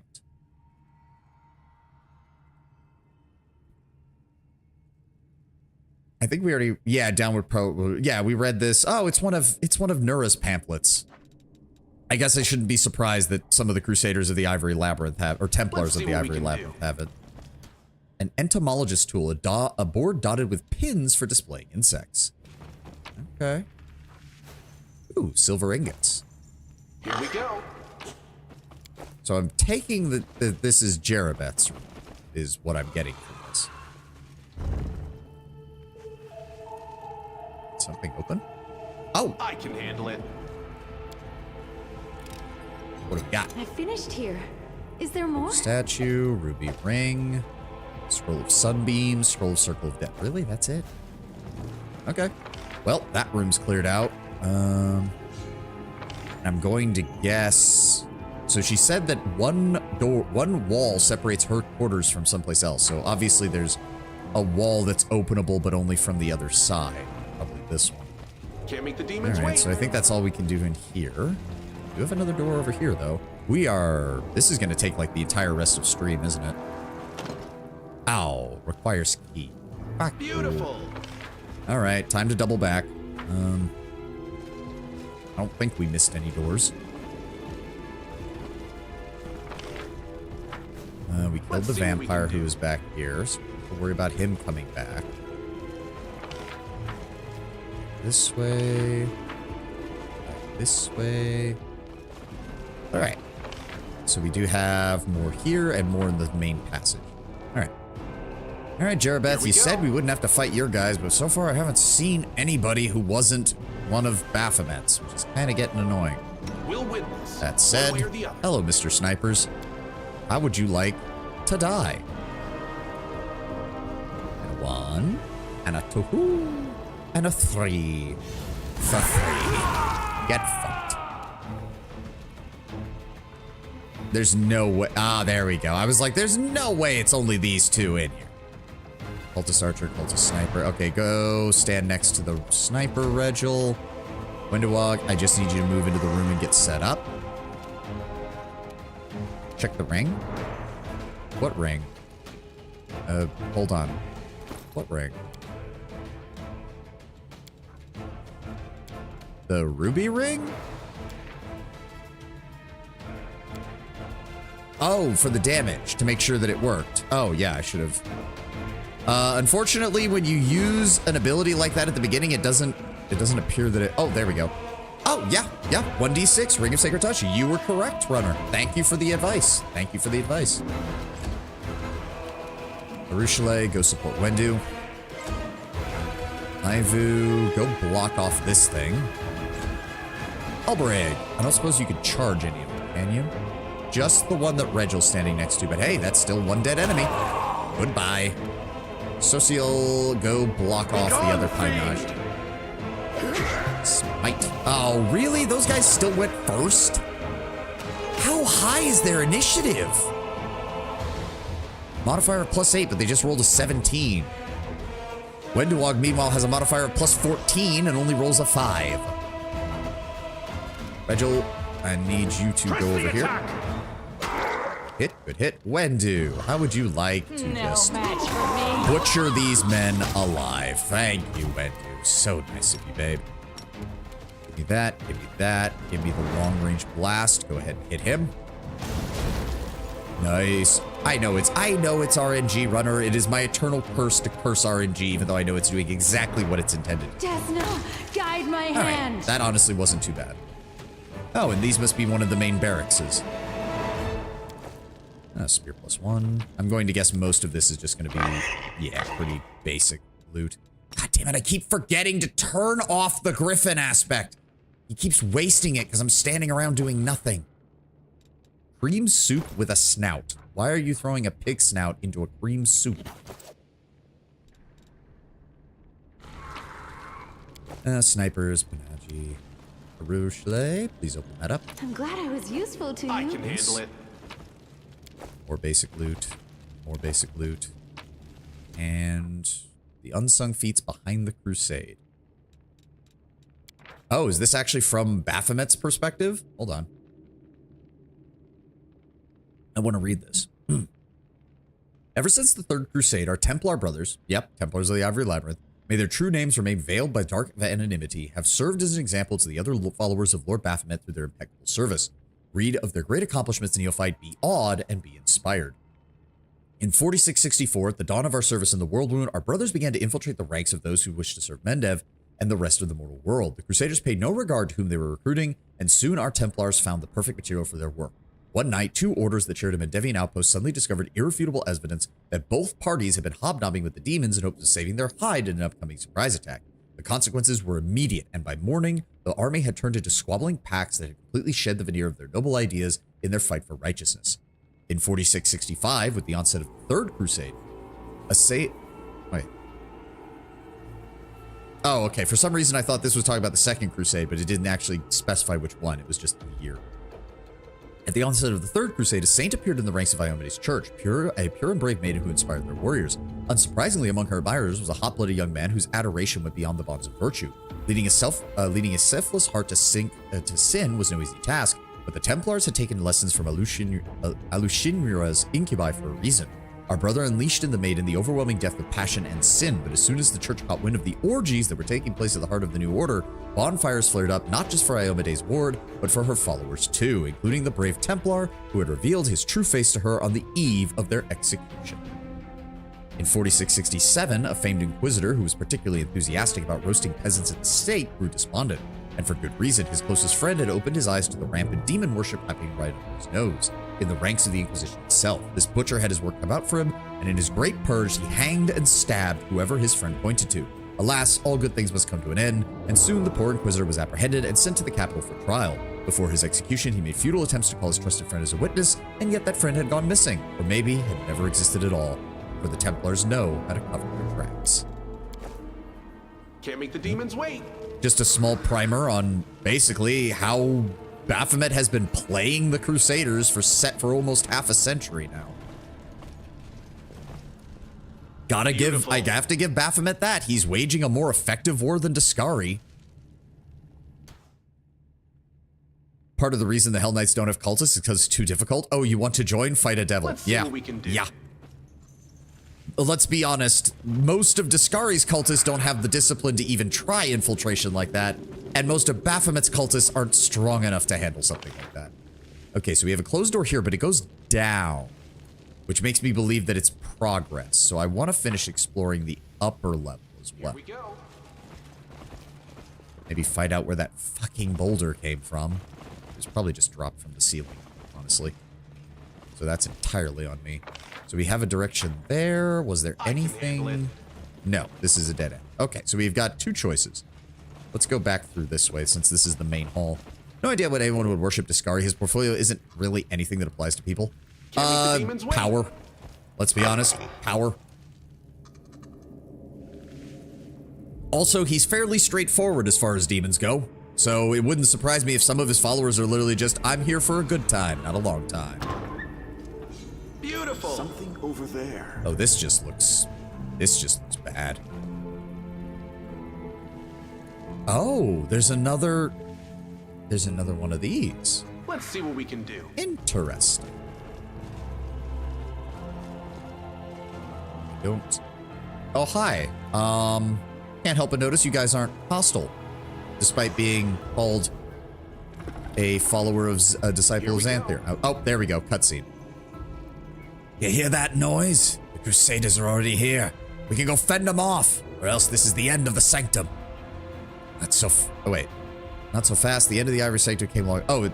Oh, they're two different followers, but they're named the same as NPCs. Cooking dinner for the family. Have fun. Thank you, Sky Ice. I will, and I hope you have a great dinner. Not so fast. The end of the Ivory Sanctum's already come and gone. Who are we going to defend it for? Xanthir Vang and his idiot mages? For the defective demons they're breeding in the chambers that used to be ours? Fat fucking chance.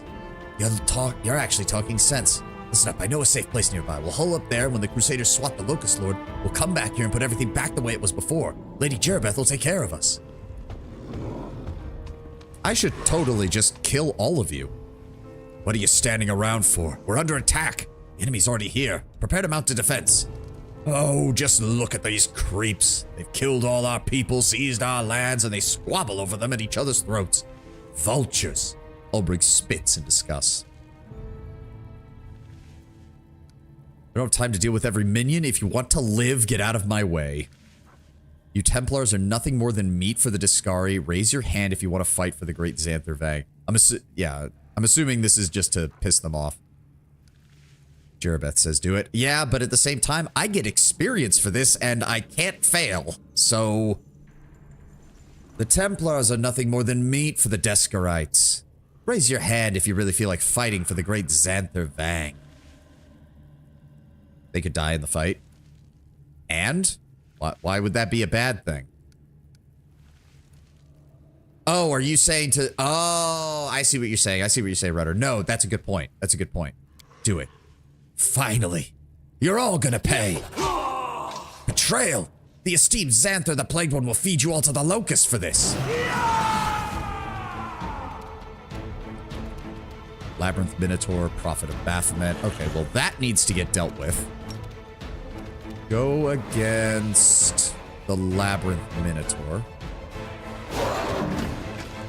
Wow, he has a lot of health. Wendu, I need you to hold off for a moment. Wait until after my turn real fast, okay? We should still have True Sight, right? Yep, they're gonna be casting their spells. That's fine. That's fine. That's fine. Okay. So if I, for example, were to do this, and then move about here, and then I were to hit the detonate button, that hits everyone except the Coluxus Demon and the Cultist Archer. Take like one step back, so that way we don't hit Ulbrig with this. Perfect. So yes, that will hit everything except for these two guys in the back and the Minotaurs. And it's going to be maximized and empowered. Have a fun time, guys! Oh, it didn't count for... But I didn't use selective. What? When did... How did... I did that to myself, didn't I? Oh. Okay, we might need to reset because the only person who can revive the dead just died. I may have made a slight miscalculation by only looking over here when I was casting that spell. We're gonna try that again. That was a poor decision. That was a very poor decision. That was an entirely poor decision on my part, and I deserve that. Where did I save? Okay, good. Something over there. Beautiful. Well, that's a shame. I was really hoping that that would, at least now I know that it's not going to deal any damage to my...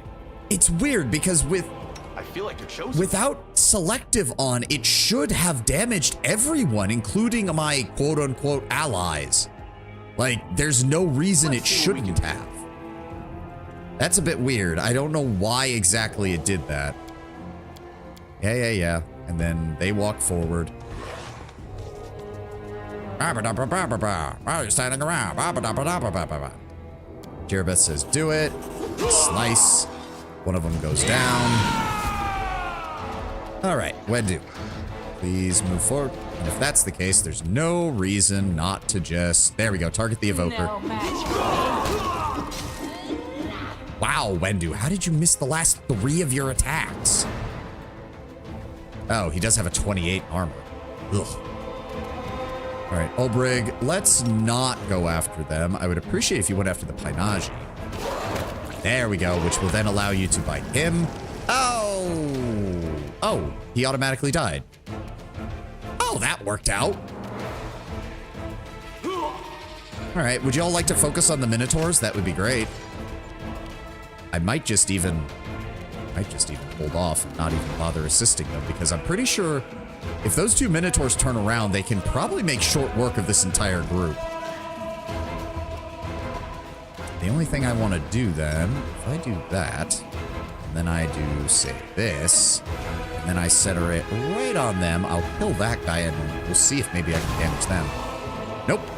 No matter what I do, I am not allowed to harm them, which is... Please tell me he didn't just target me. No, he targeted them. Okay, if that's the case, just move up and wait. That only hits enemies? No, my black... Don't you have Blade Whirlwind that only hits...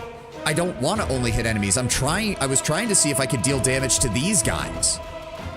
I wanted to see if I could deal damage to these guys. That's why I was using my explosives, because my explosion spells are supposed to hit everything in the area.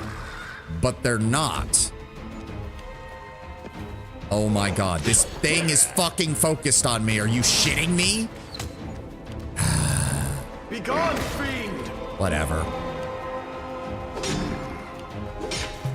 Alright, everybody gets set up. I'm still gonna kill these guys if it gives me the option. That's for damn sure. Olbrig, go here. Ivu, could you get set up, like, right about there? You'll be in the perfect spot to use your sonic attack next turn. Wow! Okay, and then he crit that guy for 40. Oh, it's not gonna let me kill them, is it? Hold on. Loot the bodies. Basic spells, Masterwork Sickle. Oh, Earthbreaker +1. All right, that's worthwhile. Turned on real time with pause and ran, then came back and cleaned up. Fair enough. Here we go. So if I move, say, about there, and then, yeah, no, we can't, I can't target them, I can't do anything. Really? Here we go again. I can't even, like, if I do this, can I try and hit them?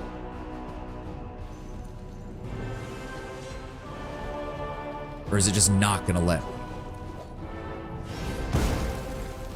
Yeah, no, well, that's a shame. Oh, well. I'm not even given the option to, like, kill them afterwards. That's bullshit. Oh, well. I finished here. Nothing I can do about it. The statue of Baphomet towers formidably above his unholy symbol, a minotaur head. Streaks of dried sacrificial blood can be seen at the base of the statue. Try charging? Ooh, that could, maybe? Olbrig. Charge. Nope, they're not even selectable. Like, target is too close. Nope, it just won't let me. Now it's not even giving me an error message, it just won't let me. Fucking hell. Many of the followers seek... Wait, what? No idea why anyone would want to worship Discari. His portfolio is... ironically, many of his followers seek to be more demon-like. Yeah, fair enough. As I said, they're in it for a good time, not a long time. They're just here to fuck with people. Demons wait. All right. The legends tell of the love affairs of Baphomet, who ravished not only mortals and demons, but the goddess Lamashtu herself. And I bet you anything that that was the best lay of his life. Beautiful.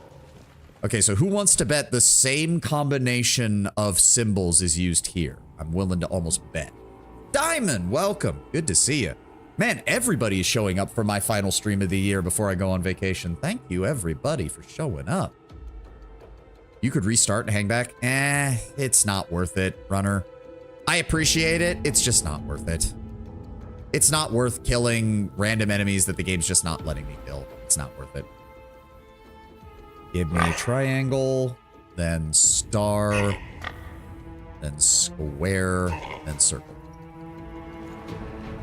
Oh, that's not right, is it? Otherwise, it would have done that. That means there's other things. There's other combinations.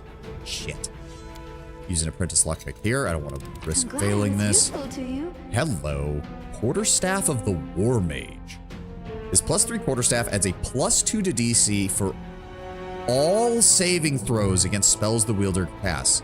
It also grants a +4 level bonus to level checks to overcome spell resistance and a +5 competency bonus to the Use Magic Device skill check. That is going on Nenio right now. Loot? I mean, again, it's just not worth it to kill 4 dudes for their loot when the game's just not letting me. It's just not worth it. It's not worth a reset. Also, yeah, that's what I figured. Let me help. Oh, fuck. Okay, good. I didn't turn My it on. will thank is God. resolute. Nah, we're good. That was enough.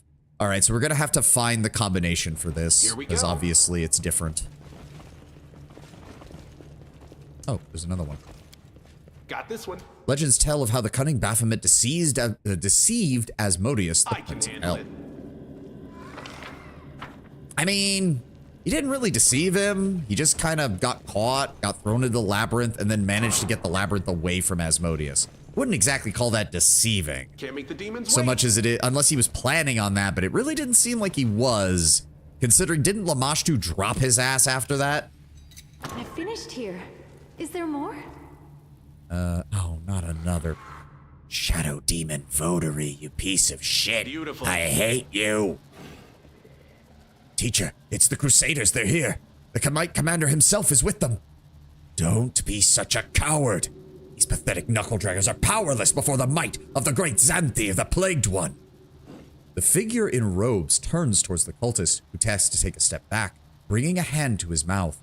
There is no human face beneath the gray hood, merely a swarm of shifting locusts. They reconciled later. Fair. Lamashtu may be a demon, and I'm sure she holds a grudge, but something tells me when it comes to her lovers, she probably doesn't. Not as much, at least. Did I not say? Actually, you know what? I should do this with, hold on. Did I not say what I would do to the next half-wit who dared to call me by that ignominious moniker? And now he's being eaten alive. Nom nom nom nom nom nom. Baphomet may have simply acknowledged it was his own fault. That sounds entirely too self-reflective for a demon lord, but if it was going to be anyone, it would probably be the guy who actually knows how to lie and deceive and infiltrate and properly conduct counterintelligence operations. Xanthir shakes one of his sleeves, and a swarm of locusts emerges from within it, enveloping the cultist's head. Shrieking, he tries to get them off, but they've already begun burrowing their way inside, turning his face into one gaping wound. The unlucky cultist continues screaming desperately for a few seconds, and then his body explodes into pieces as yet more locusts burst from within. Oh, back to Xanthir.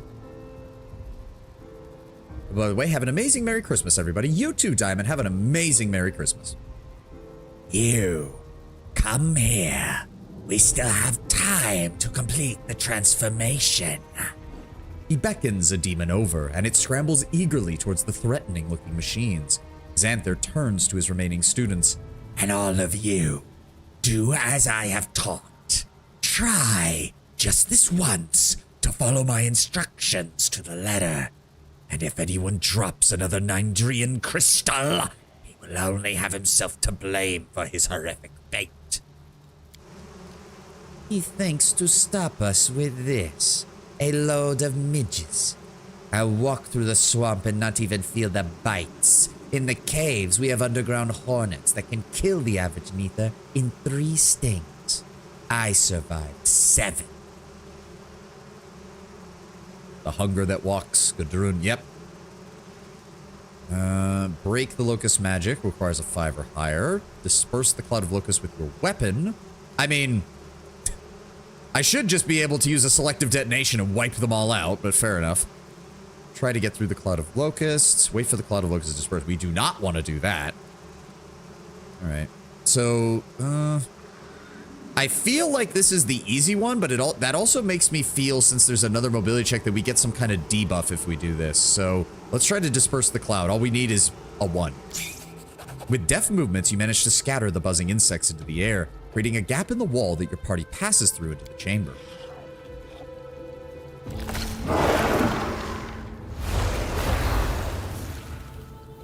The demon summoned to the machine howls in pain and pays no attention to you. Xanthir Vang placing crystals inside the demon's body, and you sense, rather than see, the demon begin to change into something different, something far more than it was before. You look closer. You realize that you've seen this type of crystal before. The magic chisel you found in Canabras is made from the same material. Come on, game. Please tell me we get an ambush round for this. It's not like we're just letting them do this. Xanther Vang turns to look at his students, who are only just starting to carry out the procedure on their own demons. Cease your rummaging, dolts. Consider your lesson ended, for you work too slowly. Unchain the beast and defend the chamber. You will fight until the last.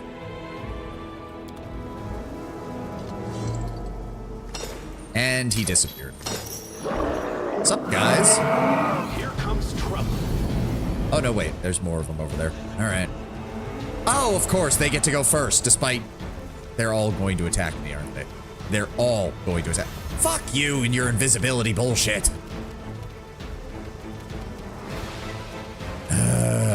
Target the Colossus. I will resist. Regil. Oh, the Shadow Demon votaries. The Shadow Demon votaries. I hate them. I hate them so much.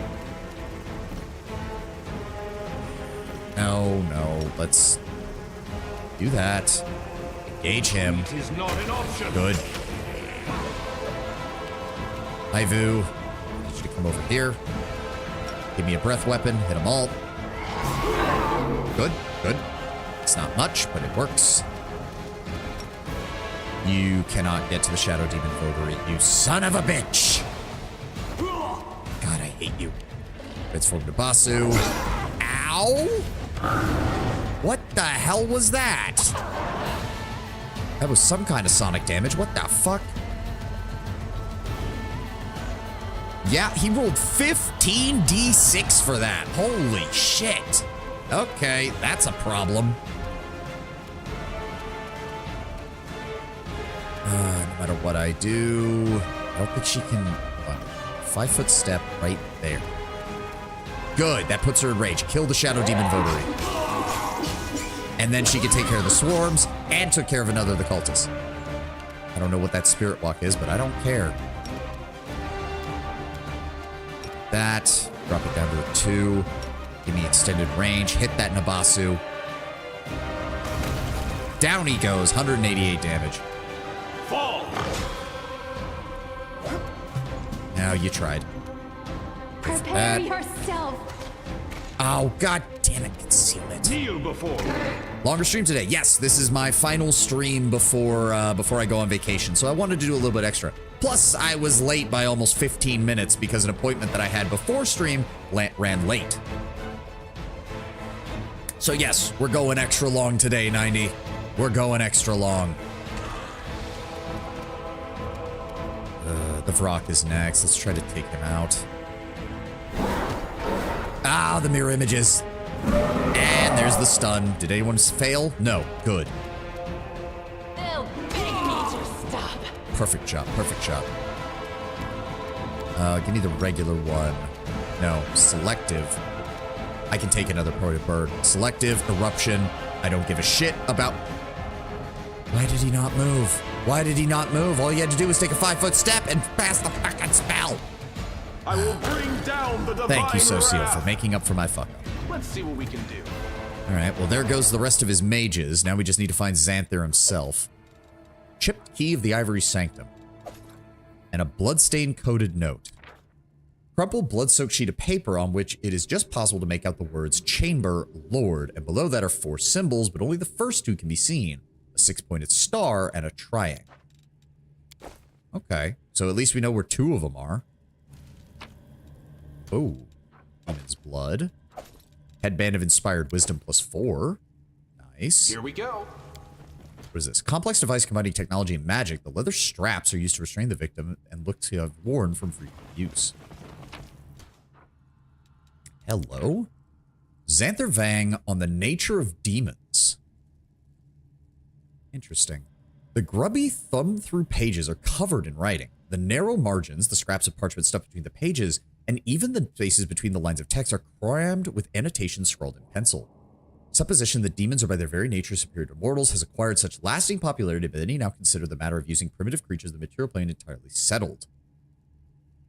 Note below the paragraph. Genius. We may call to mind the fact that the mortal soul is one of the elements which in their totality brought demons into being. Receptacles for souls are thus of not insignificant interest. Note in the margin, Xanther the Plagued One is questioning the foundational tenets of demonology. By conducting a basic experiment on the live transfusion of the essence of sin and the creation of strengthening charms, we can observe the transformation of material into a saturated mucus typical of... The text here has been underlined several times. Among the smudged pencil marks that obscure the text almost entirely, one annotation is visible. Let's try this. Negative experiences that are excruciating for the subject are a reliable marker in controlled studies. Advanced preparations make it possible to enhance the emissions of skinning the subject while preserving the nerve endings, removing ligaments, or performing a specialized form of lobotomy. The page is torn, but the words "get slaves" can be read along its edge. Demonstrating fragments of awareness locked in the endless cycle of torture, this is the most reliable specimen of future application in the form of... The rest of the paragraph is painstakingly blacked out in ink. A message has been left in the margins. If this is Zahn, and you're reading the textbook you filched from me, suck it, you weasel. Without Zamfir the Plagued One's rituals, you're nothing. Get back to cleaning the latrines before the Plagued One chops you up to use as an experiment. I can handle it. Oh. Please, be careful. What was that? I pushed something. It didn't appear to do anything. Ah. Bingo. Can't make the demons wait. Holy shit, the end boss of the Expeditions DLC theme. Oh, okay. Did the music hit again? Like that bad? Or that good, I should say? I finished here. Oh. Is there more? Ravager of Dread. This ring grants the wearer a +4 morale bonus against confusion and fear. If the wearer fails a saving throw against such an effect, then the effect ends and the wearer gets a +2 bonus on saving throws and a +2 bonus on damage rolls until the end of combat. Okay, I mean, that's all right. It's not great, but it's all right. It's absolutely hitting. Oh. All right, so this door is open. I mean, we can always kill Xanthir first and then, you know, deal with the rest of this place.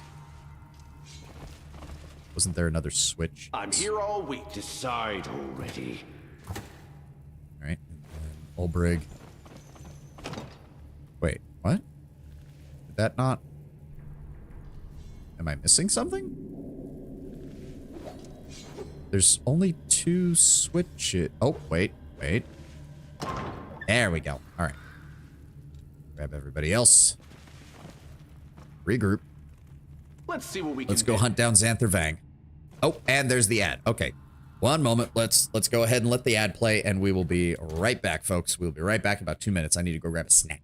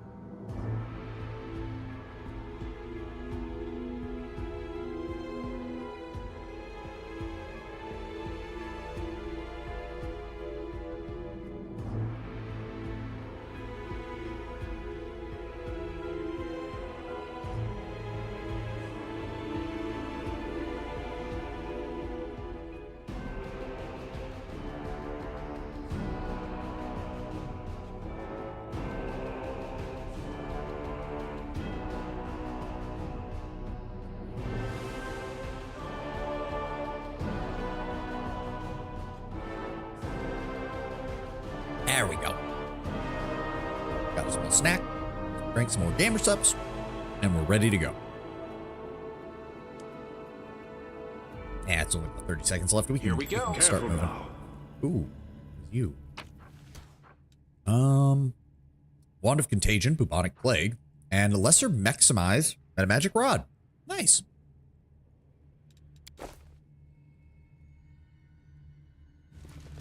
I can handle it. How much more of this place do we have? So that leads up towards Jerabeth's chambers, which begs the question what the rest of this place has. Also, how... Ooh, that's Death's Door. Oh, we are out of true seeing. That's not good. I will lend you my aid. Didn't even realize. And we can't get that back because he doesn't have a holy symbol. Alright, this does still last 1 minute per level. We need to get it on somebody. Preferably Wenduog, because she's going to be targeting. Me and her can take care of enemies that are invisible. I can hit areas, which will hit them regardless, and she can have true seeing to engage them Can't properly. make the demons wait. Hopefully we won't run into too many more. Actually, in addition to that, go ahead and throw out a... There we go. Less. Oh! Okay, well, that was a lot more enemies than I thought there were going to be. Grunabasu, Clavicus, shit! Okay. Oh, Iron Golems. Interesting. Let's turn that on. Death from above. Can you get to the Nabasu? Yes, kill that Nabasu. Get fucked. Wendu. Oh, they're all gonna probably come for me. Try to hit that sheer. No match for me. Good hit. Wow, she one-shotted him. Ivu, move up. Give me your AoE. Aim for that group. Nice. Killed one of them. Dealt a little bit of damage. And there's the haste. That's what I was worried about. Eternal Rose, I call upon you. Damn it, they missed. Ferocious Shear, Ferocious Shear, Ferocious Shear. Which one of you is going? You get him. Guide my hand. Perfect shot. Perfect shot. Good shooting. Alright. My turn. Turn off selective. Go ahead and give me empowered detonation. Eruption, rather. Yes, we want to aim right. Hold on. Right there. You should be able to do that, right? Gather power.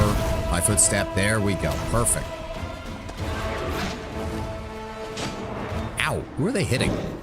Oh. Hello.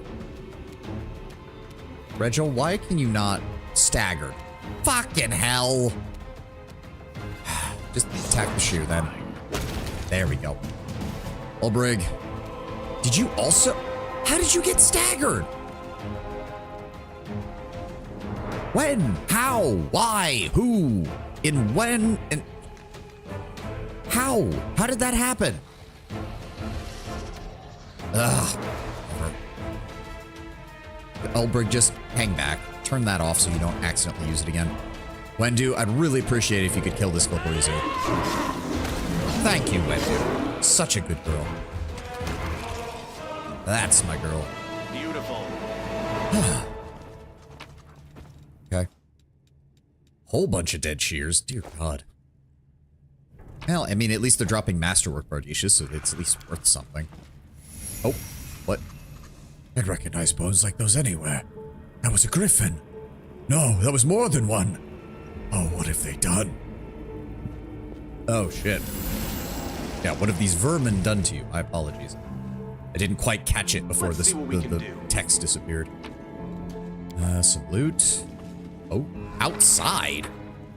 There's a back door to this place? Oh. Stone lips appear on the golem's unmoving face, and it loudly speaks. Intruder detected. Dragon, where have you gone? Oh, so this was where the Oh, I didn't even realize. You had best fly back here and fight as Teacher Xanthir the Ow. The goblin makes a noise like it has been smacked outside the head. As Teacher Xanthir Vang ordered, or else your eggs will be destroyed. In unison, the golems swing their fists above the eggs on the ground. Ivu lets out a panicked screech. Ah! Stop him! Stop him right now! Those are dragonlings! They're about ready to hatch! I mean, if it's a world wound, if it's a world wound Drake, that's usually not good. We can take a closer look at the eggs, though. These are woundworm eggs, and it looks like they will hatch soon. Oh! Wake the life slumbering in the eggs. I won't let you kill unborn dragons. Oh! Okay, Azada stepping up. Let's go. Aha! They escaped. Now I have 3 dragons. The eggs tremble, cracks appearing on their shells, and the tiny creatures that look like they're made from living fire burst from within. They quickly dart away, making strange chirping sounds, and the goblins bring their fists down on empty shells. Aha! Na na na na na, Ivu calls, making faces at the golem. How does a dragon make faces at a golem? All assigned objectives have been completed. Plan deactivation. The golems slowly lower their hands and freeze back as statues. Alright. I'm hoping those little dragons show up later. That'd be kind of cool. Empty shells left by baby dragons.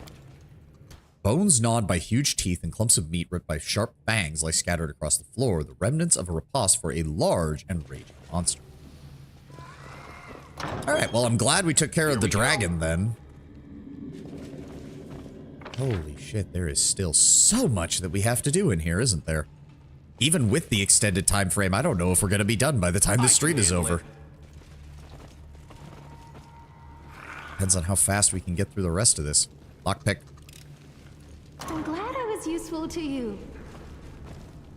Oh no. This is going to be another cutscene battle. Ugh, let me just kill them while I walk in the door, damn it.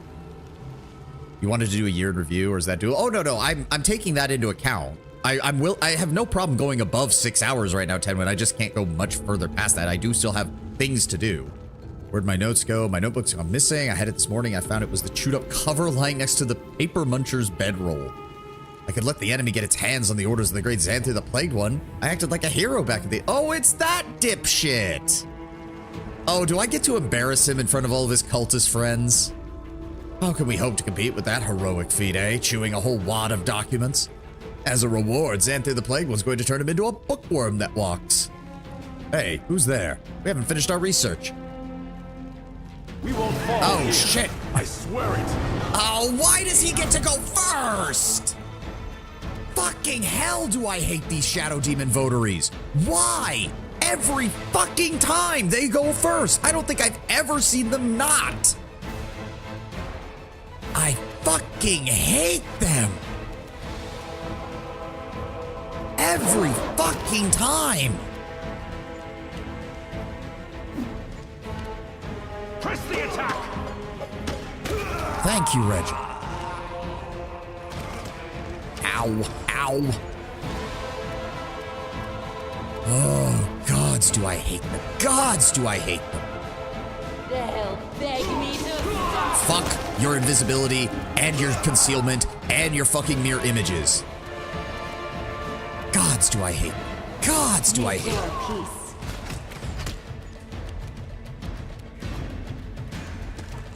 Hit, good hit. That.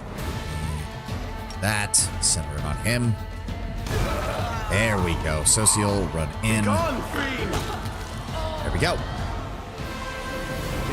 Oh, of course there's a second round. Panaji Dreamslayer and a Marilith. How much health do you have? 184, 216, but that thing does... Marilith are built for combat. We need to focus on her. Good, good. Wendu. No match for me.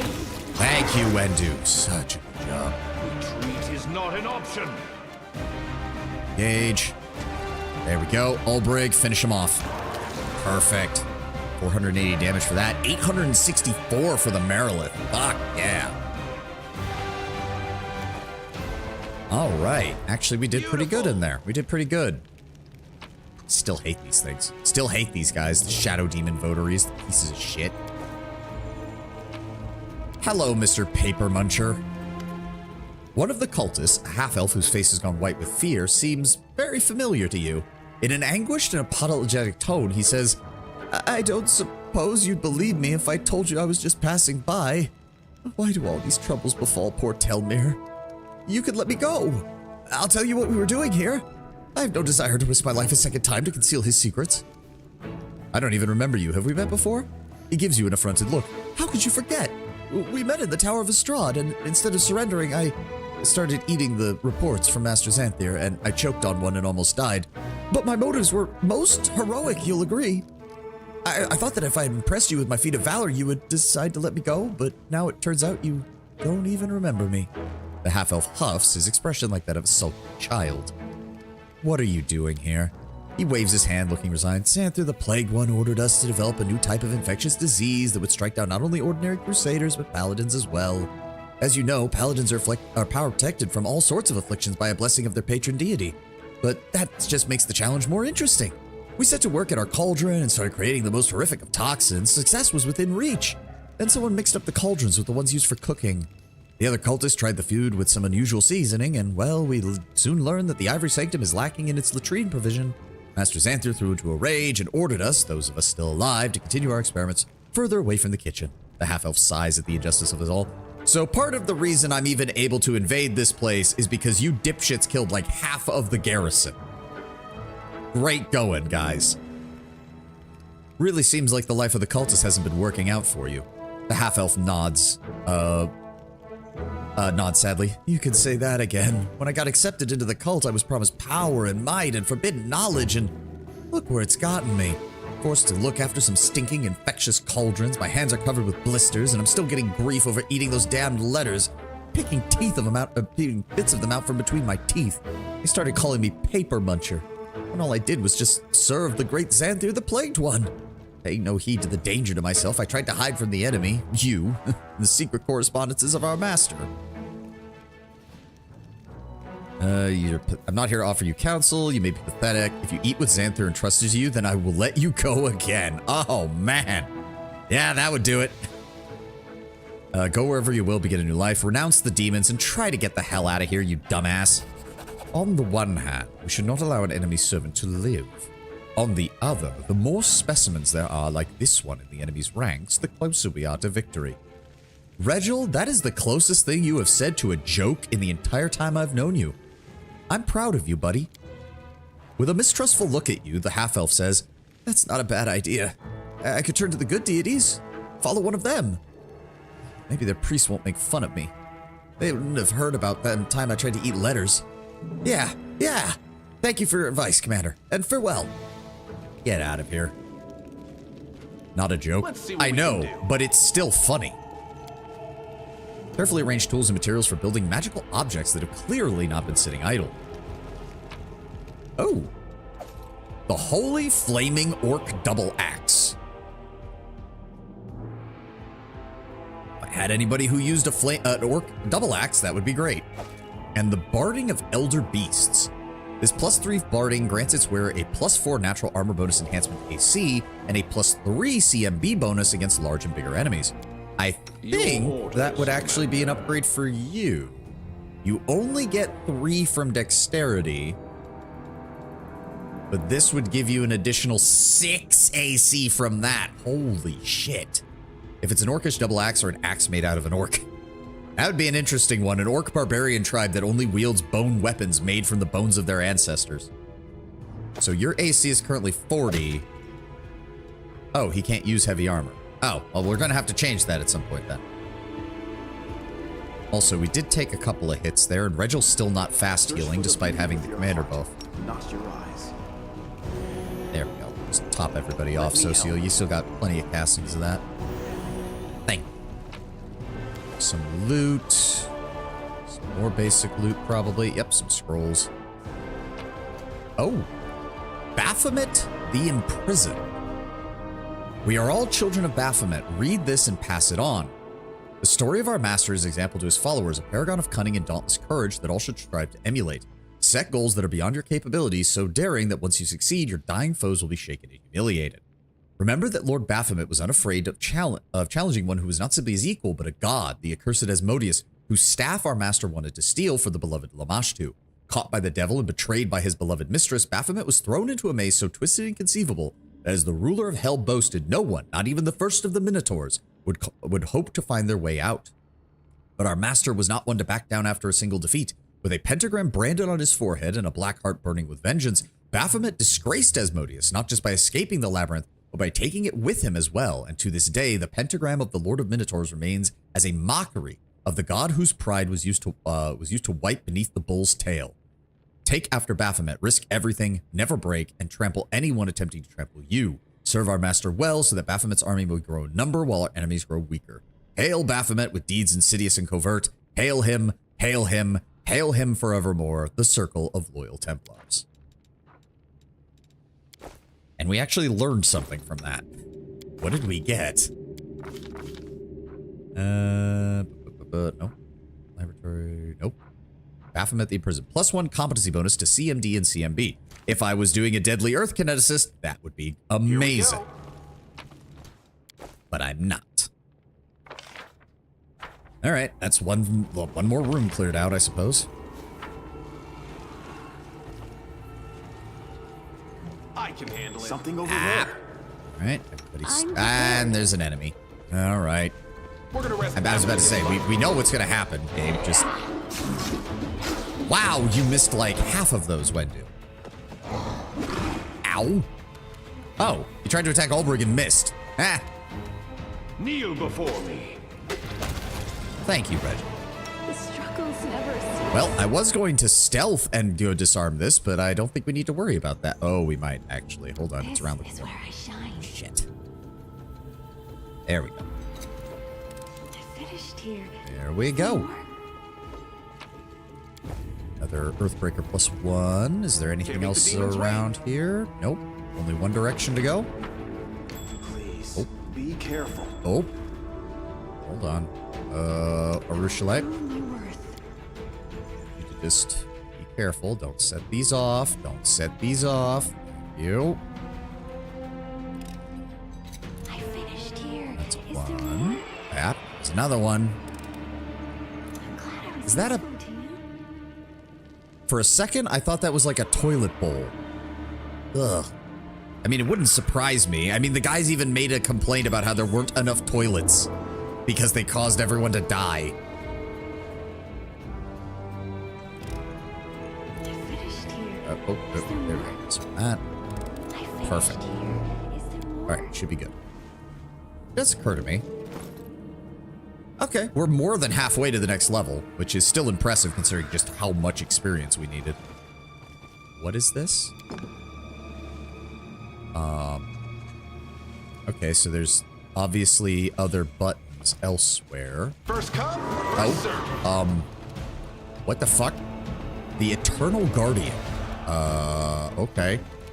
What is his AC? 42. Okay, I want you to turn off deadly aim then, Wendog. We need your accuracy right now. And you still missed like half, no, almost all of your shots. Okay, death from above. And it's gonna be his turn. He's gonna attack Ulbrich. Ow.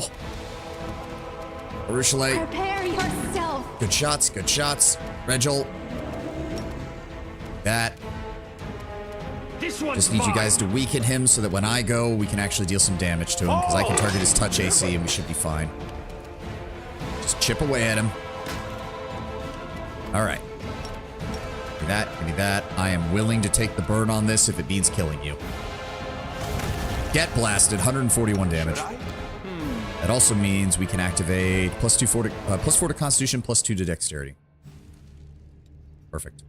Ulbrich, what did you get hit by? Oh, he shook him. That's why. Okay. That still doesn't explain what this was. And I have no idea. Oh, we didn't get experience for that. Beautiful. He's gonna be back. He's gonna be back.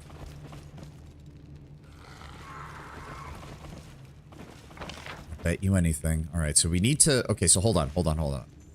So there's whatever this is, and then there's the note we found for the room in here.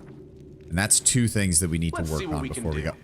Hi, guys. Oh, God. We literally took like one more step forward, and it triggered the attack. No match for Come on, me. Wendu. Thank you. Ivu, move forward. Give me a sonic attack. Good hit. Oh, Hellfire Ray. Oh, luckily, actually, Ivu took that pretty well, all things considered. Go after the one in the back, Ulbrich.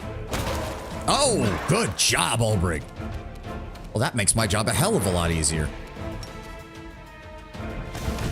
Get fucked. 129 damage. Damn. That's just on the empowered. 18d6 plus 16. Yes. Glorious. Wait a second. Isn't that the same trigger that I... Here we go. Wait. Isn't that... Or no, wait. Is that another... Yep. And that's why we weren't standing in that hallway. I can handle it. I don't even know if... Oh, Boulder just dealt damage to a Minotaur axe thrower. Yeah. Something over there. Oh. Please, be careful. Oh, hello. A Ruchelet. Move around. Careful. Not set it off. I'm glad I There was we go. useful to you. What do we got here? This trophy shield once belonged to an unknown paladin of Iomade. It has several Give me the holes and is demon's partially covered in rust, but it still radiates a holy aura. Sweet. Push back the abyss. Armor of fallen paladins, the once gleaming symbols of good deities have been defaced and befouled. Cryptic note. There is no body, no weight, no scent, no sound. 5 transparent fingers squeeze the tree. A group of 6 came before. Grasping at its treasure, only half of them left the place alive. So that's obviously another puzzle that we've got to deal with. Fairy tales. Portraits of crusaders who switched to the demon's side. The paintings are lying in disarray, and many of them are damaged. Beautiful. Whew. Okay. Yeah, I don't think we're going to be done with this by the end of today, Everything demonic in me. unfortunately.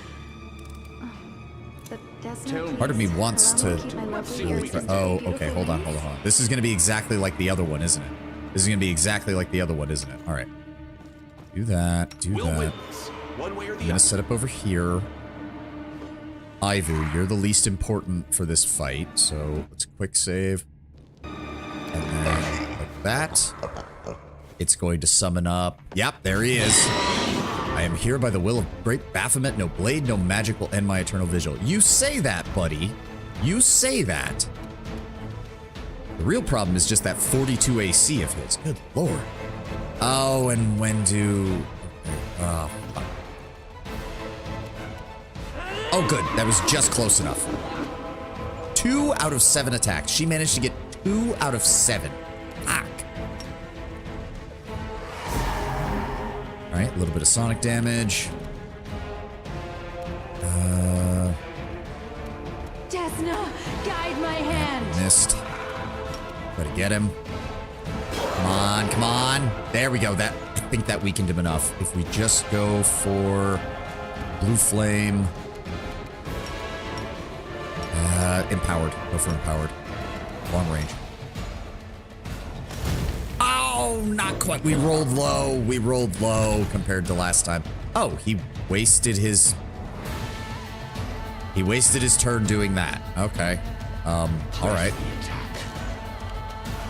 Come on, somebody get a hit on him. Somebody. And when do you failed the save? And you ran right through it. How far are you going?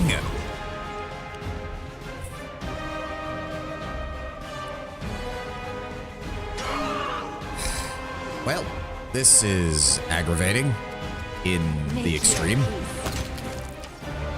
Well, and how did you fail? For 44 seconds. Well, Wendu's fucked. And not by me this time. It's because of the movement speed enhancement from Toy Box. That's why. So it meant that she just ran and kept running. Because fuck me. Throw that at him. Yep, they're all just... Oh, or he's going to waste his turn doing that. Regil, get up here and give me a hand, please. Retreat is not an option. Socio, you're not... Okay, good. For a second, I thought Socio fell off his mount again, and I was going to be very upset. All right. Are you good now, Wenduog? At least for a little bit. Now take a 5-foot step that way. Aim for him. Beg me to stop. Thank you, Wendu, for not being... Ivu, just stay there. You're useless right now. Ruchelet, move up. Ulbrich, just stay there. There's no point. Charge the power. Give me that. Empowered, maximized, regular blast. 106 damage. I mean, you can try to hit, and you're going to largely fail. Thank you, Reg. Okay. Well, that was something. All right, note to self. The next time we find one of those buttons, clear out the rest of the area before you push it. The world has suffered Social, enough. if you could go ahead and heal Ivu, that would be great. Thank you. Yeah, I have... Yeah, that was just not good. Also, I can't believe we had that many people fail a basic... I mean, I don't know what his modifiers are. For all I know, they're like, it's a Minotaur, but because he has Dazzling Display, we decided to give him a 50 to Persuasion. There's no reason that an NPC should have a Persuasion score that high, except for the fact that we're well aware that Dazzling Display does as well as it does. Like, that is the only reason. It doesn't even make sense for a Minotaur to have that. Like, Dreadful Carnage, sure. Like, you know, Dreadful Carnage, all that stuff, fine. Okay. But Dazzling Display on a Minotaur? Unfair. Be like, yeah, I mean, if we were on unfair, then I just... to be fair, if you're on unfair, then trying to complain about unfair... I mean, there's a reason I don't play on it. I feel like a chosen one. There's a reason I don't play on it. How much health do you have? 210. Okay. Give me the full powered blast. Long range. This should kill him in a single hit. I think. No, it did not. It only dealt 188 damage. No match for me. I will resist. There we go. All right. Olbrig. That is a trap. And it is right on top of where they are. Of course it is. Ivu, come over here. Regil, I need you to come over here. Go ahead and throw that on him. You. And Social, come right over here. Something over there. This common enemy can kill God. Good luck. Yep. Yep, exactly. Wendu, just move up. You've got plenty of movement speed. I'll rip you apart. Good. Ursula. Prepare yourself. How did I end up, like, near the end of the initiative order? Okay, Prophet of Baphomet and a half-fiend Guardian. All right, go for the Prophet of Baphomet. Just, I don't care about your trap. I can jump over it. Get fucked. Ivu, you can't do anything. Regil, delay your turn till after he moves. This down here. Give me this. Good. 5-foot step. Hit him. 110 damage. Good. Oh, and he tried to charge, and Olbrig turned around and beat his ass. I'm prepared. I will lend you my aid. The struggles Ursula. never cease. I finished here. Is there more? God, I forgot how big this place was. I vaguely recall this place. I just don't remember any of the layout Can't make the or demons what's wait. in here. But I do not remember it being this big. But apparently, it do indeed be this big. You know, part of me is tempted to just keep the stream going until we beat this place. Beautiful. Please. Okay. Do not set that trap off under any... Wait, what? No! What the fuck? I didn't... Now we have to reload because I don't have anybody who can revive him. All right, game. All right, you piece of shit. All right, you piece of shit. Rocks fall, everybody dies. I see your game. I see your game. Hold up. Here we go again. Pretty sure reflex 21, reflex 17, 12, 19. Yes, I have the highest. All What's right. going on here? Wait. What direction? What direction was I going? Wait. Ah, this way. Let's try that again, shall we? Is that a trap? Yes, it automatically does it. It automatically does it when you come down this way. All right, run.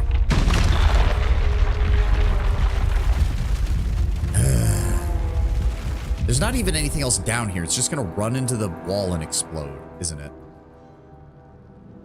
Yep. A bit Beautiful. awkward that it... Is that? Yep. Did that actually... We'll win this, one way or the other.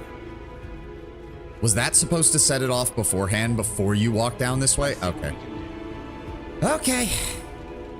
Someone had entirely too much fun Gary Gygaxing this place.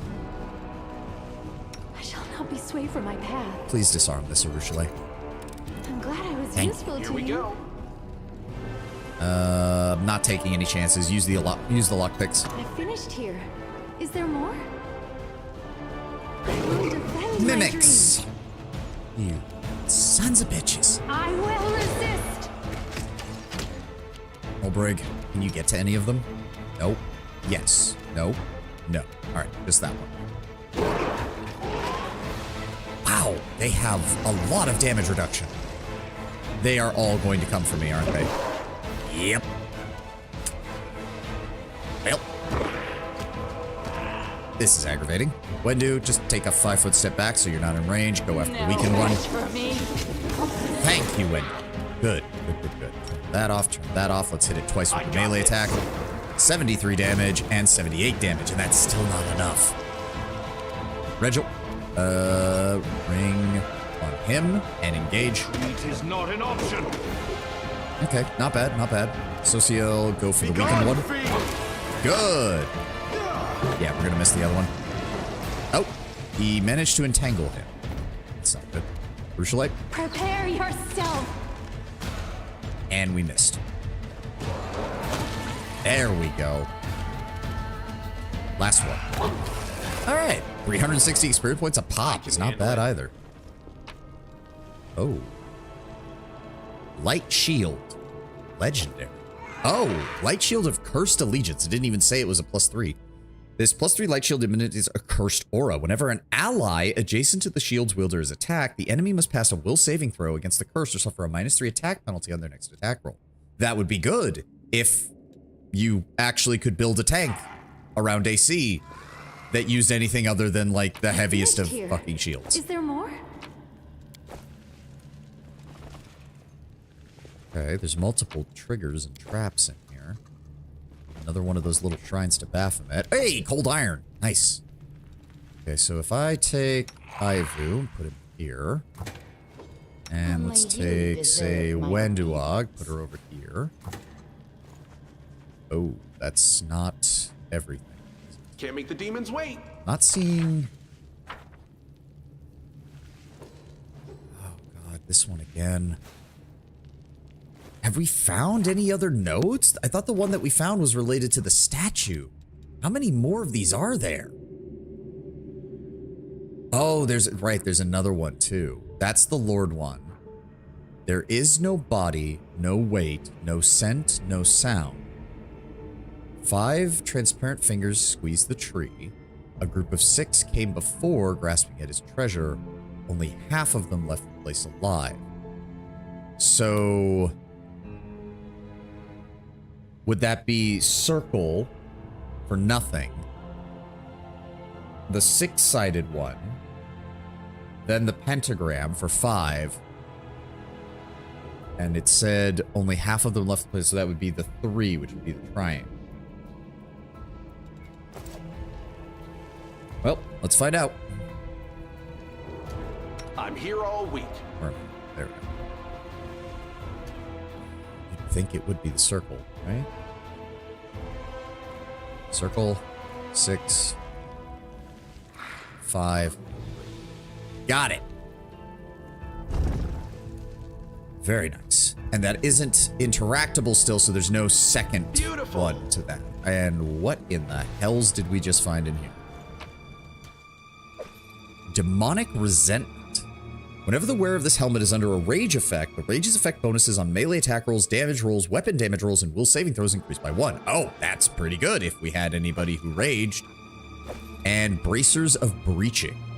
Whenever the wearer of these bracers confers a critical hit, the enemy must pass a fortitude saving throw or become vulnerable to piercing damage for 2 rounds. And... what was that? Trap uses ability, channel negative energy, heal undead. Oh. Let's see what we can do. What?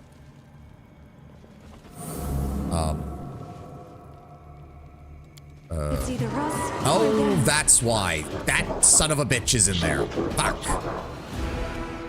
Oh, god damn it. And he's... Okay. We're not gonna have as much damage on him. Okay, good. That's better than nothing.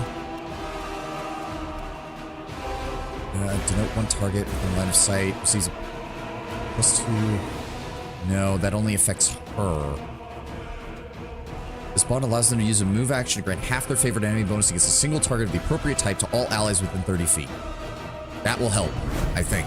Wait. Yes, he's a chaotic evil outsider, so that did give us a bonus. It's small, but it's better than nothing. Give me full power. No! Because of the way the door's set up. Oh, you are fucking kidding me. We'll have to take it. 4 burn. Just take 4 burn. Do it. There we go. Wait, that healed him for everything?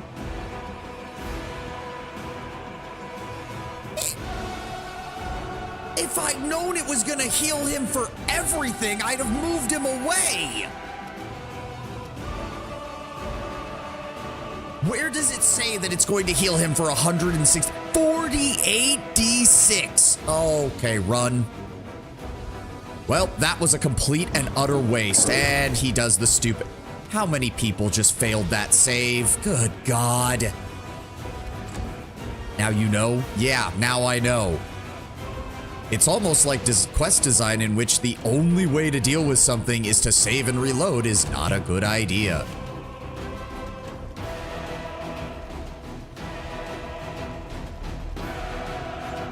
Oh, God. Pull him back. Pull him back. There's nothing we can do, and I just used up my burn. I used up all of my burn.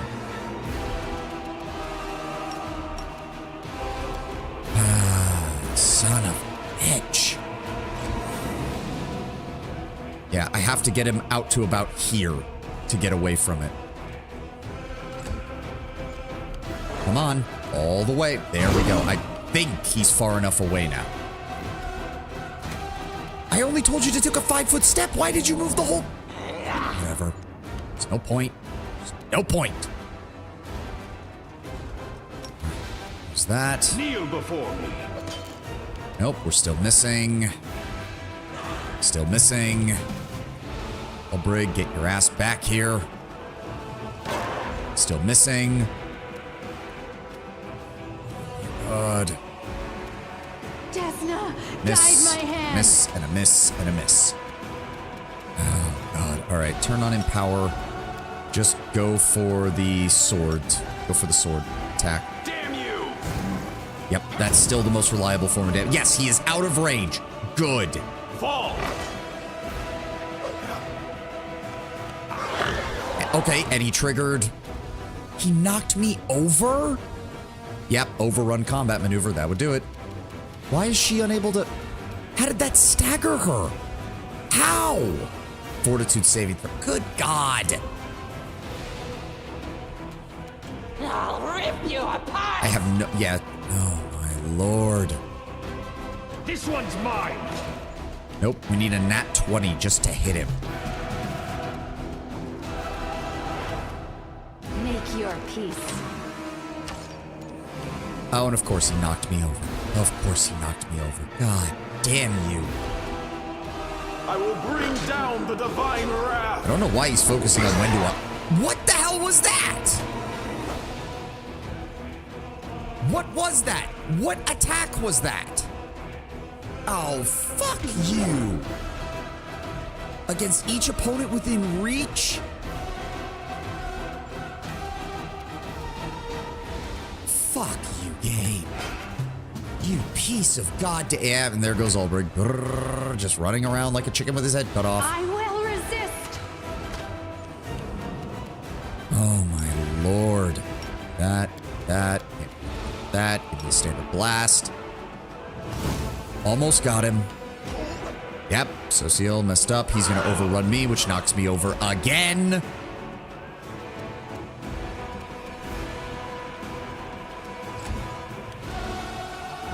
Jesus Christ.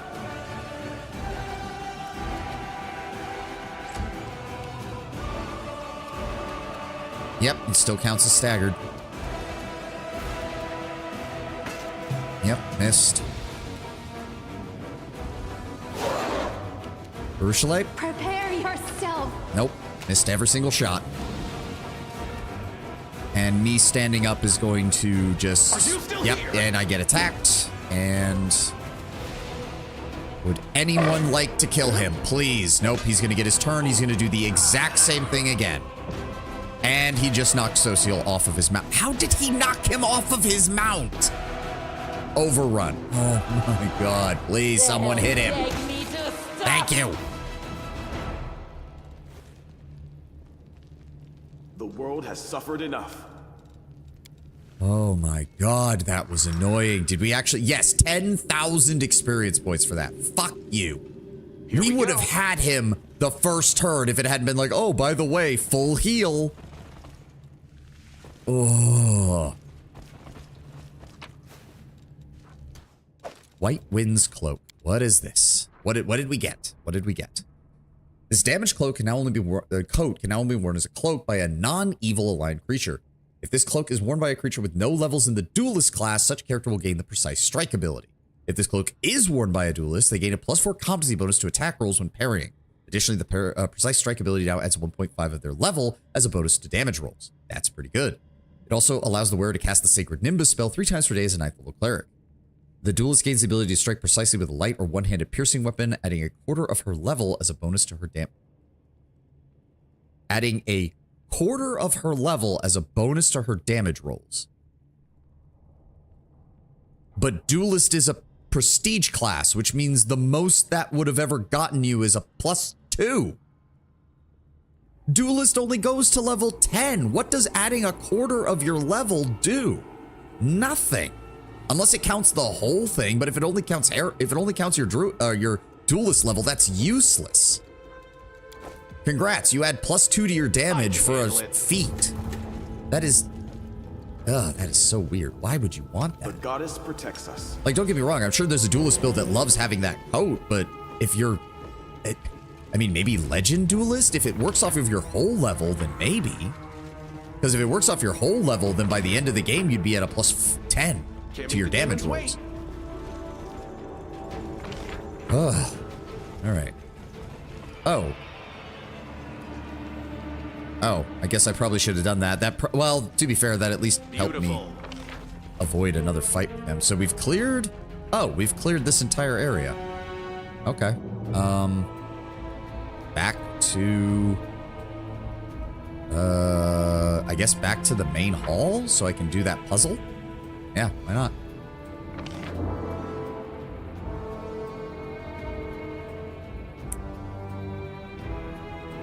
You know what? Yeah, I have the time for it. We're not finishing until I complete the Ivory Labyrinth.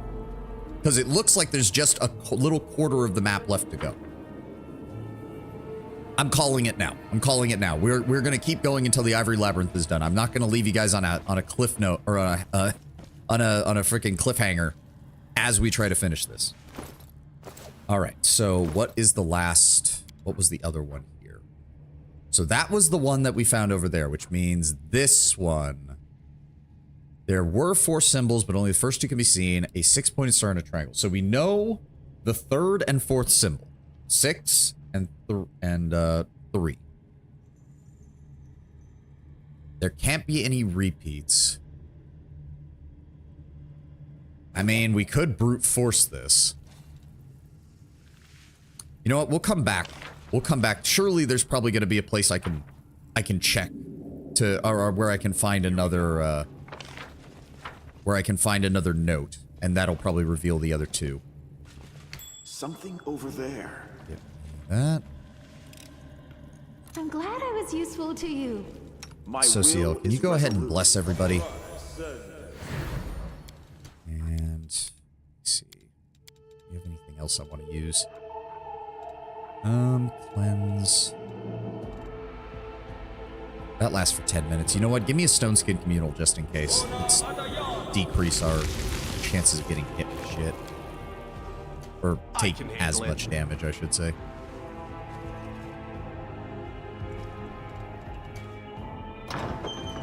Alright, almost done. Disciple of Xanthir, Discari Brute, Discari Brute. Okay, we maybe get inside the room Can't make the properly. demons wait. No. Out of my way! A cultist wearing a Descarite robe clenches his fists and glares at the servants of Baphomet blocking his path. The enemy's at the gates. Release the specimens. That's a direct order from the Plagued One. Hear that? The woman in armor decorated with an ox head symbol laughs disdainfully, her fellow believers echoing her mocking laughter. Xanthir the Plagued One gave us an order. Oh, a direct order. He said that to you, did he? You open it then. I won't stop you. Open the cage. We'll stand back and watch the beast bite your locust-filled head off. Now is not the time for grievances. I made myself clear the first time. We've been invaded. The enemies are already inside the sanctum. They'll be here any moment. The enemies have been here a long time already. The Templar barks and the cultist steps back with surprise. You came into our sanctum, setting yourselves up as our masters and sullying this place with your experiments. Do you know what this room used to be? A hall of converts, a monument to our greatest victories. The portraits of former enemies who switched to Lord Baphomet's side used to hang here. We kept their armor and the corrupted symbols of their pitiful gods.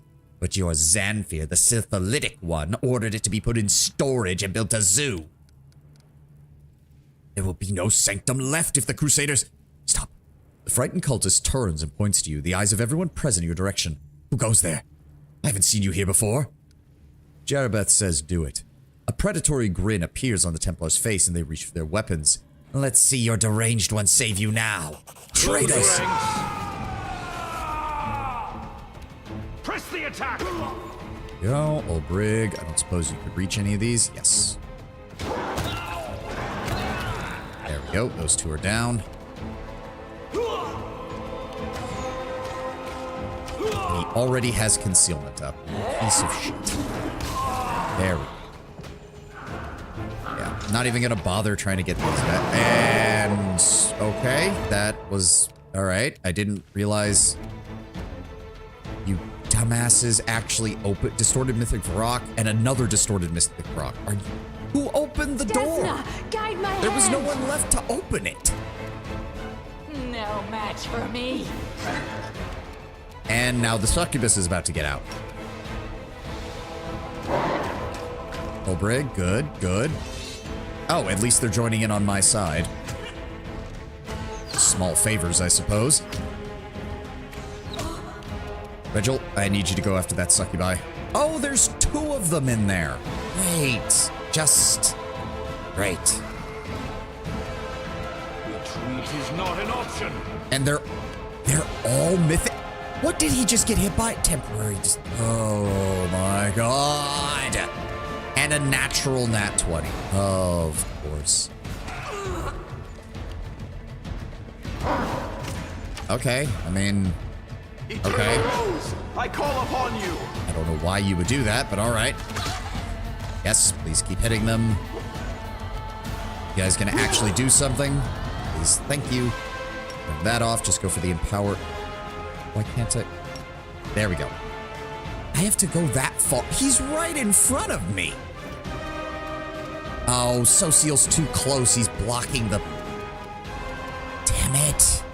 Even though it looks like there's enough room to move there and attack him, it's not gonna let.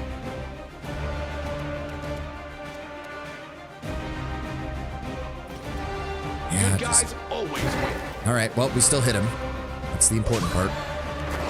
Ow, ow, Ulbrig, Ulbrig. Ruchelet, take a 5-foot step back. Go for the succubus. Make your peace. Thank you, Arushale. Wendua, go for the... Vrock. I can handle the Vrock. Go for the incubus. I'll rip you apart. Oh, I forgot you have to kill them twice. Fuck. I really don't like that. Oh, and you can't target them until they get back up. That is... Okay, delay your turn, Regil. Just wait for her to stand back up. Or not? Is it actually gonna wait until... That is... I hate that. Yeah, he's gonna attack me. Ow, ow, ow, ow, ow. How many attacks does he get? Be gone, fiend. Y'all feel like helping? There we go. All right, attack him twice. Good. Good. He's going to get up in a moment, because of course he is. Okay, why has Ulbrich not even gotten a turn? He didn't get a... That thing has gone twice, and he's only gone once. Alright, target the incubi. Thank you. Rock, Wendu, target the... Target him. Yeah, there it is. So it... And then they get to act? It doesn't even take up their turn? Oh, that is dog shit. So it not only revives them, but you actively have an incentive to move away from them because they get their full turn when that happens. Oh, that is garbage.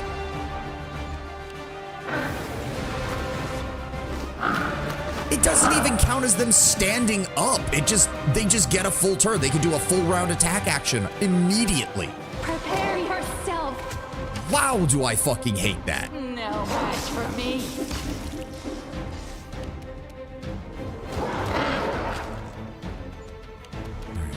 Go ahead and put that on you. Another reason I prefer Caster. What? Why can't he move? Why can't he move? That was a free action, you jackass! Fuck you, game. You did that on fucking purpose. That is bullcrap. I will bring down the divine wrath. Yep, I know I'm down, game. Thank you. At least we have the fast healing 6 to do something good. No full attack after they revive? What? Yes, they have. We literally have been watching them do full attacks when they revive. They get up and immediately attack me. If you're talking about Regil, he wasn't revived. He didn't fall in the first place. I told him to use his ring, which is a free action, and for some reason the game treated that as a move action.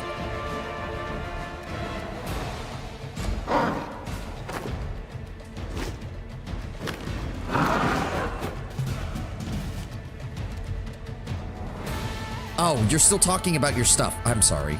I was very confused as to what you were saying. Dear God.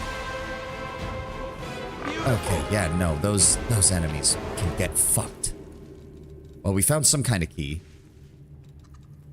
Search for the blade with your heart. Social, not top us your off. eyes. Please and thank you. Oh, this Let's is... see what we can do. Oh, those guys bailed. No, I said we would finish this, and I meant it.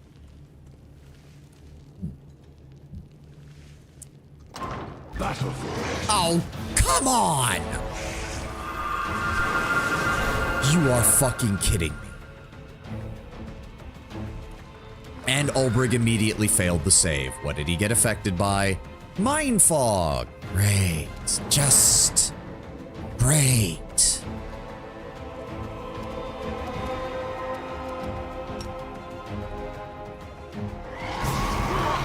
Thank you for at least doing something. Social, I need you to move in. Engage the Calavacus. Eternal rose, I call upon you. You. Oh, fuck you and your stat debuff that... Social failed the Wilving save throw. Prisms failed the will save throw. Ivu failed the will save throw. Fuck you, you piece of shit. Fuck you, you piece of shit. Kill the Coloxus, please. Thank you. Ulbrich, deal with the Calavacus. Thank you. Oh, great, another one. Make your peace. Alright, my turn. Damn you! Bye. That's a shadow demon votary. Gods, do I hate you. Yeah, no, that, okay, so the game's just lying. The game's just lying. The game is just lying. It's just lying now. That's the second time it's used that. It didn't do it before. It used to be fine where I would use it as a free action. Now it will not let me use it except as a move action. Fuck you, game.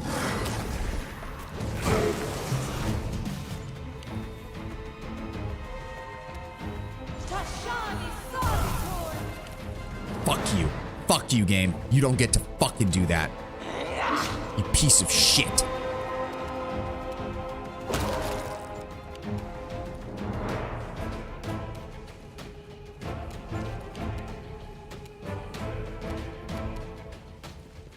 forward. Nope, can't do that. Don't have any burn. Go for the eruption. Oh, look, he's casting more of the same spells that we've seen 1,000 times before. Because the Shadow Demon votaries always get to do all of their spells unless you kill them in a single turn. And for some reason, Socio got knocked off of his mount. Why? I told you to fucking mount! Did he just heal? You piece of fucking shit! No match for me.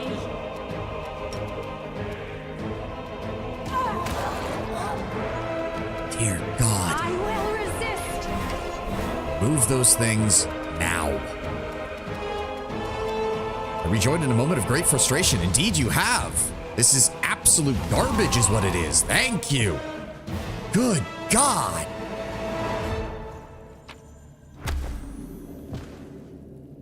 Who just fell over? Here we go. The pig did. Good Lord. Yep. Wisdom damage, wisdom damage, wisdom damage. Oh, my Lord. Oh, my Lord. Okay. I will lend you my Socio, aid. start working on that.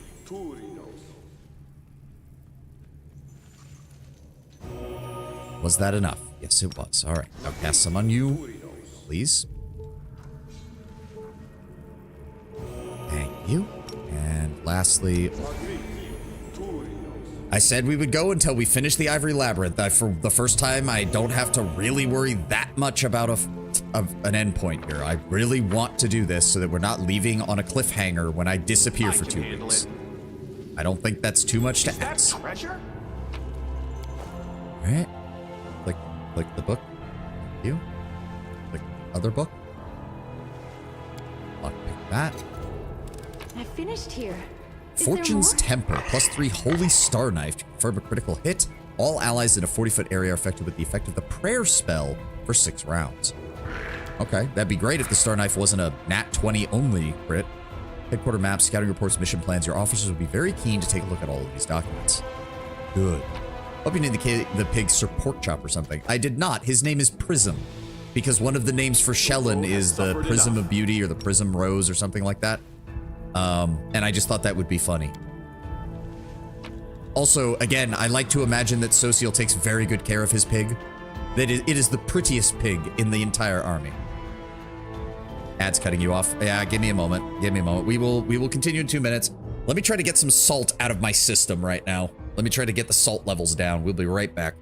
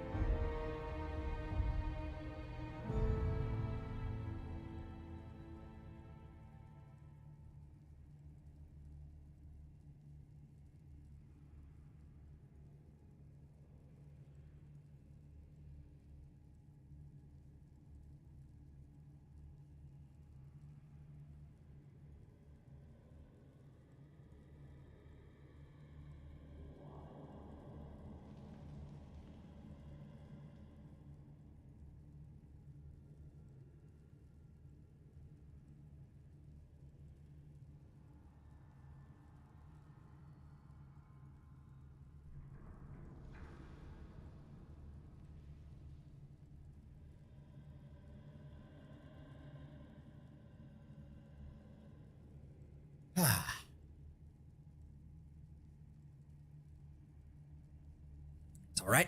We're almost to the end. Almost to the end. One thing's for sure, we're going to be very close to leveling up by the end of this, because holy shit, we have had to fight so much. Whew. It's okay. It's okay. Breathe. Breathe, breathe, breathe, Can't breathe. make the demons wait. Just wait for the ad to finish. Wait for the ad to finish. I guess it's a good thing I had stone skin, otherwise we'd be even greater trouble. Everybody should be healing as well. Everyone except Regil for some reason, who for some reason can't use the bonus that I gave him.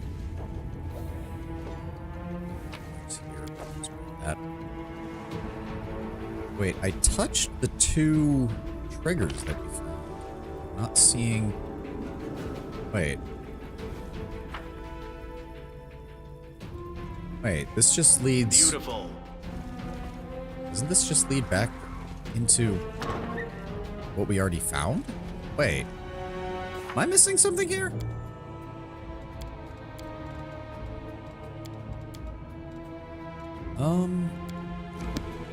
Are we... Wait.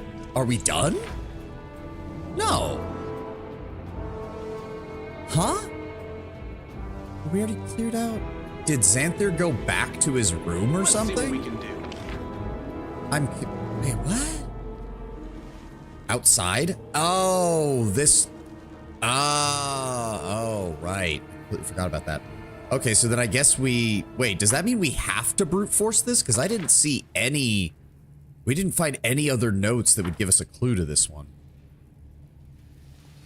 Also, you guys are still here for some reason. I don't understand it. Is there any hint? Is there any... I don't think it gave us any other hints for it. No, not that one. The other one. Chamber of our Lord. Below there were 4 symbols, but only the first 2 can be seen. 6-pointed star and a triangle. Wait. Did we... No, no, it's only the first 2. Okay. Is there any, like, indication? Any clues in the room by any chance? It's not going to tell me, is it? So hold on. Chamber, Lord. The first 2 symbols are the 6-pointed star and the triangle. Wait. Didn't...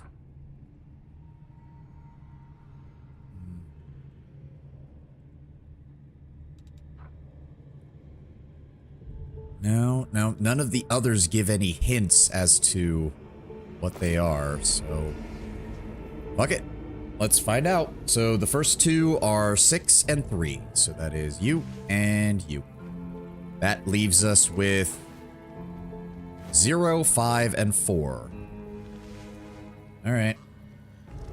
So there's only... Let me see here. 0, 5, and 4. 0, 4, and 5. 5, 0, and 4. 5, 4, and 0. Right, 1, 2, 9. Oh, I see what you're saying, but then it just has to be 5 and 4? Hey, you're right. Honestly, thank you, Runner. I'm usually not a big fan of that, but thank you for just taking care of that for me. What have we got? Circle Mask. I am the circle. And a Cloak of Carnage. +2 5 constancy bonus to Knowledge Arcana and adds a +2 DC for all saving throws against spells from the Evocation School. All right, there we go. So that's it. That was all that it is. All right. Now we just need to find Xanthir and then hopefully kill Jerabeth.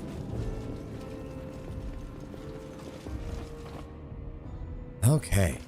We still have Bless. Yes, we still have Bless. We still have Stone Skin. I am yours to command. Let's go.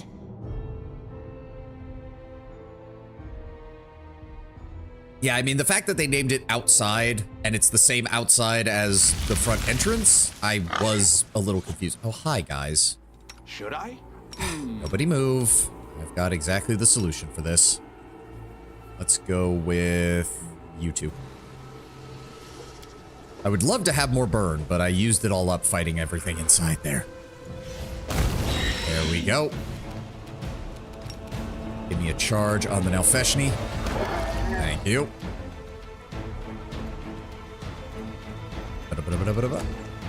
Mandu. They'll beg me to Rushale. stop. Prepare yourself. Regil. Let's try this one more time. This is a free action. Oh, look at that. It worked. Social. Be gone, fiend!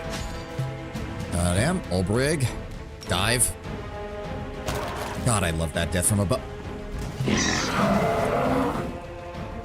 I don't like you, then. I really don't like you when you do that. I really don't. I suppose the only thing I should be thankful of is that they didn't just immediately get their mirror images the second they landed before the fight started. Thank you, Wendy. Can't make the demons wait. All right, Xanthir, you're running out of troops to throw at me. 2 of them? Here we go again. I mean, if they're not gonna... Set it right there. They turn around and... Here comes kaboom. trouble. There we go. Wendu, just go ahead, take a 5-foot step forward. I'll Him. rip you apart. Good. Ulbrig. Charge. Yes, charge him. Perfect. Richelieu. Nope, no. Don't move that far forward. Forward. Regil. Moving up. Duel him. Position. Socio. Fall. Good. Ivu. Position. Wendu. Move up and engage. Beg me to stop. Luckily, his initiative is absolute garbage, so we've actually got a good chance of getting this. There we go. Beautiful. Oh, we're so close. We're so close. We're almost. I think. How big is this place? Let's see what we can do. Oh, it's a cutscene fight.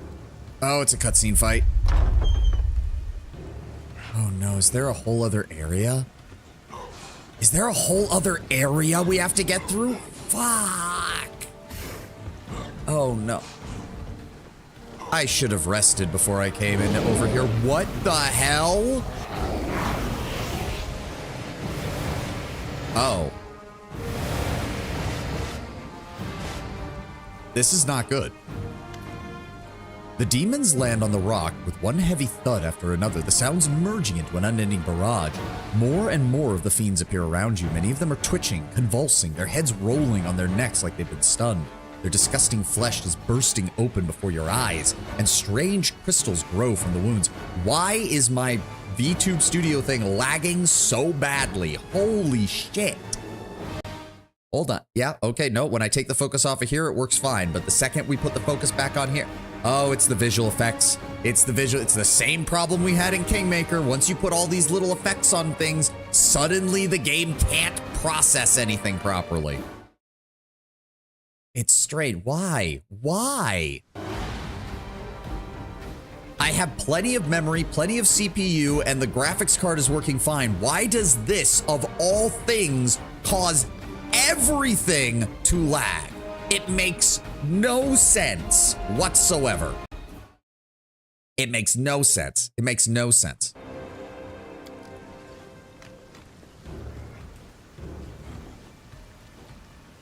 All right, well, oh, now it's working fine. I don't know what's going on.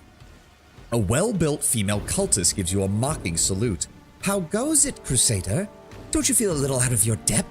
While you were wandering around the sanctum looking for the thing that makes the demons stronger, Xanthir the Plagued One gathered up all the fiends he could find and performed a ritual on all of them.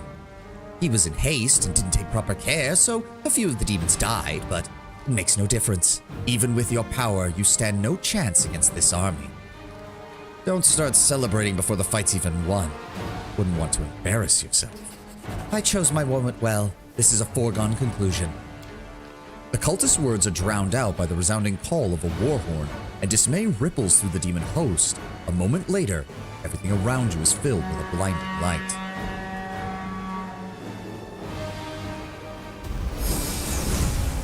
Hey, look who finally showed up. And the game is lagging again. In the name of Iomade, I say to you fiends, flee, for you will find no mercy here. Forge onward to your enemy, champion, and have no fear. The warriors of heaven will keep the monsters from your back. Still don't know why these visual effects are fucking up everything, but thank you, Inheritor.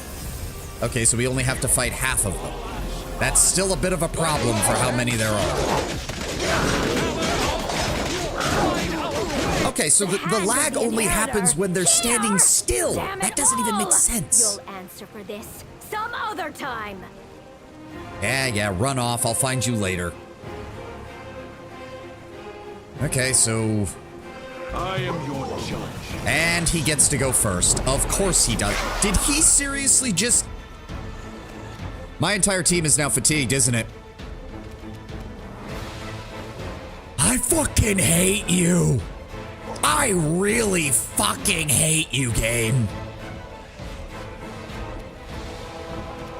There's not a goddamn word I can think of that isn't just absolute infuriation with you right now.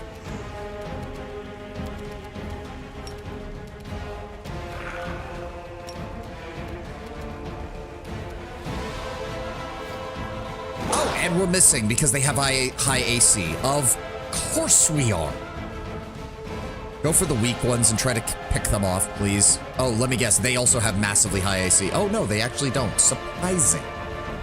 Deadly aim. Kill them all. Well, I would have appreciated if you had targeted the other weak ones rather than going for the one that we couldn't do anything about. They're all targeting me again, aren't they? Nope, surprisingly they're not. Surprising. Make your peace. How did... Whatever. I have no idea what's going on. I can barely...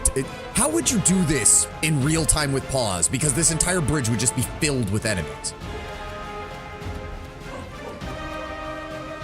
Good lord. No. I really don't have anything for this, do I? Nope. I really, really fucking don't.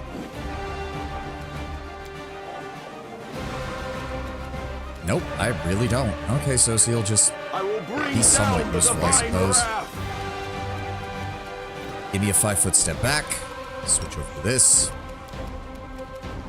Give me eruption. Focus it right there. There we go. That's what I'm talking about. Get those living artillery strikes up. Press the attack. Thank you, Regil. Go after the mirror, whatever the fuck. And now he's got mirror image, as of course he does. God, do I hate that.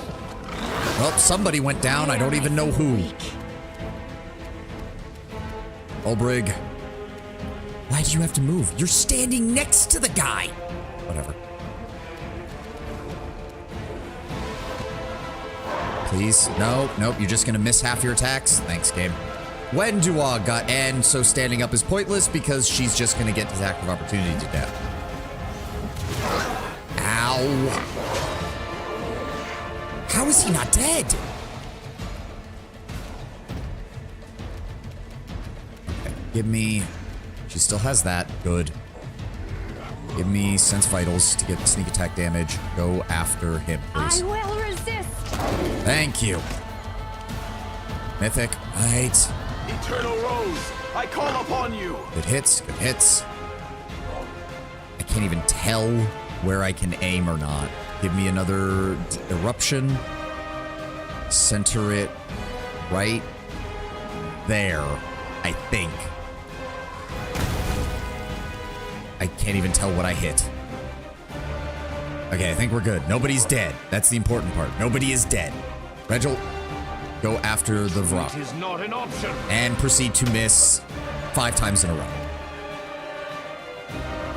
Just get rid of those mirror images. Just remove them. Yep, that's fine. Ow. Okay, Wendu and Ivu are both unconscious. There's a Dretch in the middle of that? I do not care. How is that not a 5-foot step? There we go. No, come on. Did he? No, he's about to pop back up. I hate you. Prepare yourself. Social, just heal. There we go. Yes, I know Ivu suffered a crippling wound. Why did Wendu not heal? Why did Wendu not heal? Savan, Olbrig, Social, Regil, Arushale, Ivu, Prism. Why did Wendu not heal? That was an AoE that hit everything around us. Why did she not heal? She's not dead, she's just unconscious.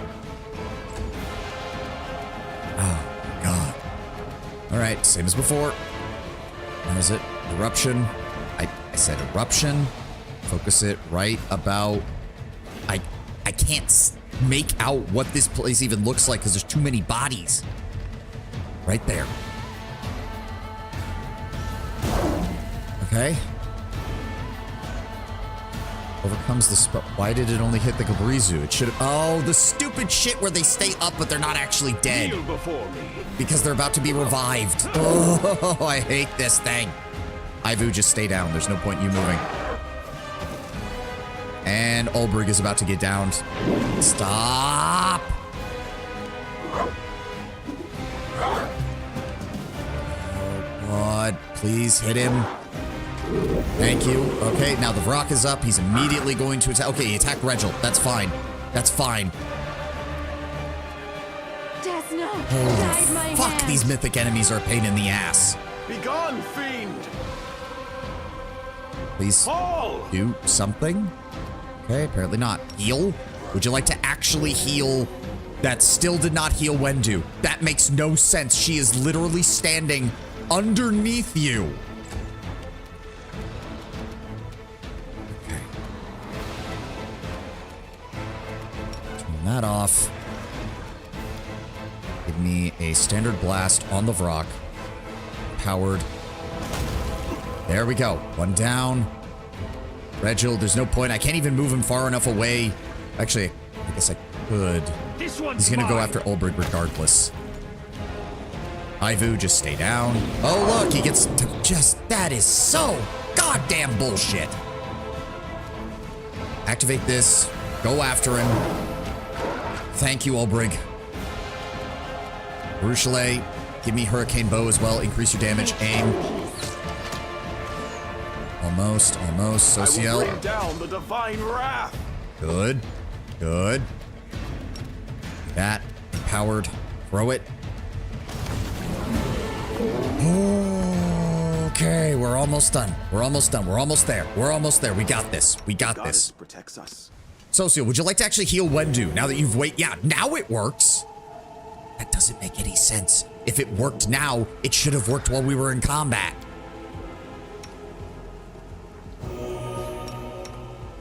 Top people off. Top people off. Also can't help but notice that... Okay, yeah, it is working. Okay, I did not realize that that fight... I do not recall that fight at all. I did not recall that at all. I had no idea this was here. Please tell me this is the end. The laboratory. Yes. We got this. We got this. We can do this. It's probably your settings. What setting would make it so that you can't be healed when you're on the ground? That doesn't even make any sense. I can handle it. I should have used a true sight ability. Fuck. Figure in a loose hooded robe stands facing away from you, hands raised in the air. I have given you the gift of strength. Oh, sorry, this is Xanthir. I have given you the gift of strength. Rise and fight in the name of Discari, of Baphomet, of whomever you please. I command you to defend my laboratory.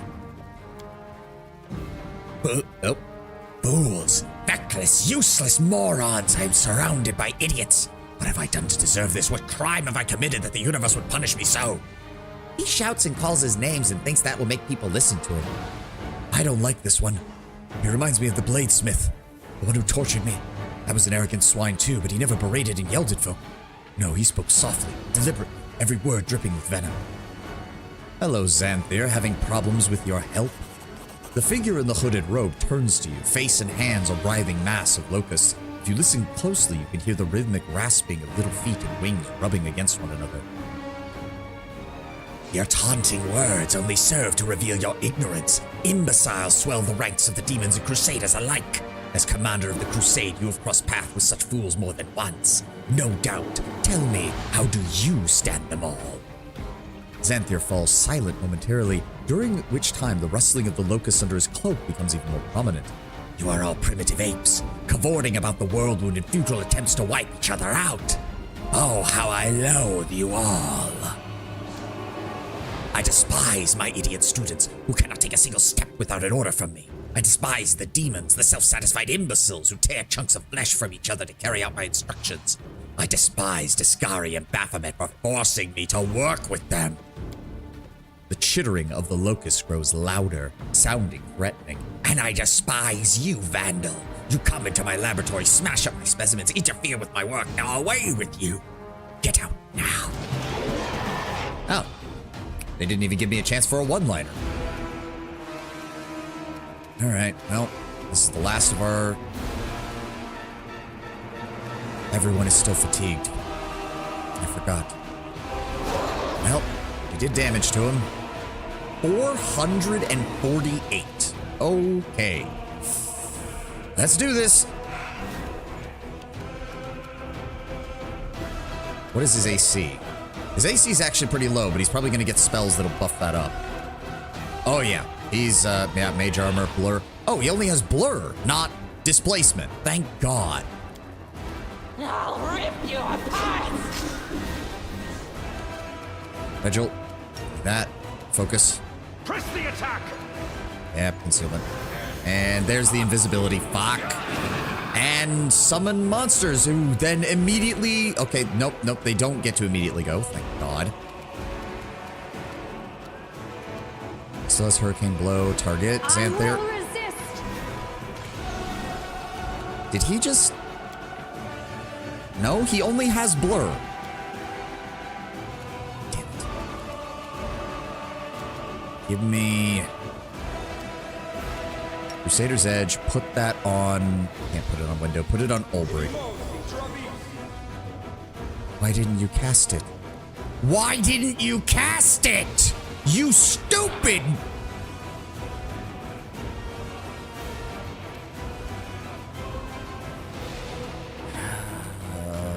Give him that. Just give him that.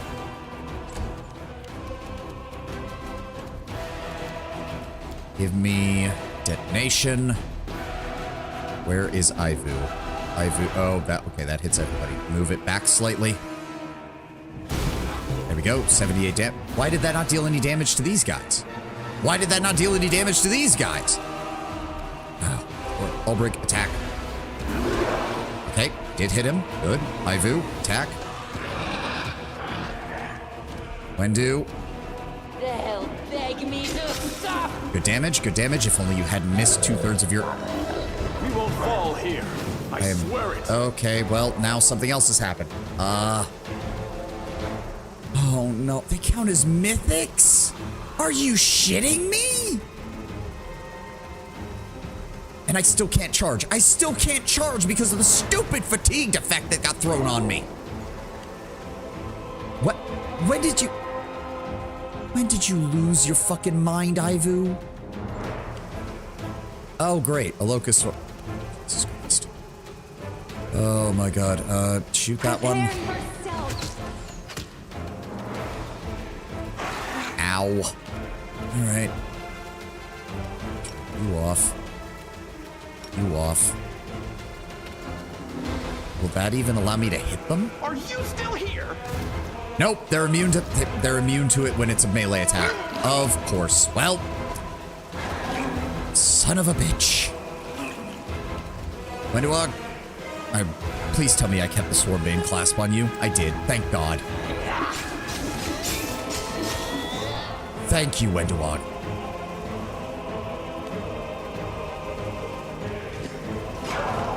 And Olbrich is getting damaged heavily. Regil. Nope, that takes a movement. So my Chaos takes that. That also takes one. Give me that. Go ahead and mark the Locust Swarm. Attack it. Retreat is not an option. I don't even think I hit the right one. Sociel, I need you to give... Echo saving throw. Give that to Wenduog. And then attack the shield. I call upon you. Good. Good. Okay, I think we can do this. Olbrich. Go after the Dretch. Good. Good. Yep, they're all gonna attack Olbrich. They're all gonna attack Olbrich. There's nothing I can do about it. Ow. Ivu, get up here and help. Nope, he still failed the check to move closer. All right. And just, yep, use the whole turn. It's fine. It's fine. We can get one more. Go ahead and give me instant enemy. Or no, not instant enemy. Sense vitals. There we go. And target the shears. Desna, guide my hand. Go. Go. Okay, so I can't do anything to the swarms, as stupid as that is. 3. Nope. Can't do that. Wait, this is selective. Wait a second. Wait a second. If it's selective, then it won't affect my allies, and I can just use detonate. Still fight. Why did that deal damage to my person? I saw that. Why did Social just take 100 and something fucking damage? Okay, so the locust the selective metakinesis just sometimes doesn't work. It just sometimes doesn't fucking work. Would have been nice to know. Thanks, game. Thank you so much for that. I'll rip you apart. God damn it. Kneel before me. Thank you. Well, we pretty much have no healing capability left. Give me Cure Serious Wounds Mass. Please center it there. Obrig. And you missed the bite, which means like 2/3 of your damage didn't happen. Ivu, would you like to come in here and help? Thank you. Make your peace. Go. He will be back next turn. Turn this off. Turn this off. Selective. Not that it matters. Apparently selective doesn't fucking work. So if I move it here. Go. And he's back and full healed. No match for me. I hate you. I really hate you. And he gets a full... Okay, now he suddenly doesn't get a full round attack. Okay, fine. Regil, move up. I want you to use Inspiring Word. Social, do you have any other... You have Heal. Put that on Olbrig. No, no, no, no. He's not gonna move. He's not gonna move and he's useless. Why? Just cast the fucking spell. Why does it do that in turn-based mode? Why does it make it so that you can't fucking cast the spell if you don't move ahead of time? That's stupid as fuck.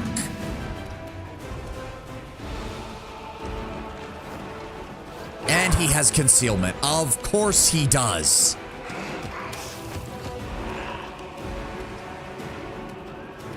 I will resist. And he's gonna get to go. Watch him knock everybody out. Wait. Oh, he was attacking Ivan. Ivu actually has a lot of health, thank God. What does he have? What does he have? Fast healing 20. Jesus Christ. Heroism greater, divine power. Fuck you.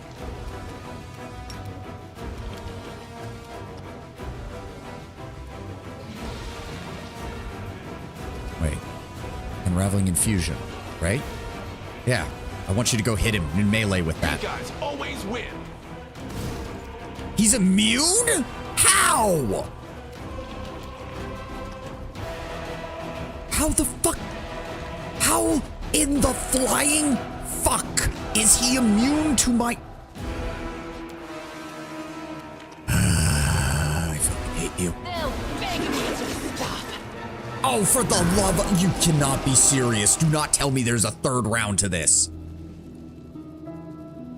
I'm going to kill you. Oh my God, I want to kill you so bad. Defeated, Xanthir drops to his knees. For a few drawn-out seconds, all you hear is the rustling of the locust shifting under his robes, the sound suddenly morphing into a rasping, unnatural laughter. Oh, I need some more water.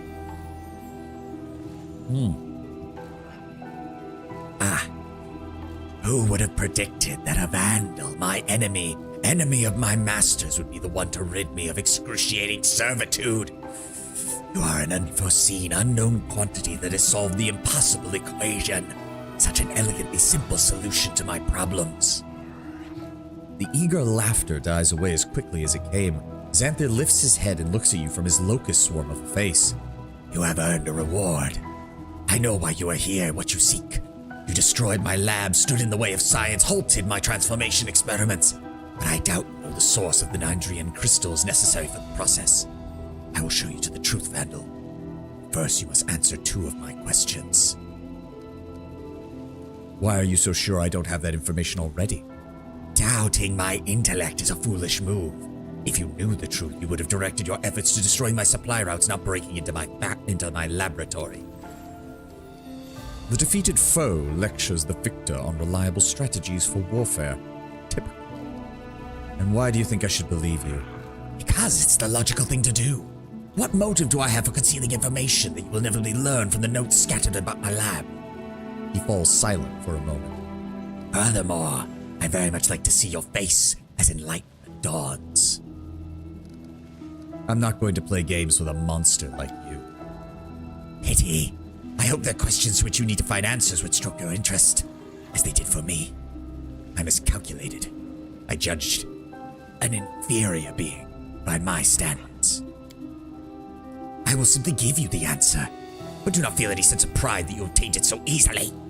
I hope you have wits enough to realize that it is no cause for pride, but for endless shame. Know this, that I have acquired the Nandrian crystals from the Midnight Fane, a shrine located under Dresden itself.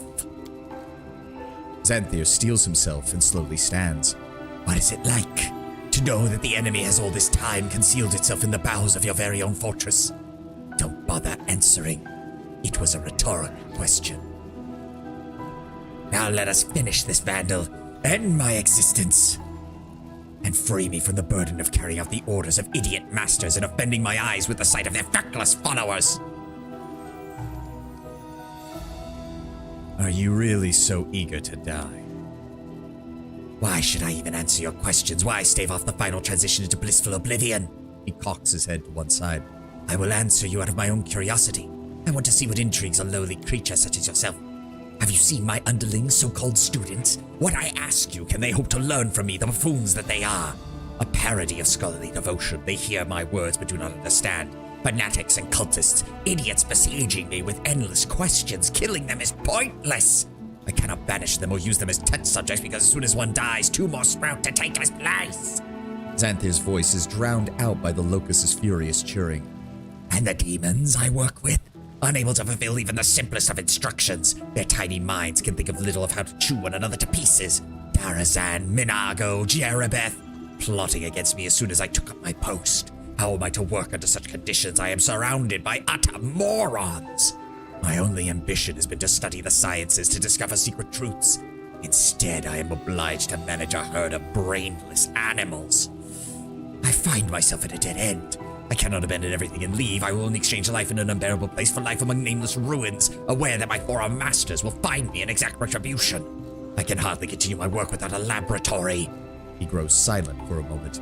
You have finally given me a way out, a place where only peace awaits me, where I will have no students, no masters. Death. I am tired. You rail against your allies and stupid students, yet you're the one who chose to work with them. Why? If there are really so few forces in the world you would have aligned yourself with. Balderdash. There is but a modicum of logic in your analysis, a narcissistic mania for self-aggrandizement achieved by placing myself in a milieu doomed to failure. Perhaps there is even a subconscious desire to be in constant tension. If I were planning to continue my existence, I would add this idea to the list of interesting topics for rumination. I'm gonna be very honest. I just want him dead. But I need explanations. What is it? What have they managed to hide? Your naivete is worth lingering in this world. A surprising, incomprehensible phenomena. I regret that I will not be able to study it under laboratory conditions. The chittering laughter emerging from beneath his hood. Deep below Dresden, where the power of the Sword of Valor cannot reach, there is a place where the abyss and the material plane meet. It is where Lady Aurilu opened one of her rifts. creating a direct route to the abyss where the Nandrian crystals come from. The rift leads to... well, I don't want to spoil the entire surprise, Vandal. You do so love surprises. Why didn't the demons attack Dresden from the inside then? Such an attack would reveal it. It has no right to fail. It has no right to fail. You impressed Darazan so much during the battle for Dresden, he lost all courage. I'm sure you will meet him in the Fane, aggrandizing himself at the expense of whoever happens to be around, a laughingstock. Sooner or later, he will try to attract Dresden from beneath.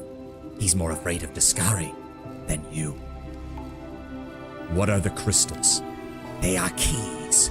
With the proper handling and tedious rituals, they can awaken mythic powers within the demons. The process was discovered and developed by the great Arilu herself, my mentor. She simply calls it the transformation. Those who have undergone it are called mythic demons, for their powers deserve to be glorified in myth. What do you know of Arilu? She is my mentor, though she has never given me the slightest recognition. 'Twas she who invented the method for transforming them using the crystals. Admiration, envy, and hurt vie for dominance in the man's voice. She is the best of all humans and demons, a true scientist, a pioneer, the architect of the world wound. It is ironic that both of the Abyss's finest scientific minds were mortals, isn't it? Jerabeth, speak of her. A troublesome gnat who thinks herself the queen of this dung heap. She hates me for usurping her sanctum, but doesn't dare go against the orders of Baphomet and his daughter Hapsamira. Jerabeth is a known quantity, a negligible one at that. The swarm you composed of will follow. Yeah, no, I don't even. No, because I'm still gonna kill her. Who even are you, Xanthir Vang? He makes a sound not unlike a sigh. I am a higher being. I have surpassed my mortal shell, discarded it, transformed myself like the lava, becoming the locust. The loyal service of the dark arts has not gone unrewarded. Lord Baphomet and Discari both gave me their consideration. I earned their respect on this side of the world wound. And the only person whose respect I have not won is that of my mentor, Arilu Volesh. That is all I will permit you to ever know. I really don't care, because we're not going to go down the swarm route. This is the longest stream I've ever watched. The only reason I'm still here is because I did the dungeon yesterday. And hello, Grizz! Holy shit, I have been streaming long if you just got done. Welcome, Raiders. I promised that I would finish the Ivory Sanctum before I got off stream, and things have gotten a little out of hand, I'm not gonna lie. Give me 1 second while I give Grizz a shout out.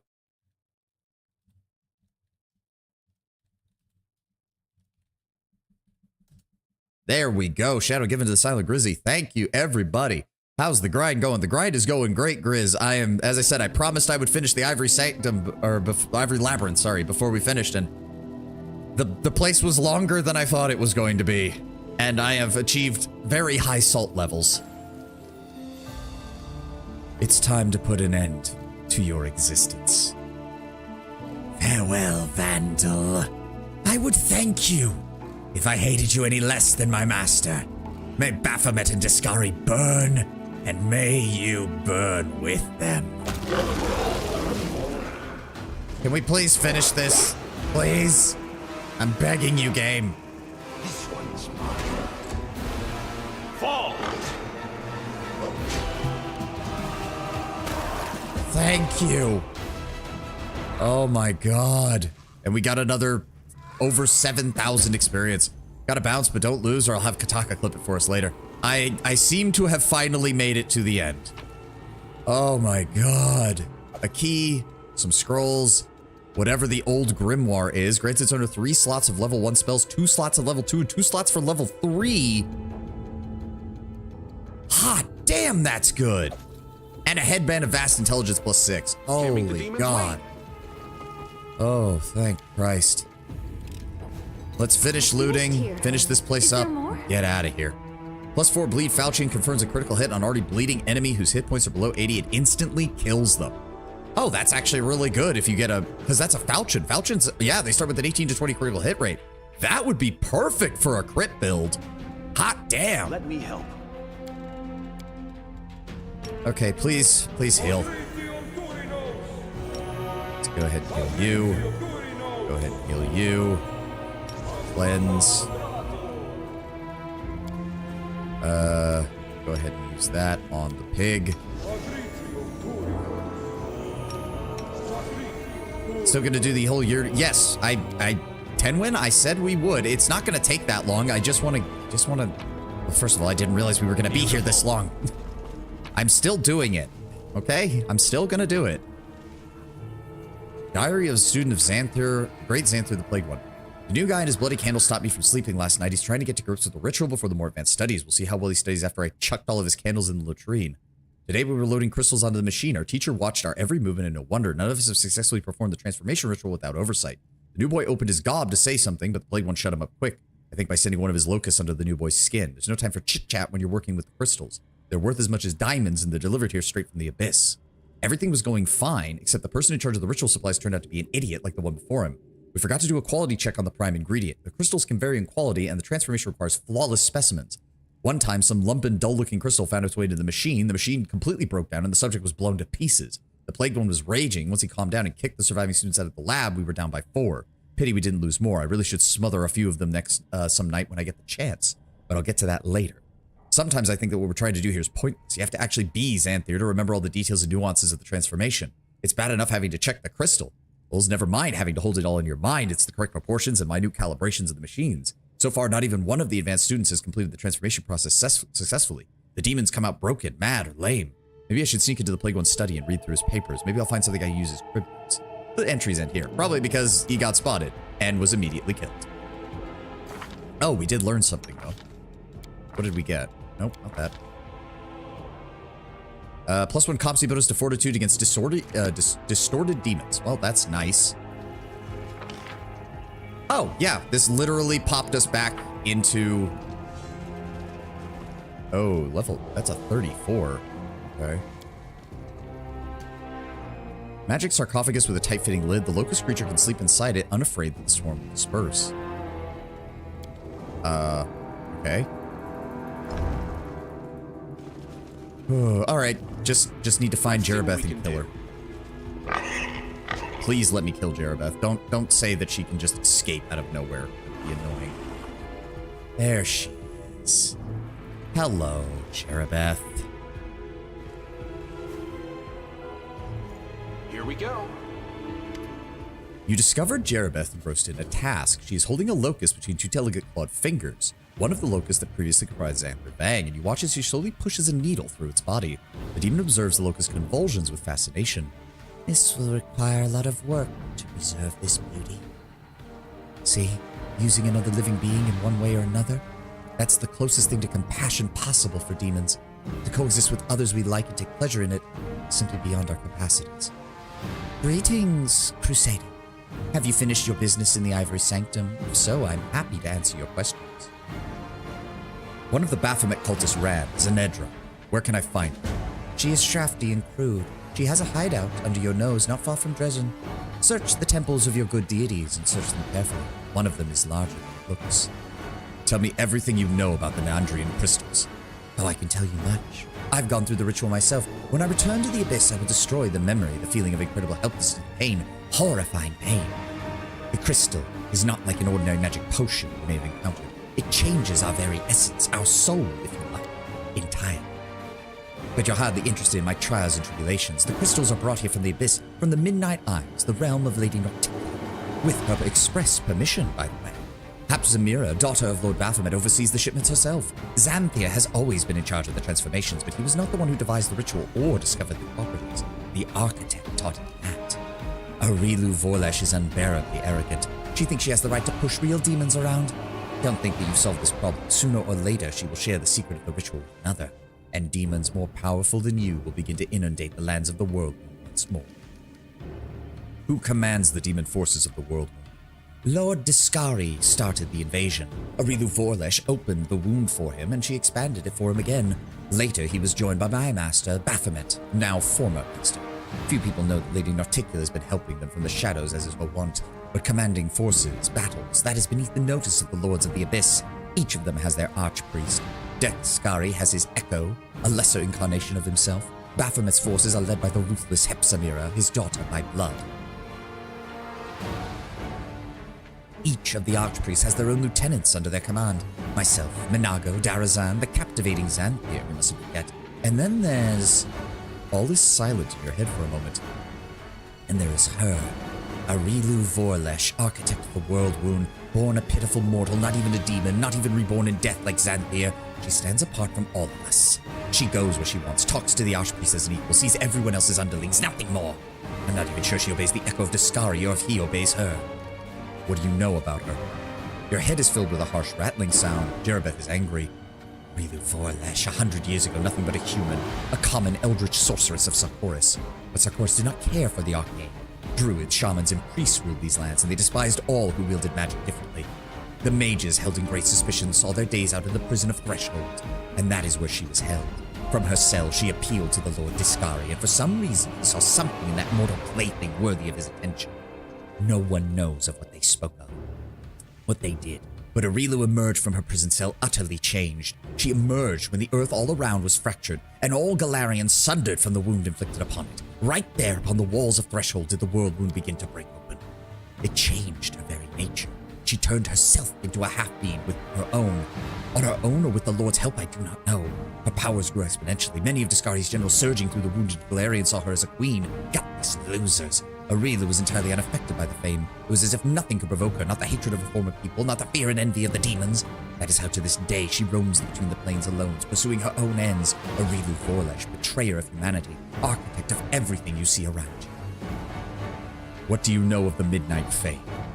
It was built in the bowels deep beneath Dresden, so deep underground that even the power of your sword of valor cannot reach it. It is a chapel of 3 demon lords, Discari, Baphomet, and Nocticula. The world wound is connected, fused with the abyss there, but this place especially so. It contains a rift known as the Gates of Midnight. A powerful chapel is protected there against any invasion. All visitors from the Midnight Isles go there. Minago and Darazan have built their nests there. I even enjoyed spending time there myself until it became You fulfilled your part of the deal. I have no further use for you. As a demon, I think we both knew this was going to happen. And Ulbrich immediately... Oh no, kept prediction of failure. He did manage to throw off Dominate Monster. Good. Alright. Turn off Deadly Aim. We need to have as much accuracy as possible. Good. Ulbrich. Dive on her. Why? Target is too close. Fuck you. I think he can still do that if he... Yes, good. Oh, yeah, that was good. Good damage. Good damage. Doesn't have anything else left. Go ahead and activate Quiver of Marksman's Aim for the additional accuracy. Prepare yourself. There we go. There we go. Ow. Sociel, give me Touch of Good. Put that on Regil. Then I want you to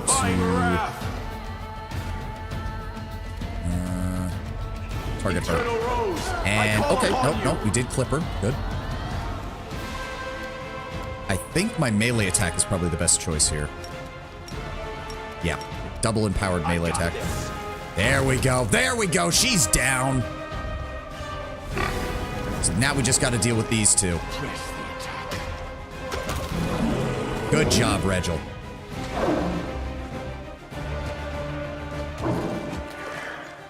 Undo, take a 5-foot step, and down she goes. 240 for each of the Gilbrizu, and 5,000 for her. Fuck yes. We are so close to leveling up already. Get fucked, Jerebeth. Extended Metamagic Rod. Now, with the last thing you saw being the death of the woman that you betrayed humanity for, now you may die, Maravok. May your soul be devoured by the maggots in the abyss.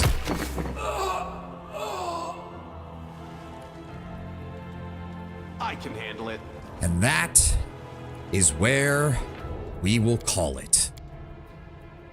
Oh, God. Okay. I do believe that's everything. Unless doing that made these guys hostile. But if that's the case, we'll deal with that when I get back from vacation. Oh, boy. Okay, so hold on. Make sure we're saved. Make sure we're saved.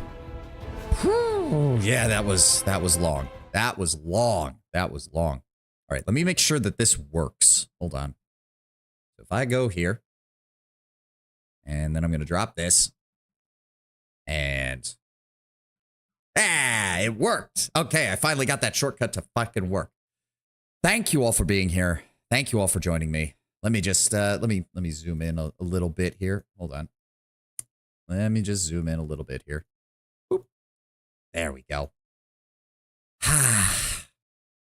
It has been one hell of a year.